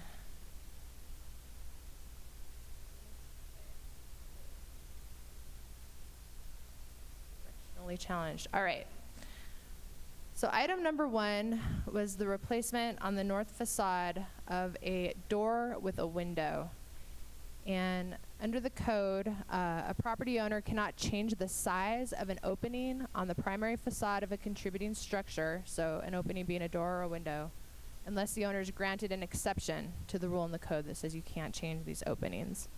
In this case, a door was changed to a window on a primary facade, and so an exception was required for this change to be approved. And to obtain an exception, the appellant was required to conclusively demonstrate that the 6 exception criteria are met. And I do have those listed on that decision tree. So if you go to that biggest box, all of the 6 exception criteria are in there for your reference as you're kind of thinking through these issues. So the exception criteria include 1, granting the exception would not damage the character of the streetscape. 2, that the exception is necessary to prevent either a hardship to the applicant or an injury to the public welfare. 3, granting the exception would strengthen the unique heterogeneous character of the city by providing a full range of design options to ensure that residents are able to live in the historic districts. 4, that there are special conditions or circumstances that are peculiar to the property at issue that wouldn't apply to other structures in the area. 5, that there are special conditions or circumstances that were not caused by the actions of the applicant or the appellant here. And 6, that granting the exception would provide the least negative impact with respect to the general purpose of the historic code. So meaning that if an exception is warranted, to the extent you're deviating from the rules, it should be the smallest deviation that's possible to, to serve the needs of the applicant while still meeting the purpose of the historic regulations. So with regard to this change of a door to a window on the this north bedroom, historic preservation staff analyzed this item. They recommended that the board should deny this item because the appellant had failed to satisfy all of the criteria, and the applicant does have the burden of conclusively demonstrating that all 6 are met. Staff found that the appellant had failed to meet 3 of those criteria, and the board unanimously agreed that the appellant had failed to conclusively demonstrate all 6. The board specifically focused on the hardship criterion, number 2, and found that the appellant had failed to demonstrate that this change was required to prevent a hardship to the applicant or an injury to the public welfare. And the argument for a hardship that was set forth in the application was that changing the door to the window allowed the owner to not have a door exposed on the north side of the bedroom, making it safer. So both historic preservation staff and the board unanimously agreed that that was an insufficient assertion of hardship, and that therefore this exception should not be granted.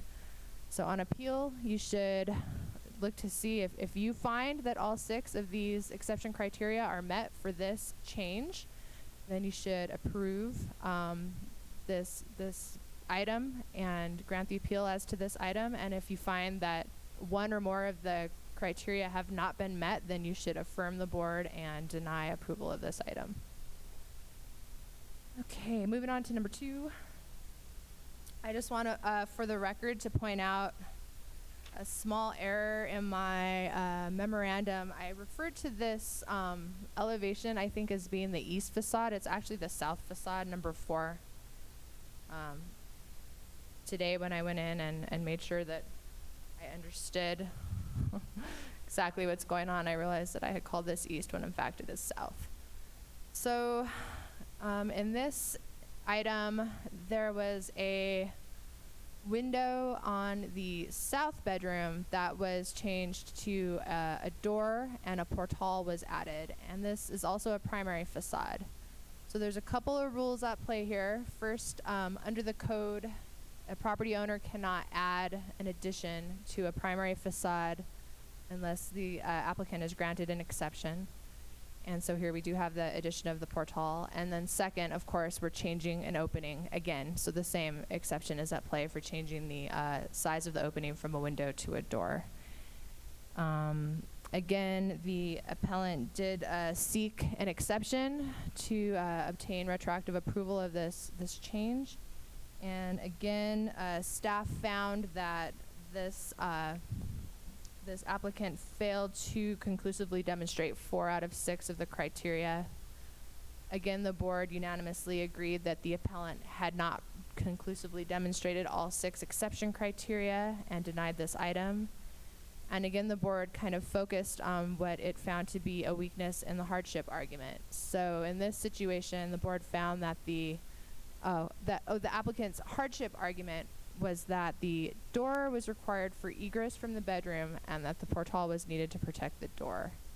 So unlike the north bedroom, where hardship allegedly necessitated a change from a door to a window for safety, on this bedroom, hardship necessitated a change from a window to a door. So the board didn't find that sufficient and did deny this item. Again, you should independently evaluate the 6 exception criteria for this item. If all 6 are met, you can grant this appeal as to this item. Otherwise, you should deny approval of this item. And that takes us to the third and final item that's on appeal. Yeah, I got it right the first time. It's a miracle. Okay. So this final item. So here we have, it's a 100 square foot addition, and actually it might be easier to see on that site plan too, which is the second piece. And it's a 100 square foot addition on the south facade, and it is not attached to a primary facade. It's attached to actually a part of an addition that was added in 2014. But this addition connects the contributing structure, so it was like a long, low adobe structure that's designated as contributing to the gatehouse to the south. I do feel like I should switch to that other page so you can have that up there.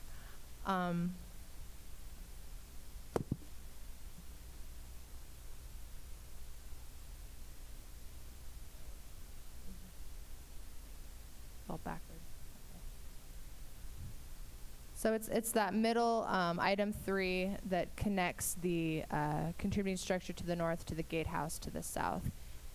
And under the code, a property owner is not allowed to build an addition on a contributing structure if that addition would cause the contributing structure to lose its historic status. In this case, the board denied approval of this addition on that ground. The board concluded that this really, by connecting the non-contributing structure to the contributing structure, that it damaged the historic integrity to the point where the board thought that this really put the contributing status at hazard. And so they did deny this item on that ground, and on appeal, the governing body should look at the definition of a contributing structure to kind of evaluate whether you agree with the board's assessment. So the definition of a contributing structure is also on that decision tree. It's kind of broken out as 4 elements. 50 years old or older, helps establish and maintain the character of the historic district, adds to historic associations or architectural design qualities for which the district is significant. And then this 4th one, I think, is really the one that's relevant here. Whether the structure has integrity remaining, even where there have been minor alterations. So I think the critical inquiry here is whether this addition has the effect of destroying the historic integrity of the contributing structure, or whether this is more of a minor alteration that leaves the historic integrity intact. And in considering that question, I think there's one other code provision that's relevant, and that's another rule that precludes a property owner from putting an addition on a contributing structure if the addition would exceed 50% of the square footage of the historic footprint.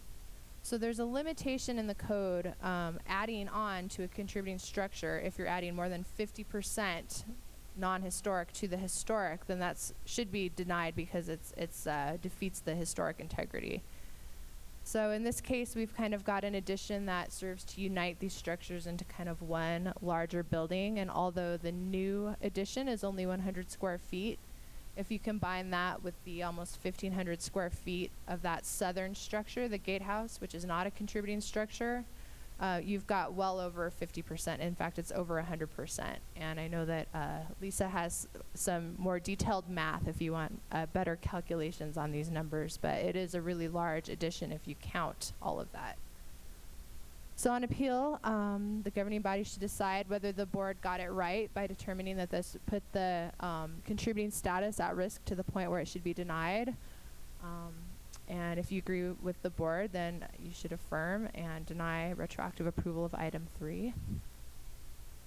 And that's about it. So in conclusion, I recommend affirming the board. I think that the board made well-reasoned, well-informed decisions in deciding to deny these 3 items and approve the remaining 3.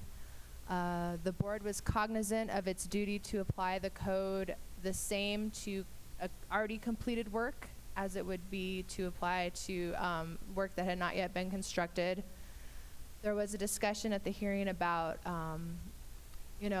code enforcement and whether the board has any authority to kind of sanction somebody for doing work like this without seeking a permit first. And we did discuss the fact that code enforcement is really a separate city function, and in this case there had been the stop work order issued, and if the applicant hadn't come in and sought this approval, that further code enforcement activities would have occurred, probably a citation filed in municipal court. But here the applicant did come in and try to get into compliance. So let's see, I think that's about it. I know that you're going to have questions later on, and so I will sit down and let the appellant and any interested members of the public speak, and then we'll be available to explain more of this to you. Thanks. Thank you. Let's turn it over to the appellant or the representative of the appellant. We can give you up to 15 minutes to make your case.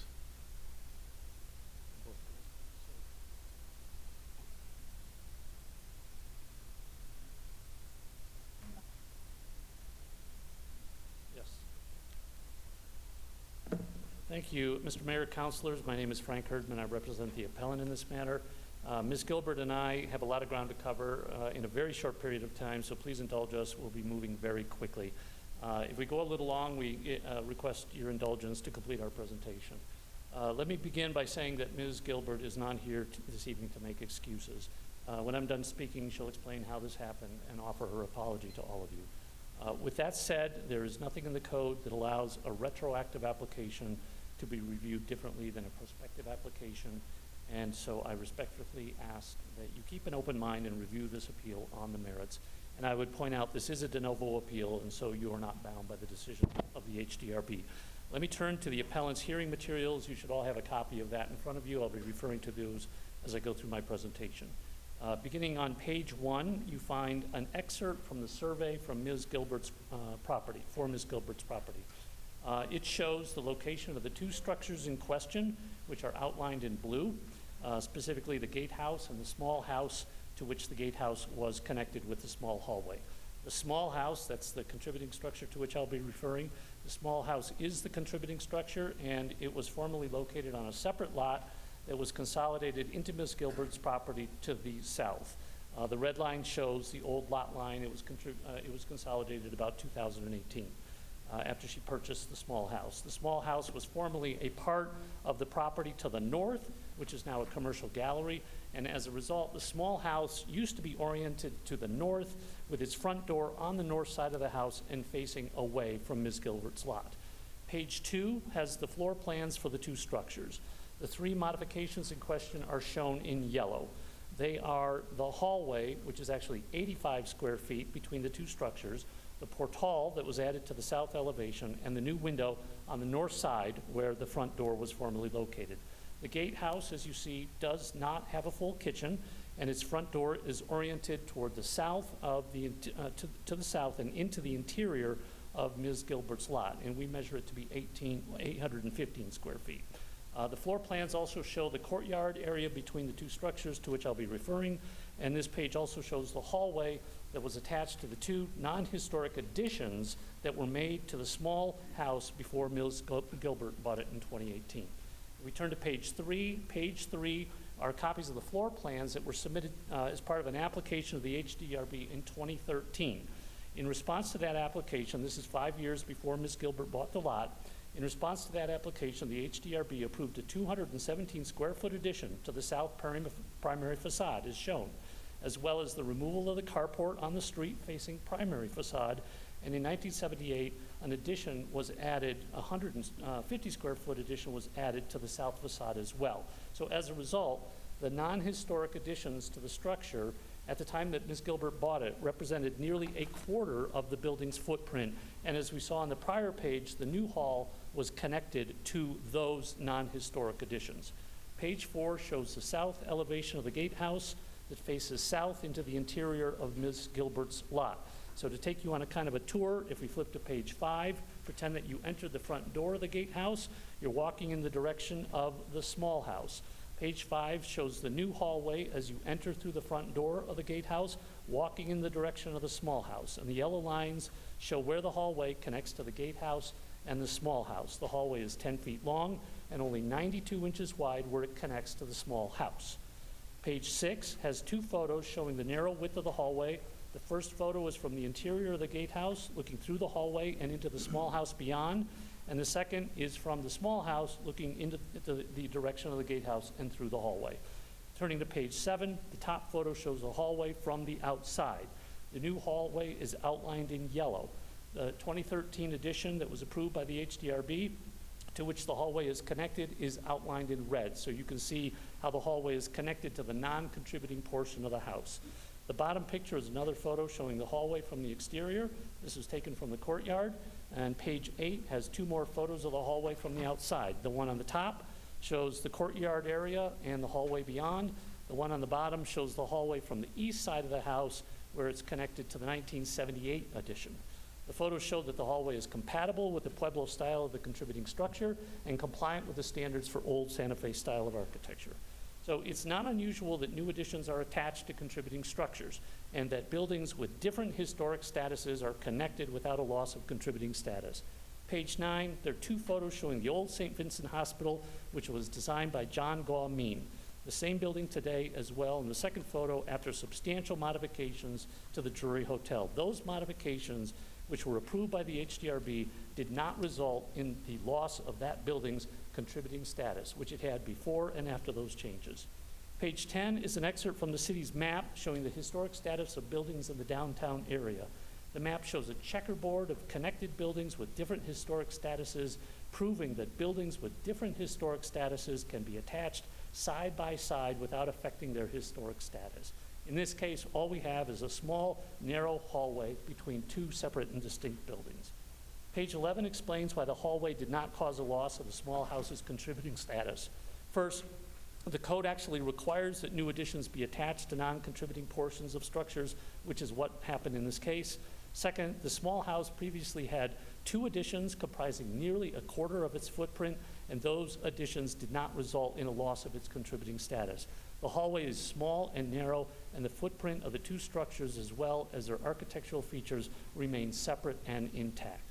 Page 12 explains why the hallway did not result in the violation of the so-called 50% footprint rule that staff explained.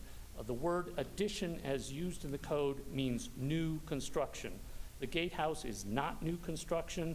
and the hallway is only 5% of the total footprint of the small house. So that rule was not violated. Turning to the new window, I'm taking these in a different order from staff.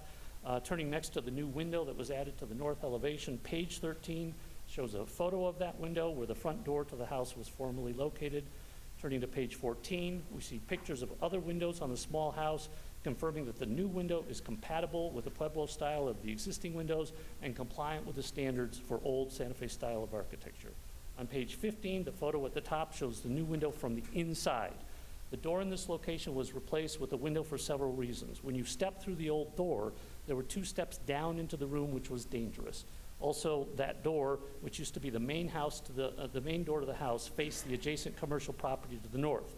The house needed to be reoriented to the south so that it could be incorporated into Miss Gilbert's property. Otherwise, the old front door would have effectively been at the rear of the house relative to Miss Gilbert's lot.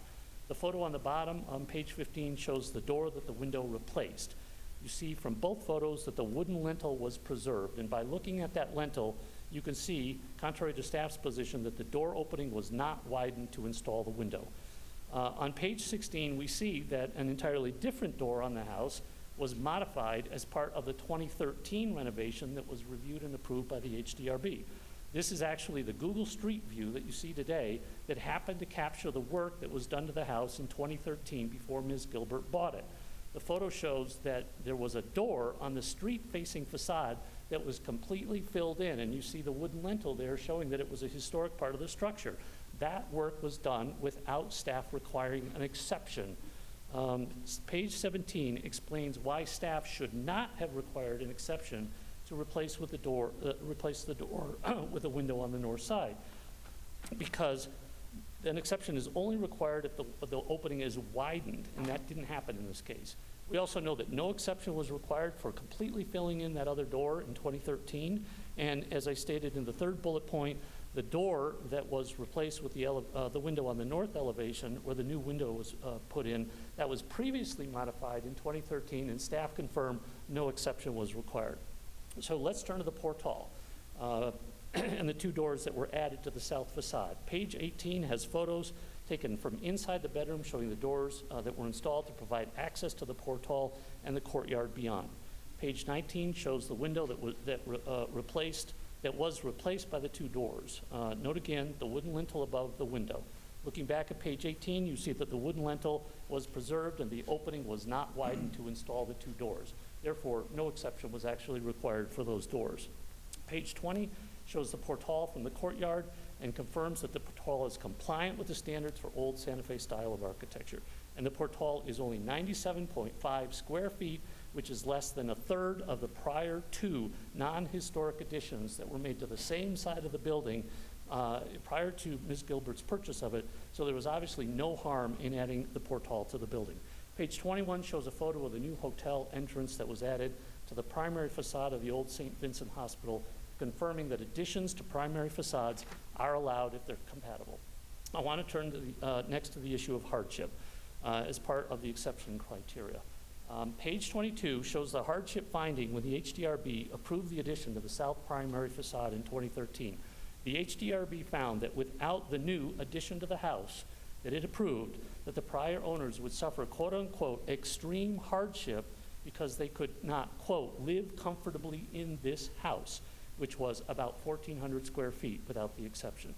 The next 3 pages, 23 to 25, is a chart showing what was required by the HDRB to establish hardship in 23 cases requesting exceptions and granting exceptions over the past 2 years. And examples of the hardship findings, let me read from some of the verbatim findings that are contained in that chart. So let me list these. These are direct quotes from what you find there.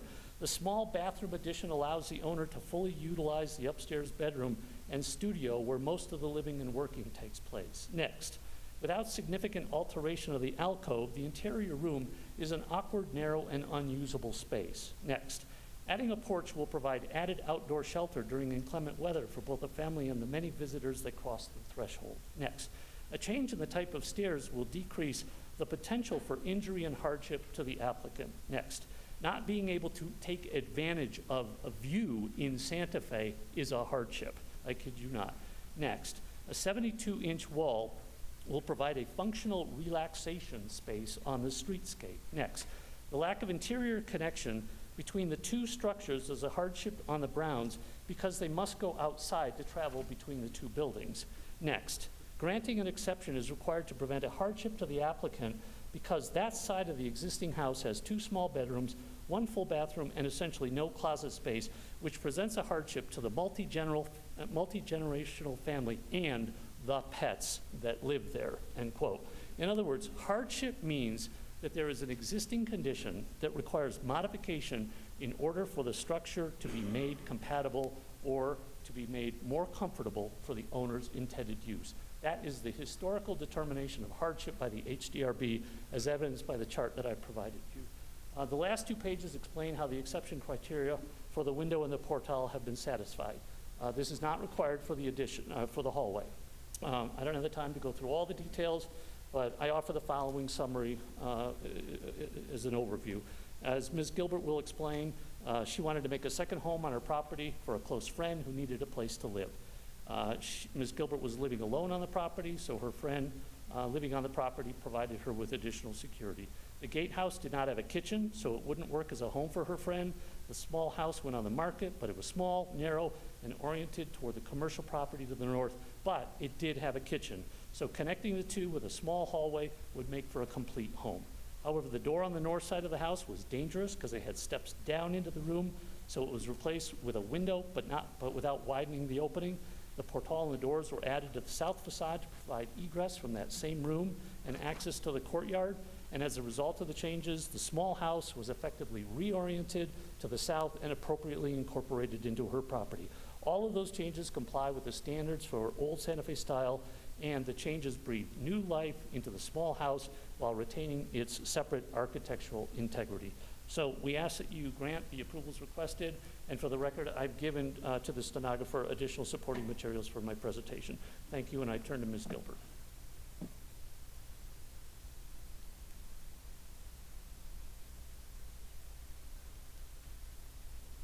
I hope I can speak that fast. I'm going to try really hard. My name is Gail Gilbert, known as Peaches Gilbert.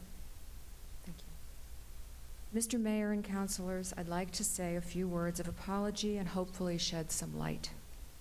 Last year, while living alone after my husband's recent death, my dearest friend, who is like a sister to me, found herself single at the age of 71. I invited her to stay with me while sorting out her nightmare. Within weeks, the small house adjoining my property was offered for sale. The back of the house was only 10 feet from the back of my tiny gatehouse of 2 bedrooms and a bath, but no kitchen, so it couldn't function as a home for my friend. The small house also wasn't suitable because the entrance faced away from my property toward the commercial building next door. It was so narrow it had no storage or dining space, but it did have a kitchen, and I thought if I connected it to the gatehouse, it would work as a home for my friend where her family could visit her from Sweden.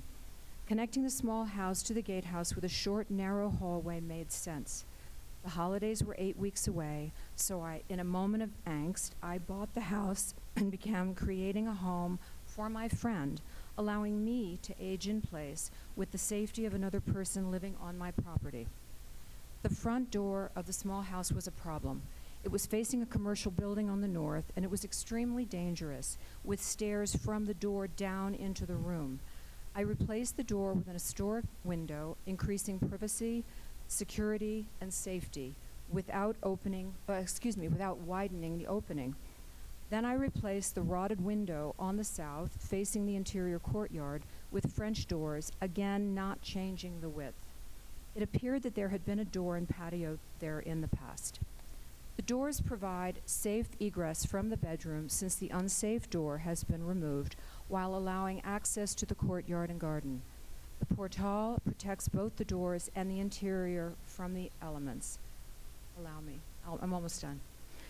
I'm embarrassed to be taking your time with all of this. I'm aware that my actions may be perceived as blatant disregard for the HDRB, but please understand, I believe their work is essential in preserving and protecting our beautiful town. Lastly, I would like to correct a couple of items that have been said about me. I have never done work on my property after being denied approval by the HDRB, and I was not aware that the small house had been recently changed to a contributing status. I know that my distress and haste do not justify my actions, and I am sorry. I ask that you consider my application with an open mind so that I can continue to use the two structures as a home for my friend, and so I needn't live alone on my property. Thank you. Thank you. At this time, if the appellant wishes, you have the opportunity to ask questions of staff, but you're not required to do that. Thank you. We will now take sworn public comment, 2 minutes per person. If you wish to speak to this matter, please step forward now.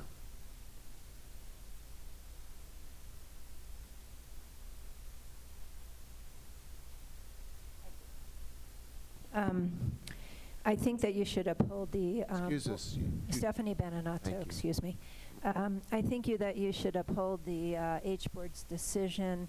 Again, this is a guest house, basically. It's 2 units that have been made into 1 guest house with a 71-year-old person living in it.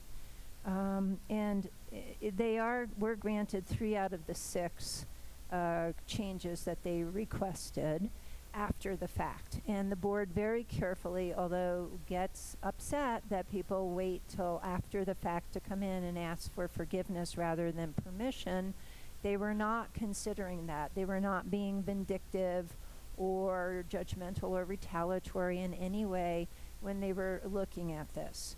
And in terms of the door on the north side, if there are steps down into the room, the steps down into the room could have been removed, but the door could have been kept, and you would not be changing the opening to a historic, you would not be changing a historic opening.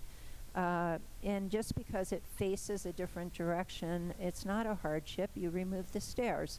It's not a big deal.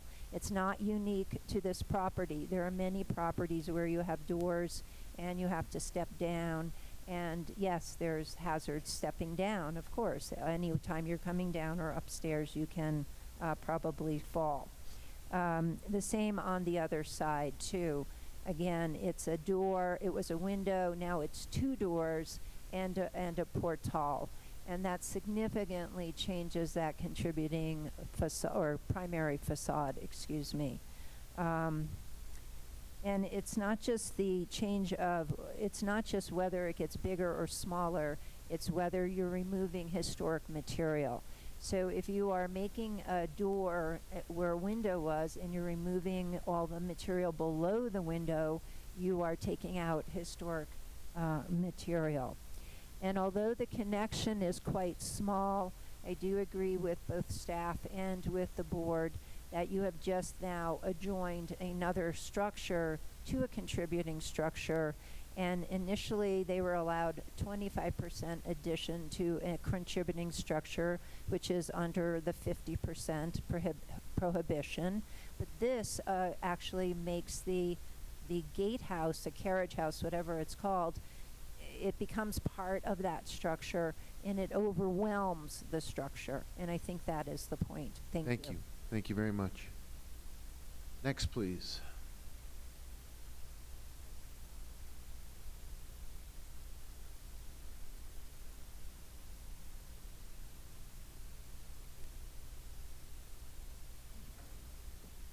Mr. Mayor and councilors, I will be very brief. My name is Robert Reedy. I live at 452 Montesol. I'm directly across the street from the Gilbert house. I got the notification in the mail that there was going to be this hearing, and I wanted to come just to give you briefly personal experience, which is I go by this property every single day. I've lived there for 14 years there. I've lived in Santa Fe for 26 years and in New Mexico for 77 years. In my experience on a daily basis, I have not personally noticed any difference whatsoever in the streetscape of this very lovely home. And I will say that from my point of view, which is one with the real vested interest in the preservation of the historicity of this area, I would say that that the house across the street has been very respectful of the historical importance of this and has seemingly abided, at least from my perspective, with everything that one could hope. And I certainly don't think that she has done anything, I think, that has damaged either the neighborhood or any of the other aesthetic details of the area. Thank you very much. Thank you very much.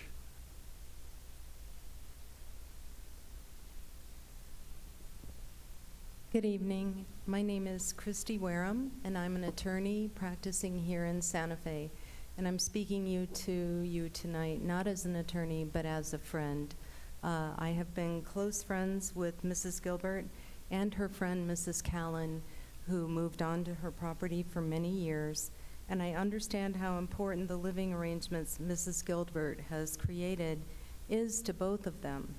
We heard testimony tonight earlier about emerging aging population in Santa Fe, and I have personally observed the great benefit the arrangement has provided for Mrs. Gilbert and Mrs. Callan at this stage in their life. So I do hope you will consider this application with compassion and open minds tonight, and the approvals requested be granted. Thank you. Thank you for speaking. Is there anyone else who wishes to offer a sworn public comment at this time? If not, questions of by the governing body of either staff or the appellant would be appropriate now. I'm looking at you. Okay. Sally, can you talk a little bit about how the courts have determined hardship? That was in your memo. Maybe you could just go over that for us. Thank you, Mayor Weber, members of the governing body, Councilor O'Mara-Worth. New Mexico courts have not analyzed hardship in the specific context of our historic code, but I think that hardship, it's an exception to the code criteria in the same way that a variance is an exception to the zoning rules.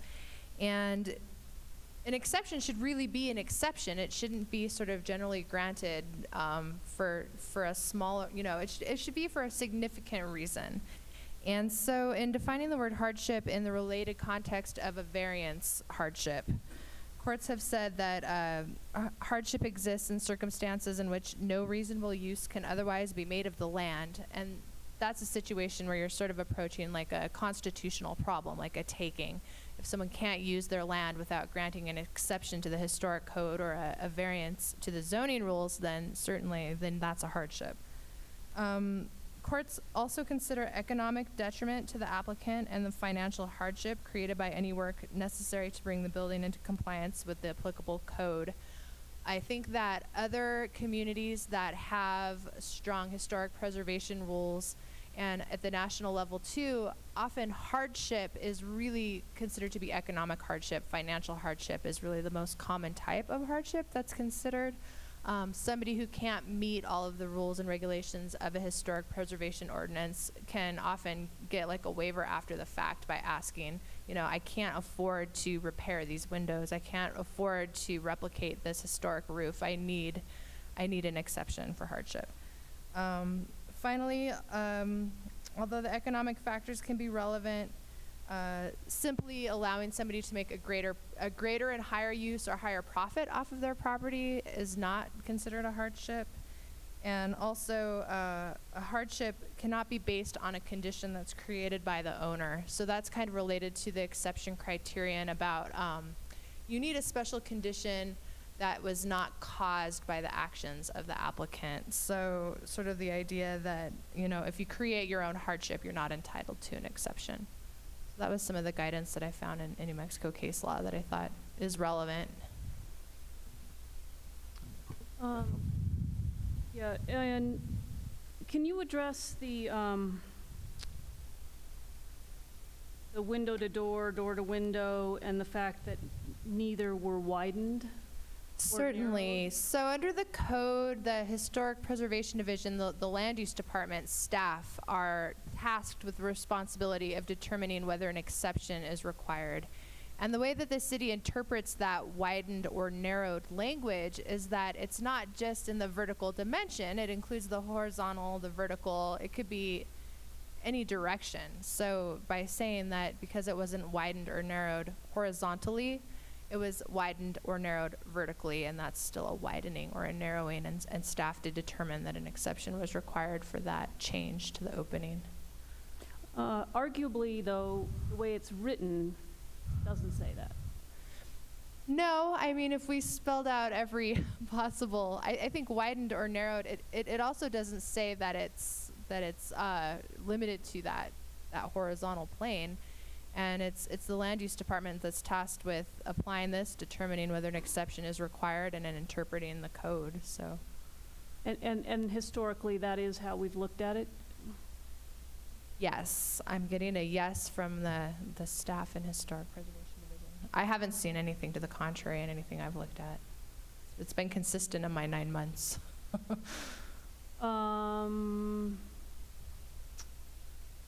see. And I guess, you know, I mean, I understand wanting to, you know, help a friend, especially somebody who's in crisis. Is that relevant to what we have to apply here in terms of facts to the law? Thank you for that question. I do not think it's relevant. I don't see how it fits into any of these criteria. And I mean, when we're reviewing an application, you know, we need to look at all applicants the same. It could be a felon, it could be a well-known local charitable donor, it could be, I mean, that is information that falls outside of the issues on appeal. And then I think I just have one other question, which is in Mr. Herdman's material on page 12, that this addition was not new construction, and therefore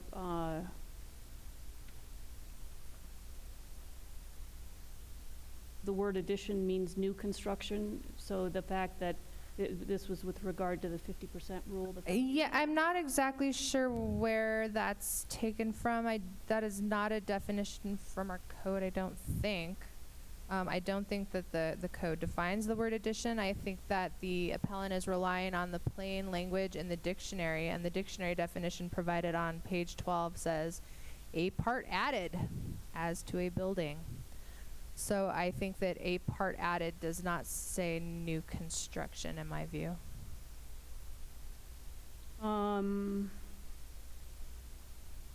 Okay, and that's not how we have interpreted it in the past? I mean, have we allowed connections? I think I might be better off allowing Ms. Roach to speak to that one.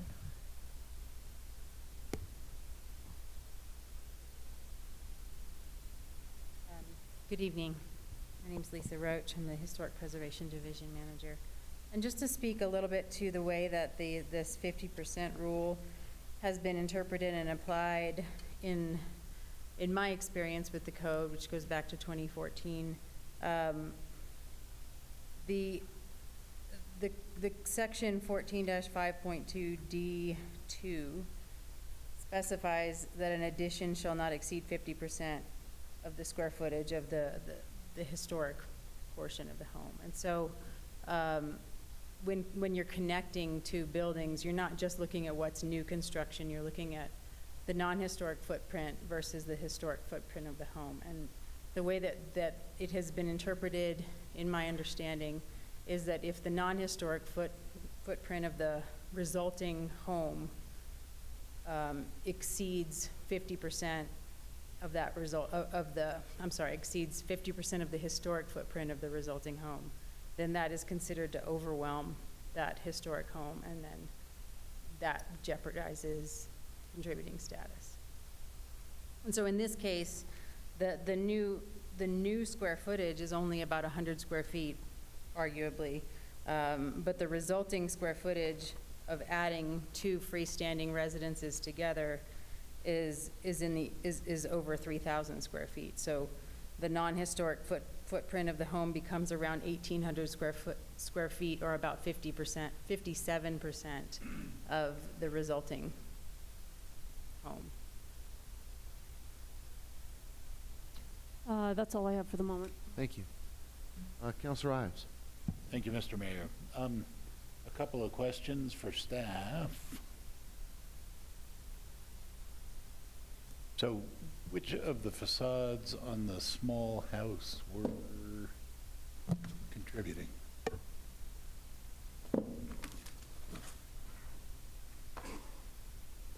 Thank you, Mayor Weber, Councilor Ives. The facades on the house that were contributing, yeah, the primary facades, and if I could go to the document camera, thank you so much. So we've got the south elevation is actually on the top there. That's number 4. And that's the elevation to which the addition was attached that goes over to the gatehouse. Also facade number 6. So I've highlighted them here. Facade number 6, which is on the north, and facade number 5, which is on the west. Yeah, sorry, that's a W. Yeah. And this is why I write all this on here. Try and keep me on track. Sorry, I'm looking at the appellant's materials, page 2. Okay. Which show a 2013 edition and a 1978 edition. How do those relate to these facades?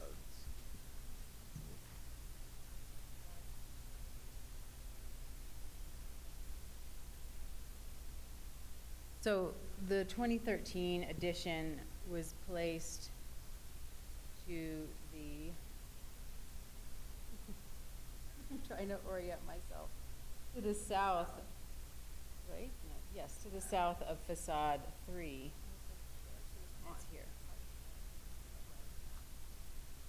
This is the approximate location of that 2013 edition. Would it be too much just to ask you to draw those in so I can see them visually on this? Or would it help if I put these side by side? Maybe. or maybe on the appellant's exhibit, if you can tell me what that south contributing wall was.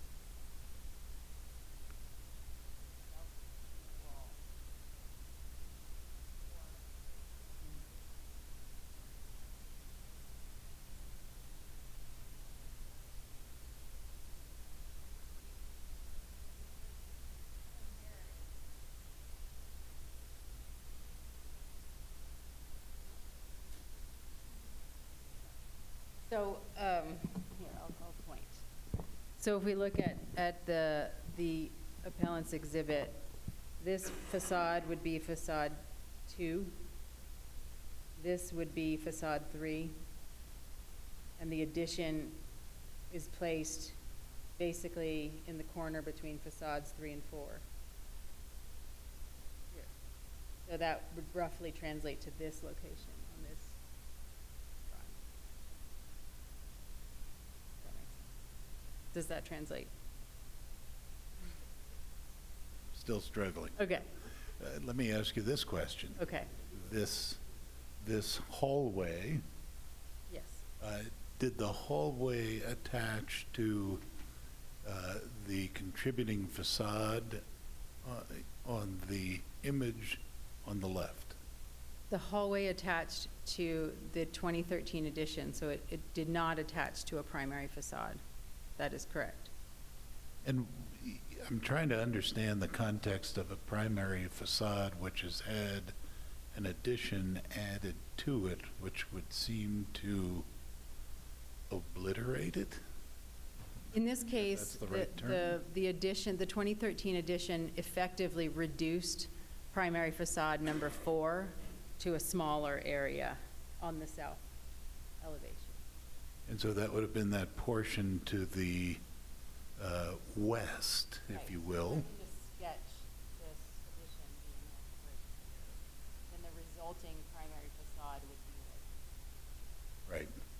And so the addition was not connected to the primary facade. Nor, if I can, nor was the hallway.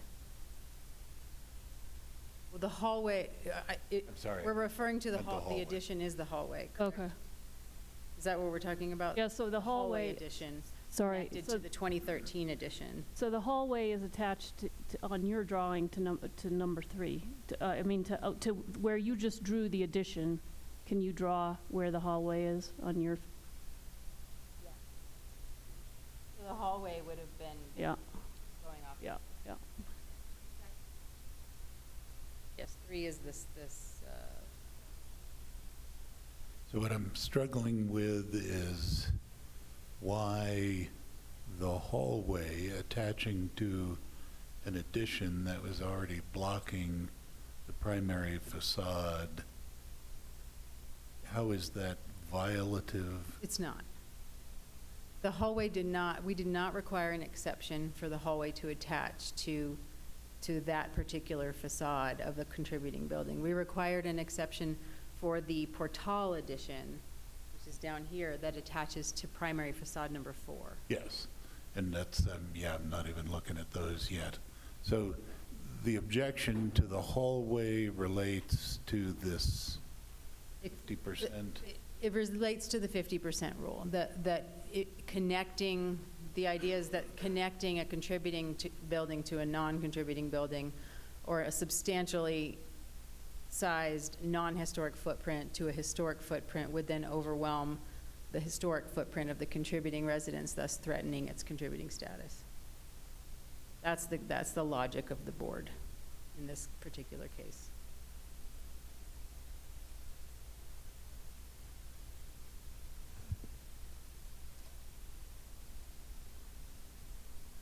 And just, I would like to speak just briefly, if I could, to a point that the appellant made about connected structures retaining separate statuses. I think it's a little misleading to show an image of the downtown commercial core and comparing it to freestanding residences, which are a completely different building type and are considered with status quite differently than connected buildings in a downtown commercial district. I wouldn't necessarily disagree. Okay. So I'm going to read this language if somebody else wanted to ask a few questions. Okay. To see if I can. Counselor Ives is going to do some study work here. Does anybody have other questions either for the staff or for the appellant? To help Counselor Ives have time to read. Counselor Abeyta, you've got a question. You don't have a question. Okay. Counselor Harris has a question. Counselor Harris does not have a question. Counselor Vihil-Coppler to the rescue. I don't know if I'm going to rescue anybody, but when I think of width, I also think of length. And when you're measuring something, it's width and length.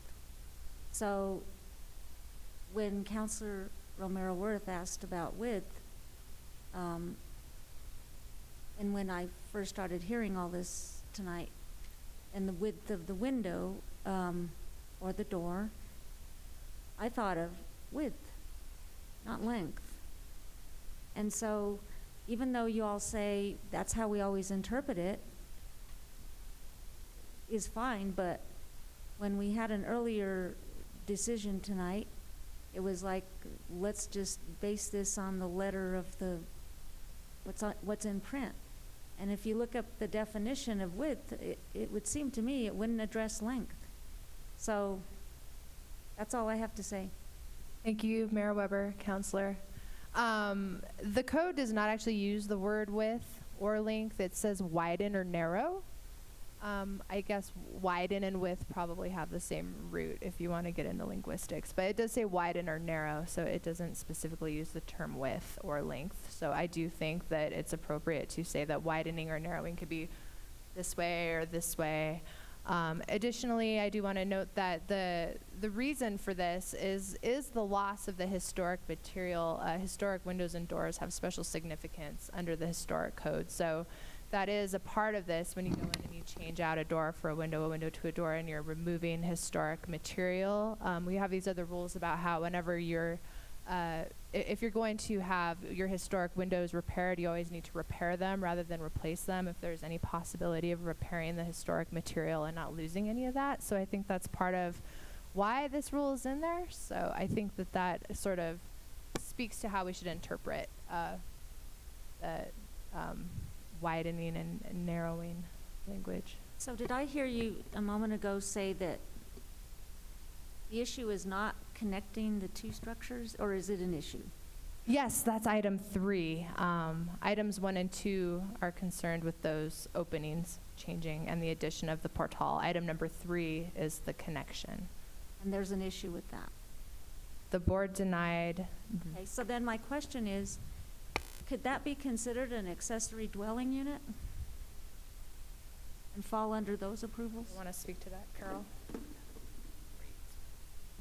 Thank you. Oops, excuse me. Thank you for that question, Councilor Vihil-Coppler and members of the governing body. The accessory dwelling unit is only is if it had a separate kitchen. So, and it has to be subordinate to the primary structure and no more than 1,500 square feet. So the analysis actually shows that this gatehouse structure is actually equivalent to or slightly larger than the small house that was the structure that did have the kitchen, but that's not germane to the conversation this evening or the appeal, because that is a use issue in the land use and the chapters or section 14.6.1, not the historic preservation rules, where we're looking at whether or not that hallway basically creates a connection that connects that larger non-contributing building to a smaller contributing building, and therefore it creates a new structure which is less than 50% historic. And that's the question at hand this evening. What's the square footage of the original building?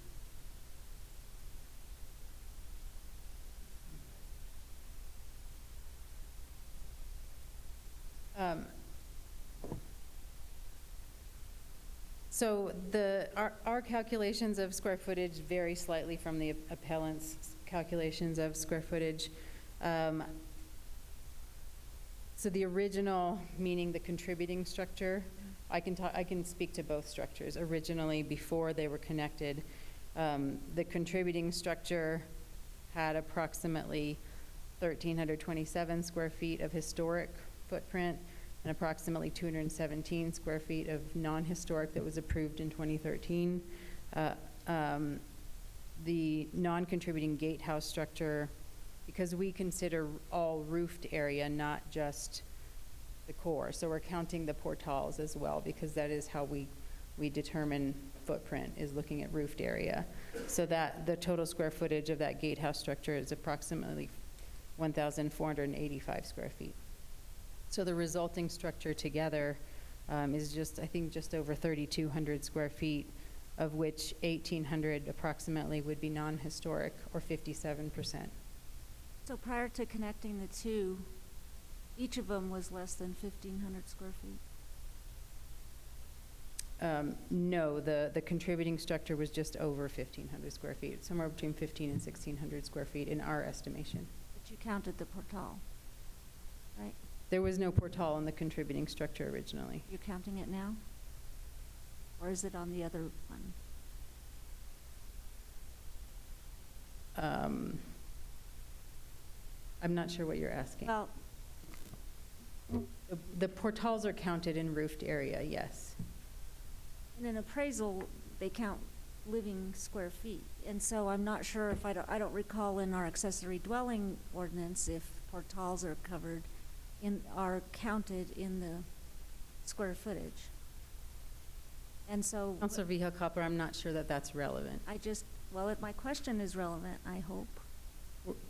The way that we calculate square footage, footprint is in roofed area. What I'm trying to get at is if either structure was less than the 1,500 square feet, treating them as accessory, under the accessory dwelling unit concept, then Mayor Weber, Councilor Vehil-Coppler, the accessory dwelling unit concept isn't part of the historic review so there's no criteria. there's no way in the historic district to build an accessory dwelling unit. Mayor Weber, Councilor Vehil-Coppler, no, it's just that whether or not a structure is an accessory dwelling unit is not part of the analysis for the historic district's application.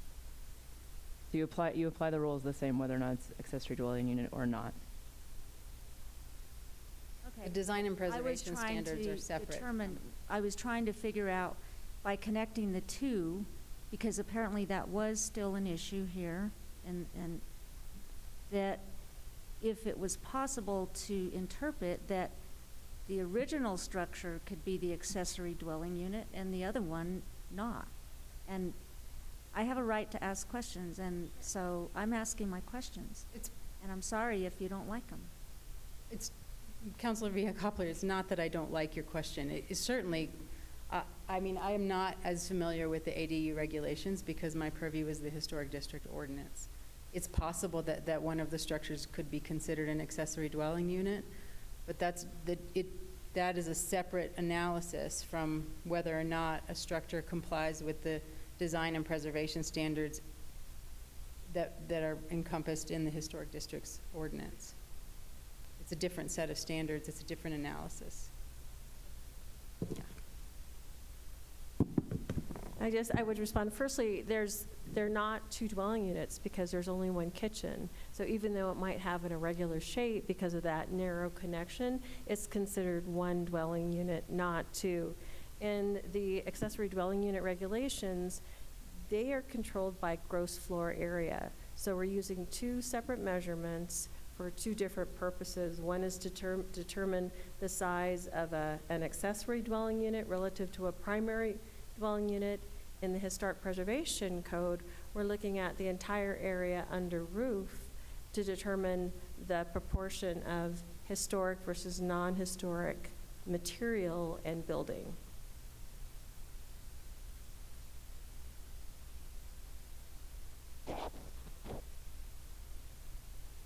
Okay.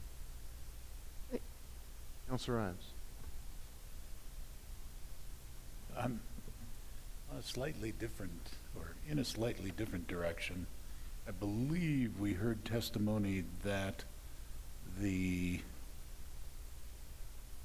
1 and 2 were sort of reversed from doorway to window on each side of that portion of the small house, but the portion that looked into the courtyard was to give access from the small house to the courtyard. And I'm just, as I have looked at the pictures, not only the one which is Mark 76, but page 2 on the appellants, and then looking at page 7 on the appellants, there appears to be a doorway from the small house out onto that patio area that is reflected in each one of those drawings. Would you agree? Drawings and photographs. Thank you, Mayor Weber, Councilor Ives. I'm not positive which door you're looking at. What I do know... Do you have the appellant's materials? I do. Are you on page 2? Look at page 7. 7. The hallway is the one marked in yellow, and then the existing small house, this was the addition put on in 2013, I believe, appears to have a doorway there, in both the picture on the upper portion of the page and the bottom portion of the page. Yes, it does. You know which side this is? I'm not exactly sure which. That appears to be marked in the schematics that you had provided as well.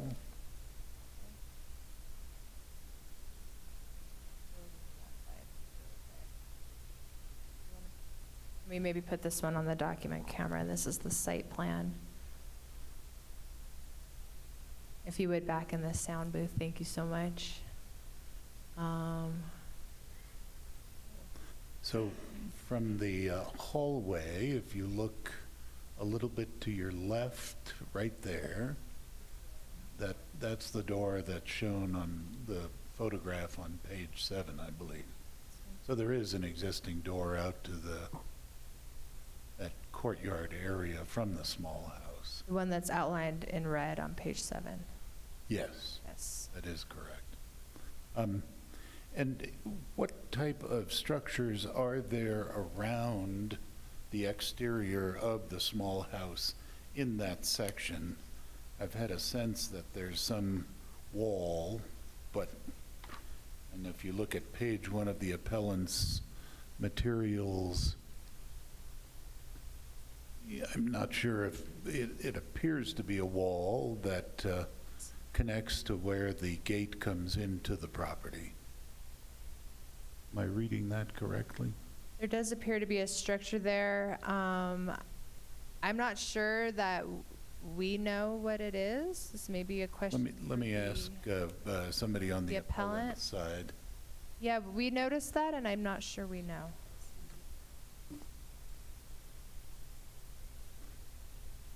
So Frank, what I'm looking at is your exhibit page 1, and up in that the upper left-hand corner where the small house is that a wall that extends around the exterior of the small house out to Camino del Monte Sol, and then does that wall extend down to the entryway onto the property?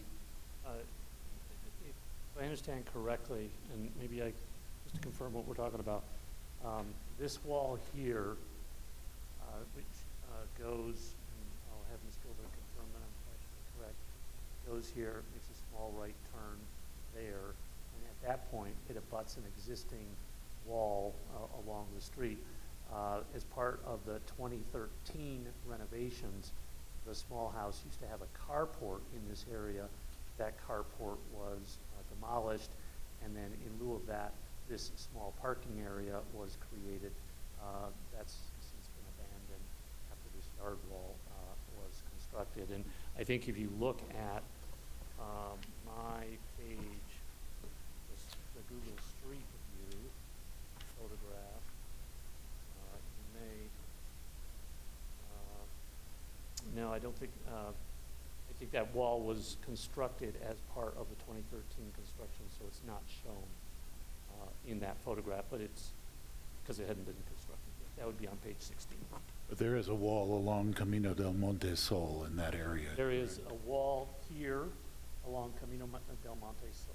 And how about up at the top of the page there, extending to the east? To the east. Is that a wall that encompasses the small house? Are you referring to this here? No.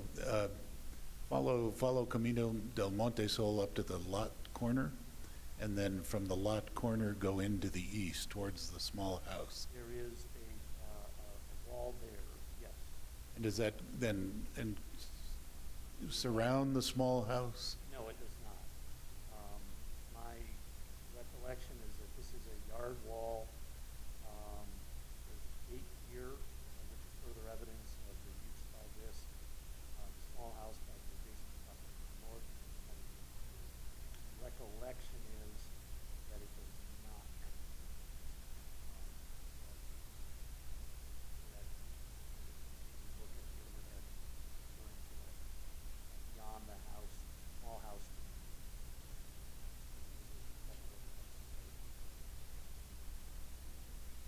Maybe you could step up to the microphone, please. I believe Councilor Ives is referring to this. That is a wall. Okay. And then from that line over to the street? Here is a wall. So it's a wall with two gates, as you. Wall here, there's a wall here, there's a gate here. That wall. And are those gates still in use? No, those were when they must, I would guess that they predate even the 2013 renovation, because if you look in the materials, there's an explanation how the small house was actually used by the commercial property to the north, and my assumption is that those gates provided ingress and egress along through that wall, but no, they're no longer in use. As I explained, what's happened now is, as I understand it, this boundary did not exist. This small house historically was a part of this property. Then this was carved off as a separate lot. The 2013 renovations were made. Ms. Gilbert purchased the small house, did a lot line adjustment, and then this boundary was made to go away, thereby incorporating the small house and the lot on which it was situated into her property to the south. Thank you. My pleasure. Other questions? At this time, yes, I Council. just have one. So the notion that we don't change the size of openings on a primary facade without a hardship comes from this language, comes from where? Thank you, Mayor Weber, Councilor Romero-Worth. That comes from, it's the code, it's section 14-5.2. It's within D, which is the general design standards. And it's subparagraph 5, D5. Where are you looking? I'm in, so I have this in the appendix to the appeal memo. It's on page 12 of 13 at the top. It says windows, doors, and other architectural features. Here we go. And so it's part of A1. It's the last sentence of subparagraph 5A1, Romanet 1.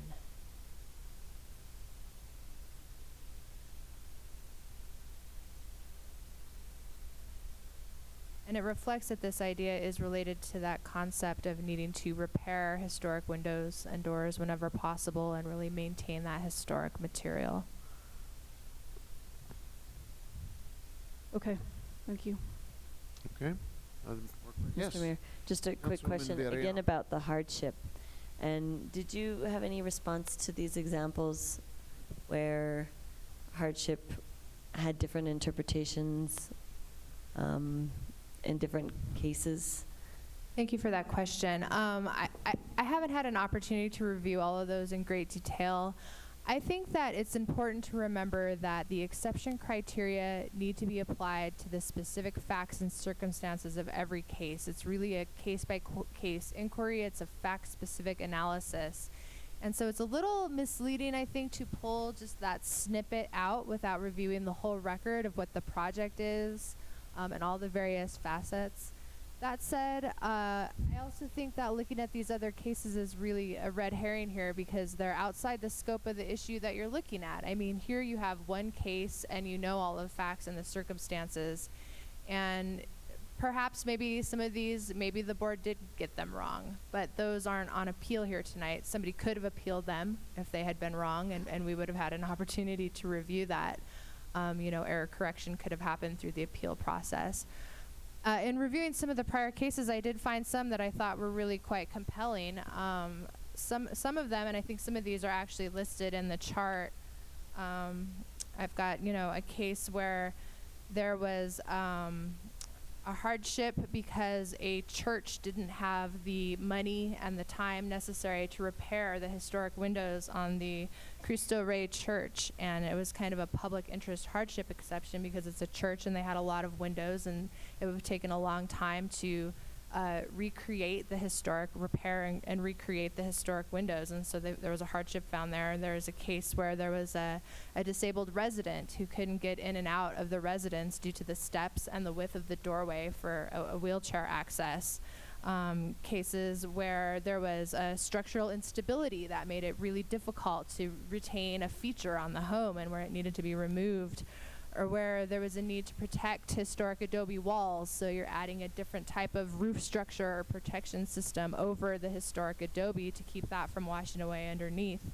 or protection, a home where the only door into the structure had no type of cover over the entryway, and where there was ice buildup and rain and water and ice, and there was really a safety issue for people getting in and out, and so you did need to add a portal to the primary facade.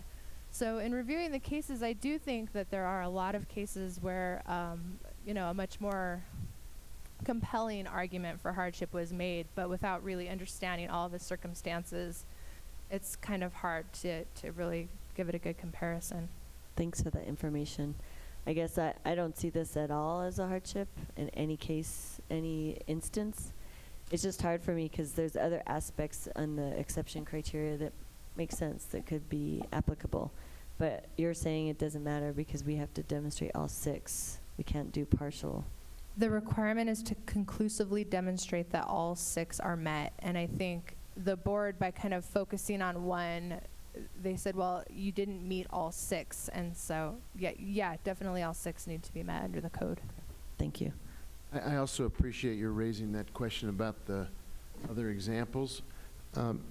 If you look, I'm looking at the Sally's memo that she provided us, page 6, where she quotes and explains more extensively the hardship that was granted previously. And if you look at the appellant's excerpt, the excerpt gives the impression that this was a kind of a, they need to live comfortably in the house. But if you read on more fully, a less edited version, Sally's memo points out that staff noted that the owner had greatly scaled back the previous proposal for a 773 square foot addition, and that due to the confines of the existing structure and site, there was no other location available to place the bedroom addition. So one of the problems with getting material 10 minutes before the hearing is we don't have a chance to research the extensiveness of the excerpt and whether it has been edited for particular effect, or whether we can actually have the opportunity to get the material early enough so that this could be vetted by us, reviewed, researched, and given more full context. And it doesn't actually contribute to a well-informed conversation if we're trying to make sense out of last-minute documentation. So I think you're really helpful to raise that question. I appreciate it. Yeah, Councilor Rivera.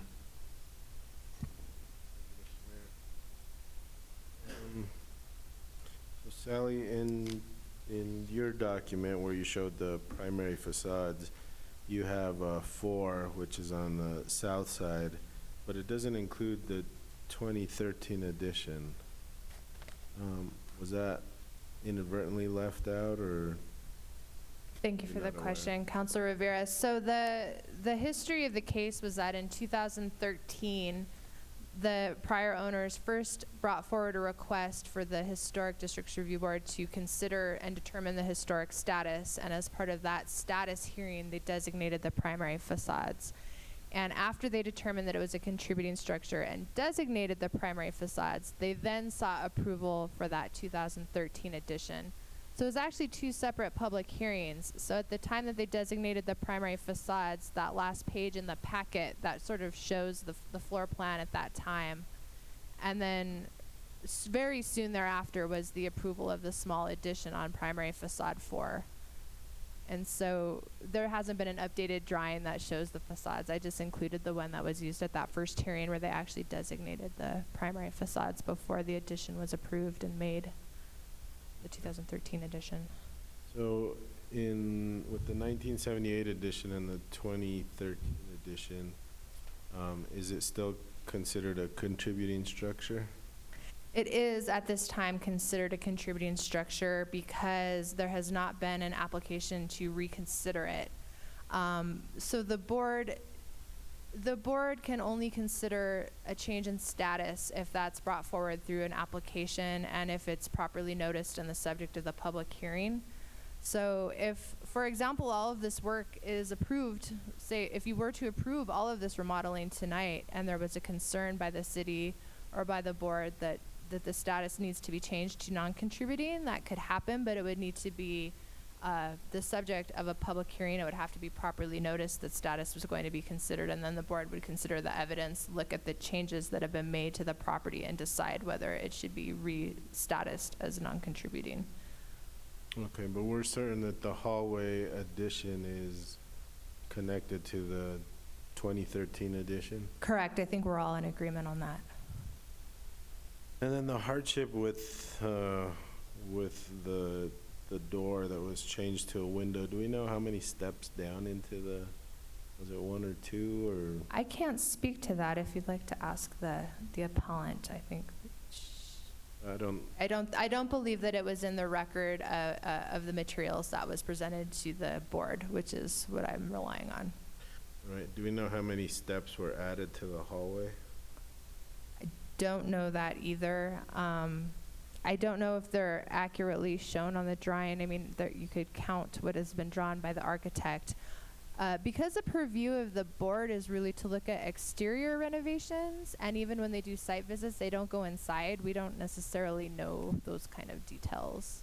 I think I'm trying to get to the point of the hardship of steps. And I Yeah. assume that there's some in the hallway, and then it looks like down into the gatehouse, there were additional steps added. We're not sure about that. I really can't speak to that. There's a lot of steps in this house.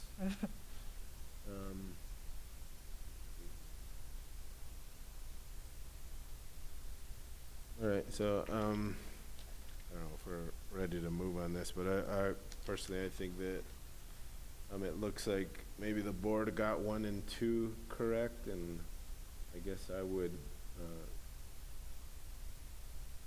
a little iffy on the hallway. I think there may be some reason to allow that with the, based on the fact that it connects to the addition. That's kind of where I'm leaning right now. But Thank you. Other questions? Yeah, Councilor Harris. I want to make sure that if we hit 11:30, we decide if we want to suspend our rules. So our parliamentarian will keep an eye on the clock for me, please. Thank you. Councilor Harris, I'm sorry.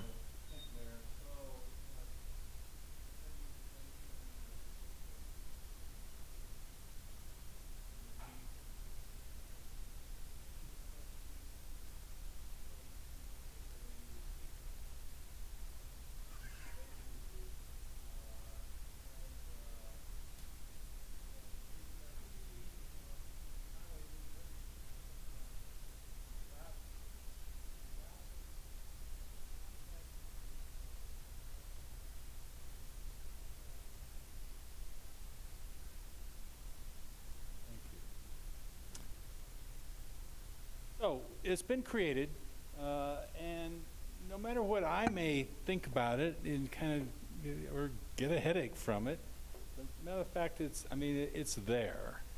And so I know that, Mr. Herdman, in a couple of cases,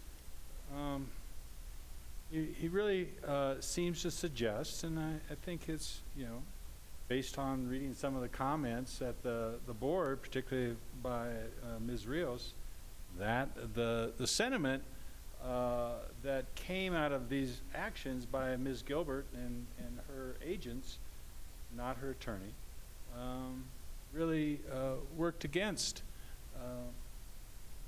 the appellant. I don't know. I do see that staff says, hey, these things are taken on a case-by-case basis. And I think about the list of cases that Mr. Herdman provided. But basically what I get down to is that we rely on the HDRB to kind of uphold the integrity of the process. The rules, to my way of thinking, really are subject to interpretation.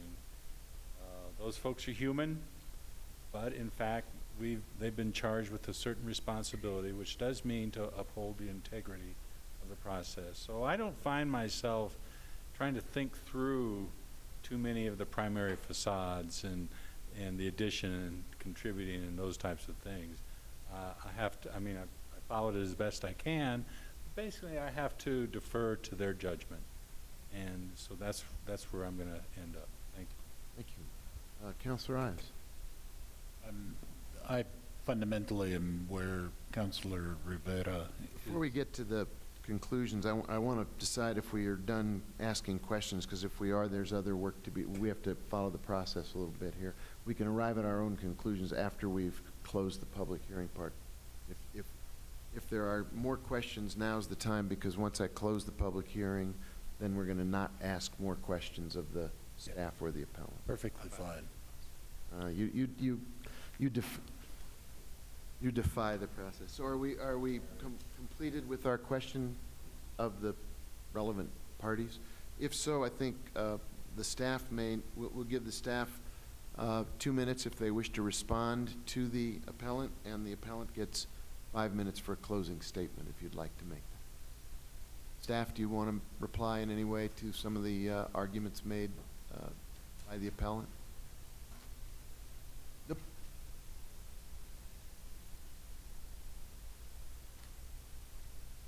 Holly? Thank you, Mayor Weber, members of the governing body.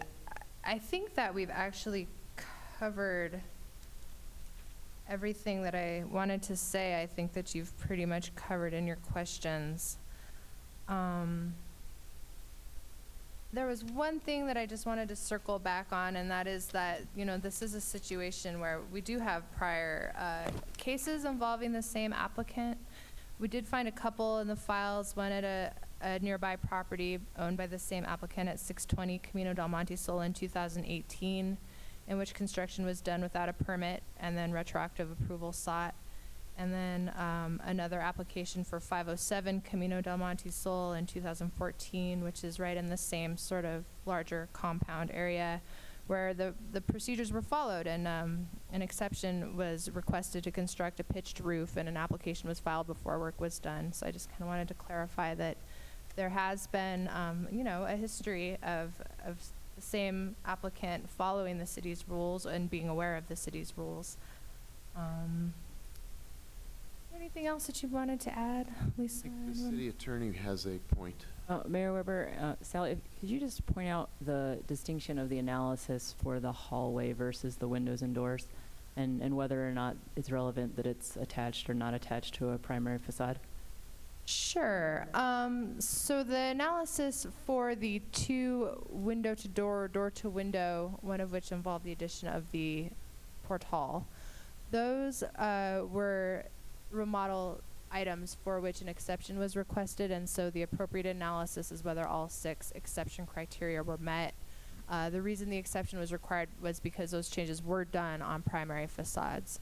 The reason that the board was concerned and denied the 100 square foot addition was the fact that by connecting all of this non-historic, non-contributing structure to the contributing structure, that it defeated the contributing status, that it affected the historic integrity. So there it's really looking to see whether you think that this, what was once a long, low adobe structure standing alone still meets that contributing status. And so it doesn't matter whether, what the addition was attached to, whether it was a primary facade or a non-primary facade, but it's the fact that you're expanding what was a long, low contributing structure, attaching it to this non-historic footprint.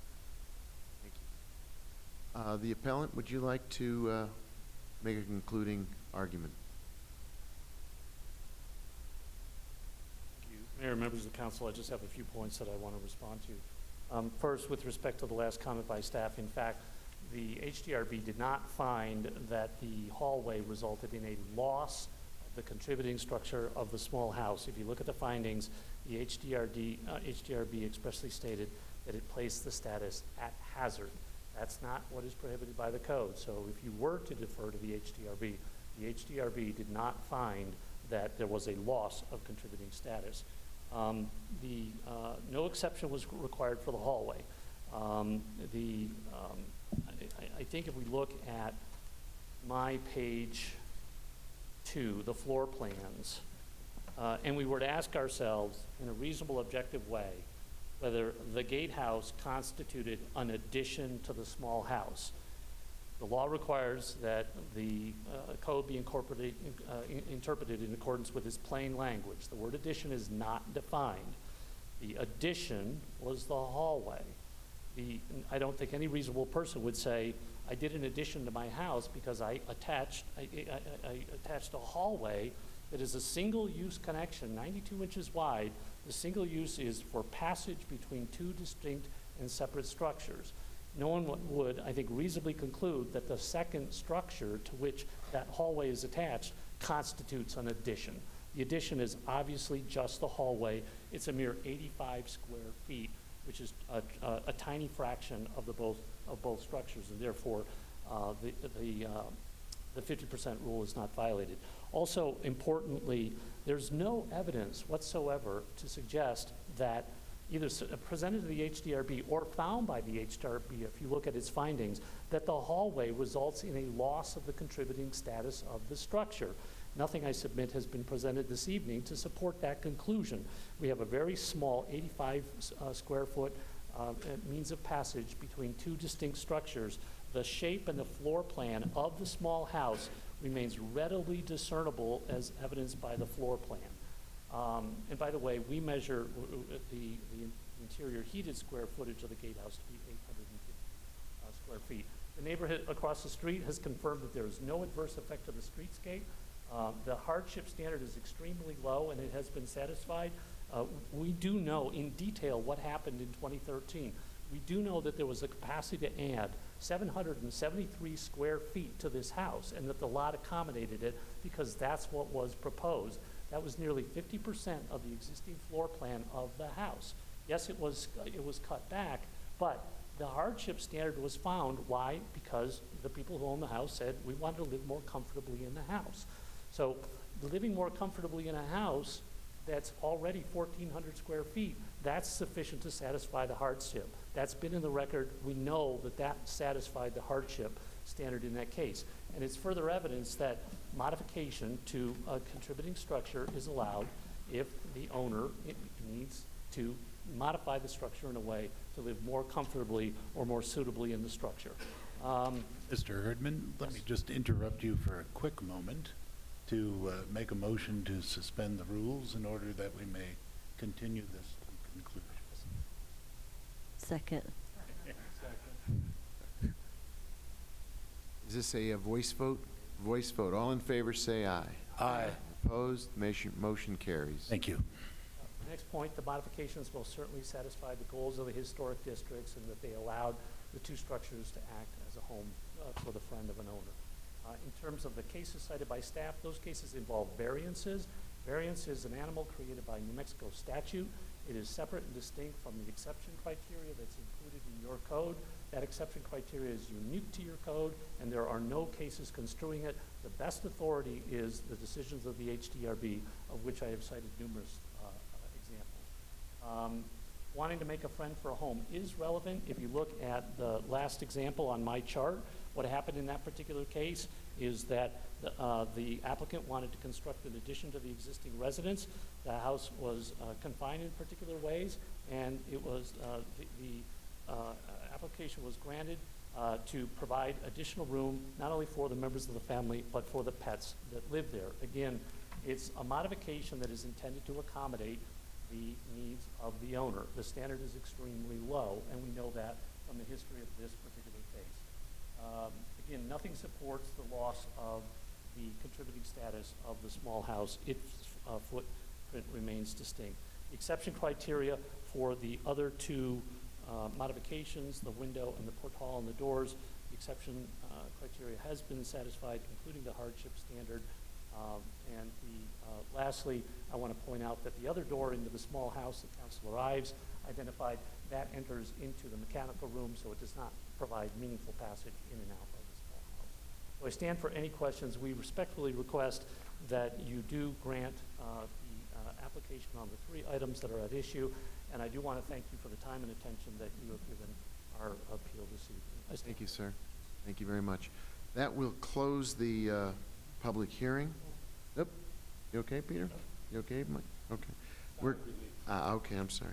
Closing the public hearing now means that we can move to deliberations. We can discuss and ultimately entertain motions on each of these three items.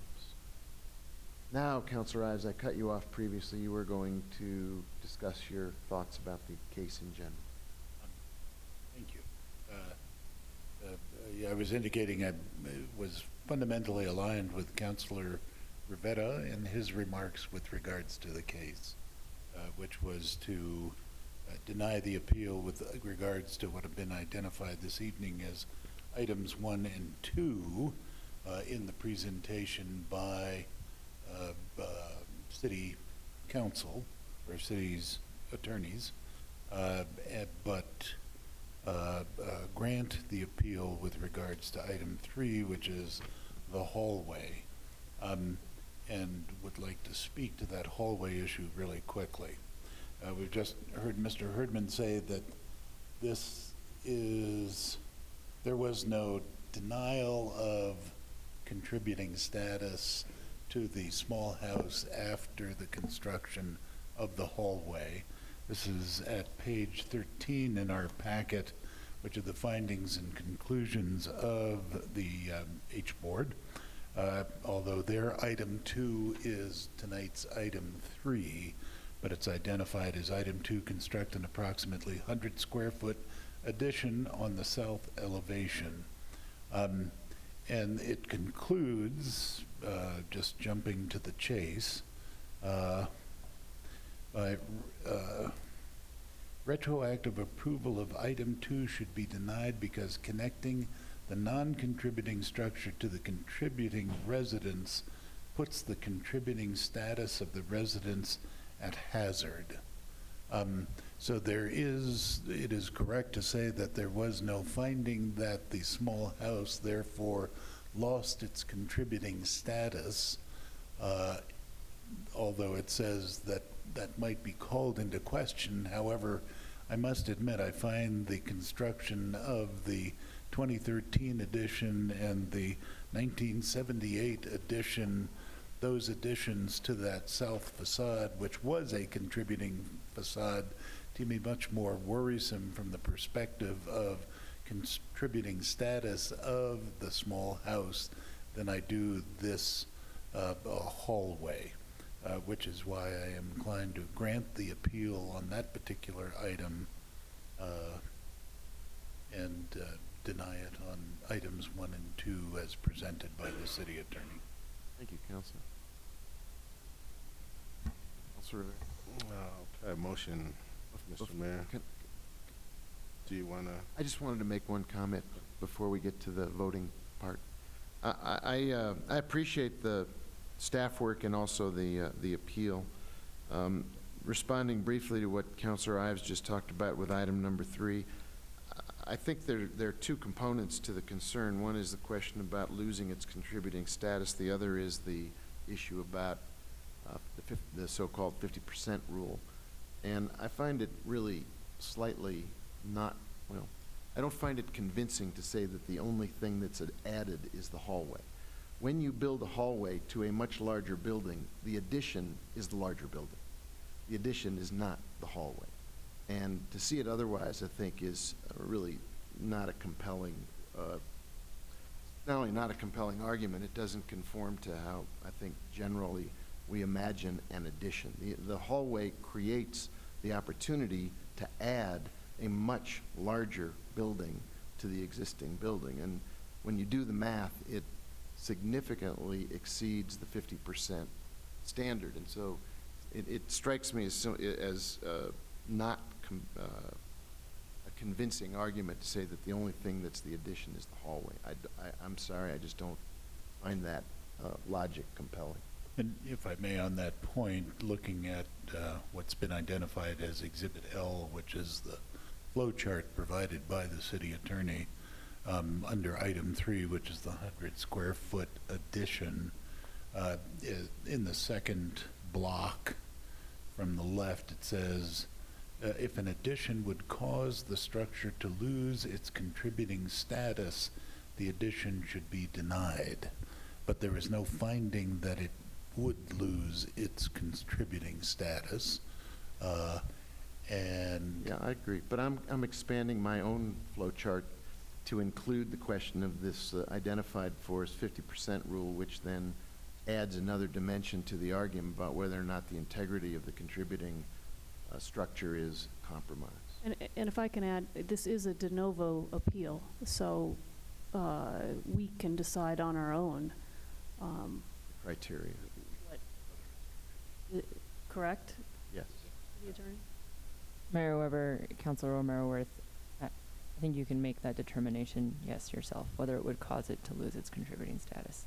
And I think we're done. The hearing has been closed. I may have. No, you may Yeah, not. I think we're done.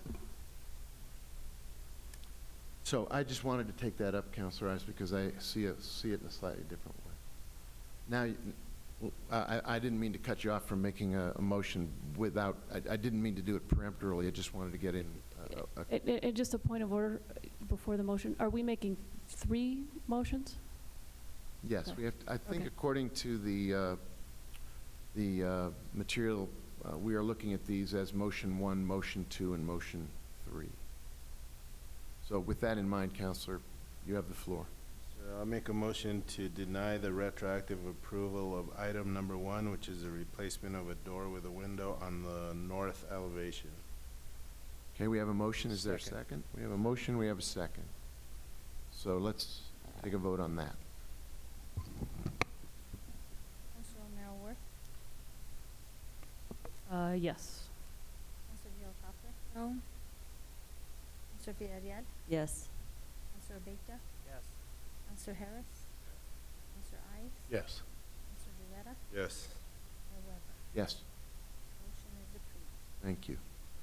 We are now open for a second motion. Councilor Rivera. Move to deny retroactive approval of item number 2, which is the addition of a portal on the east elevation, primary facade number 4.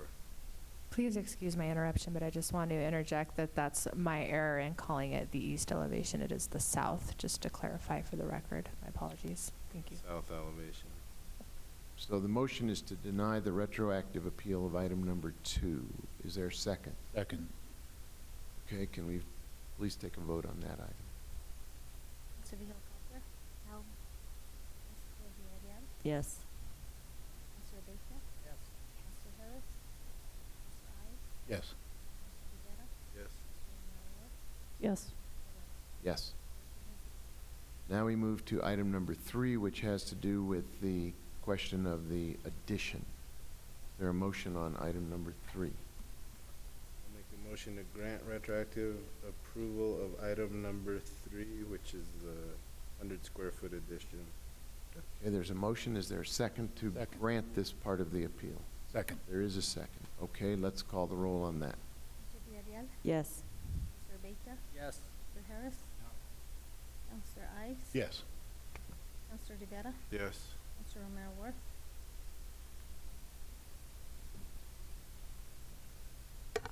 No.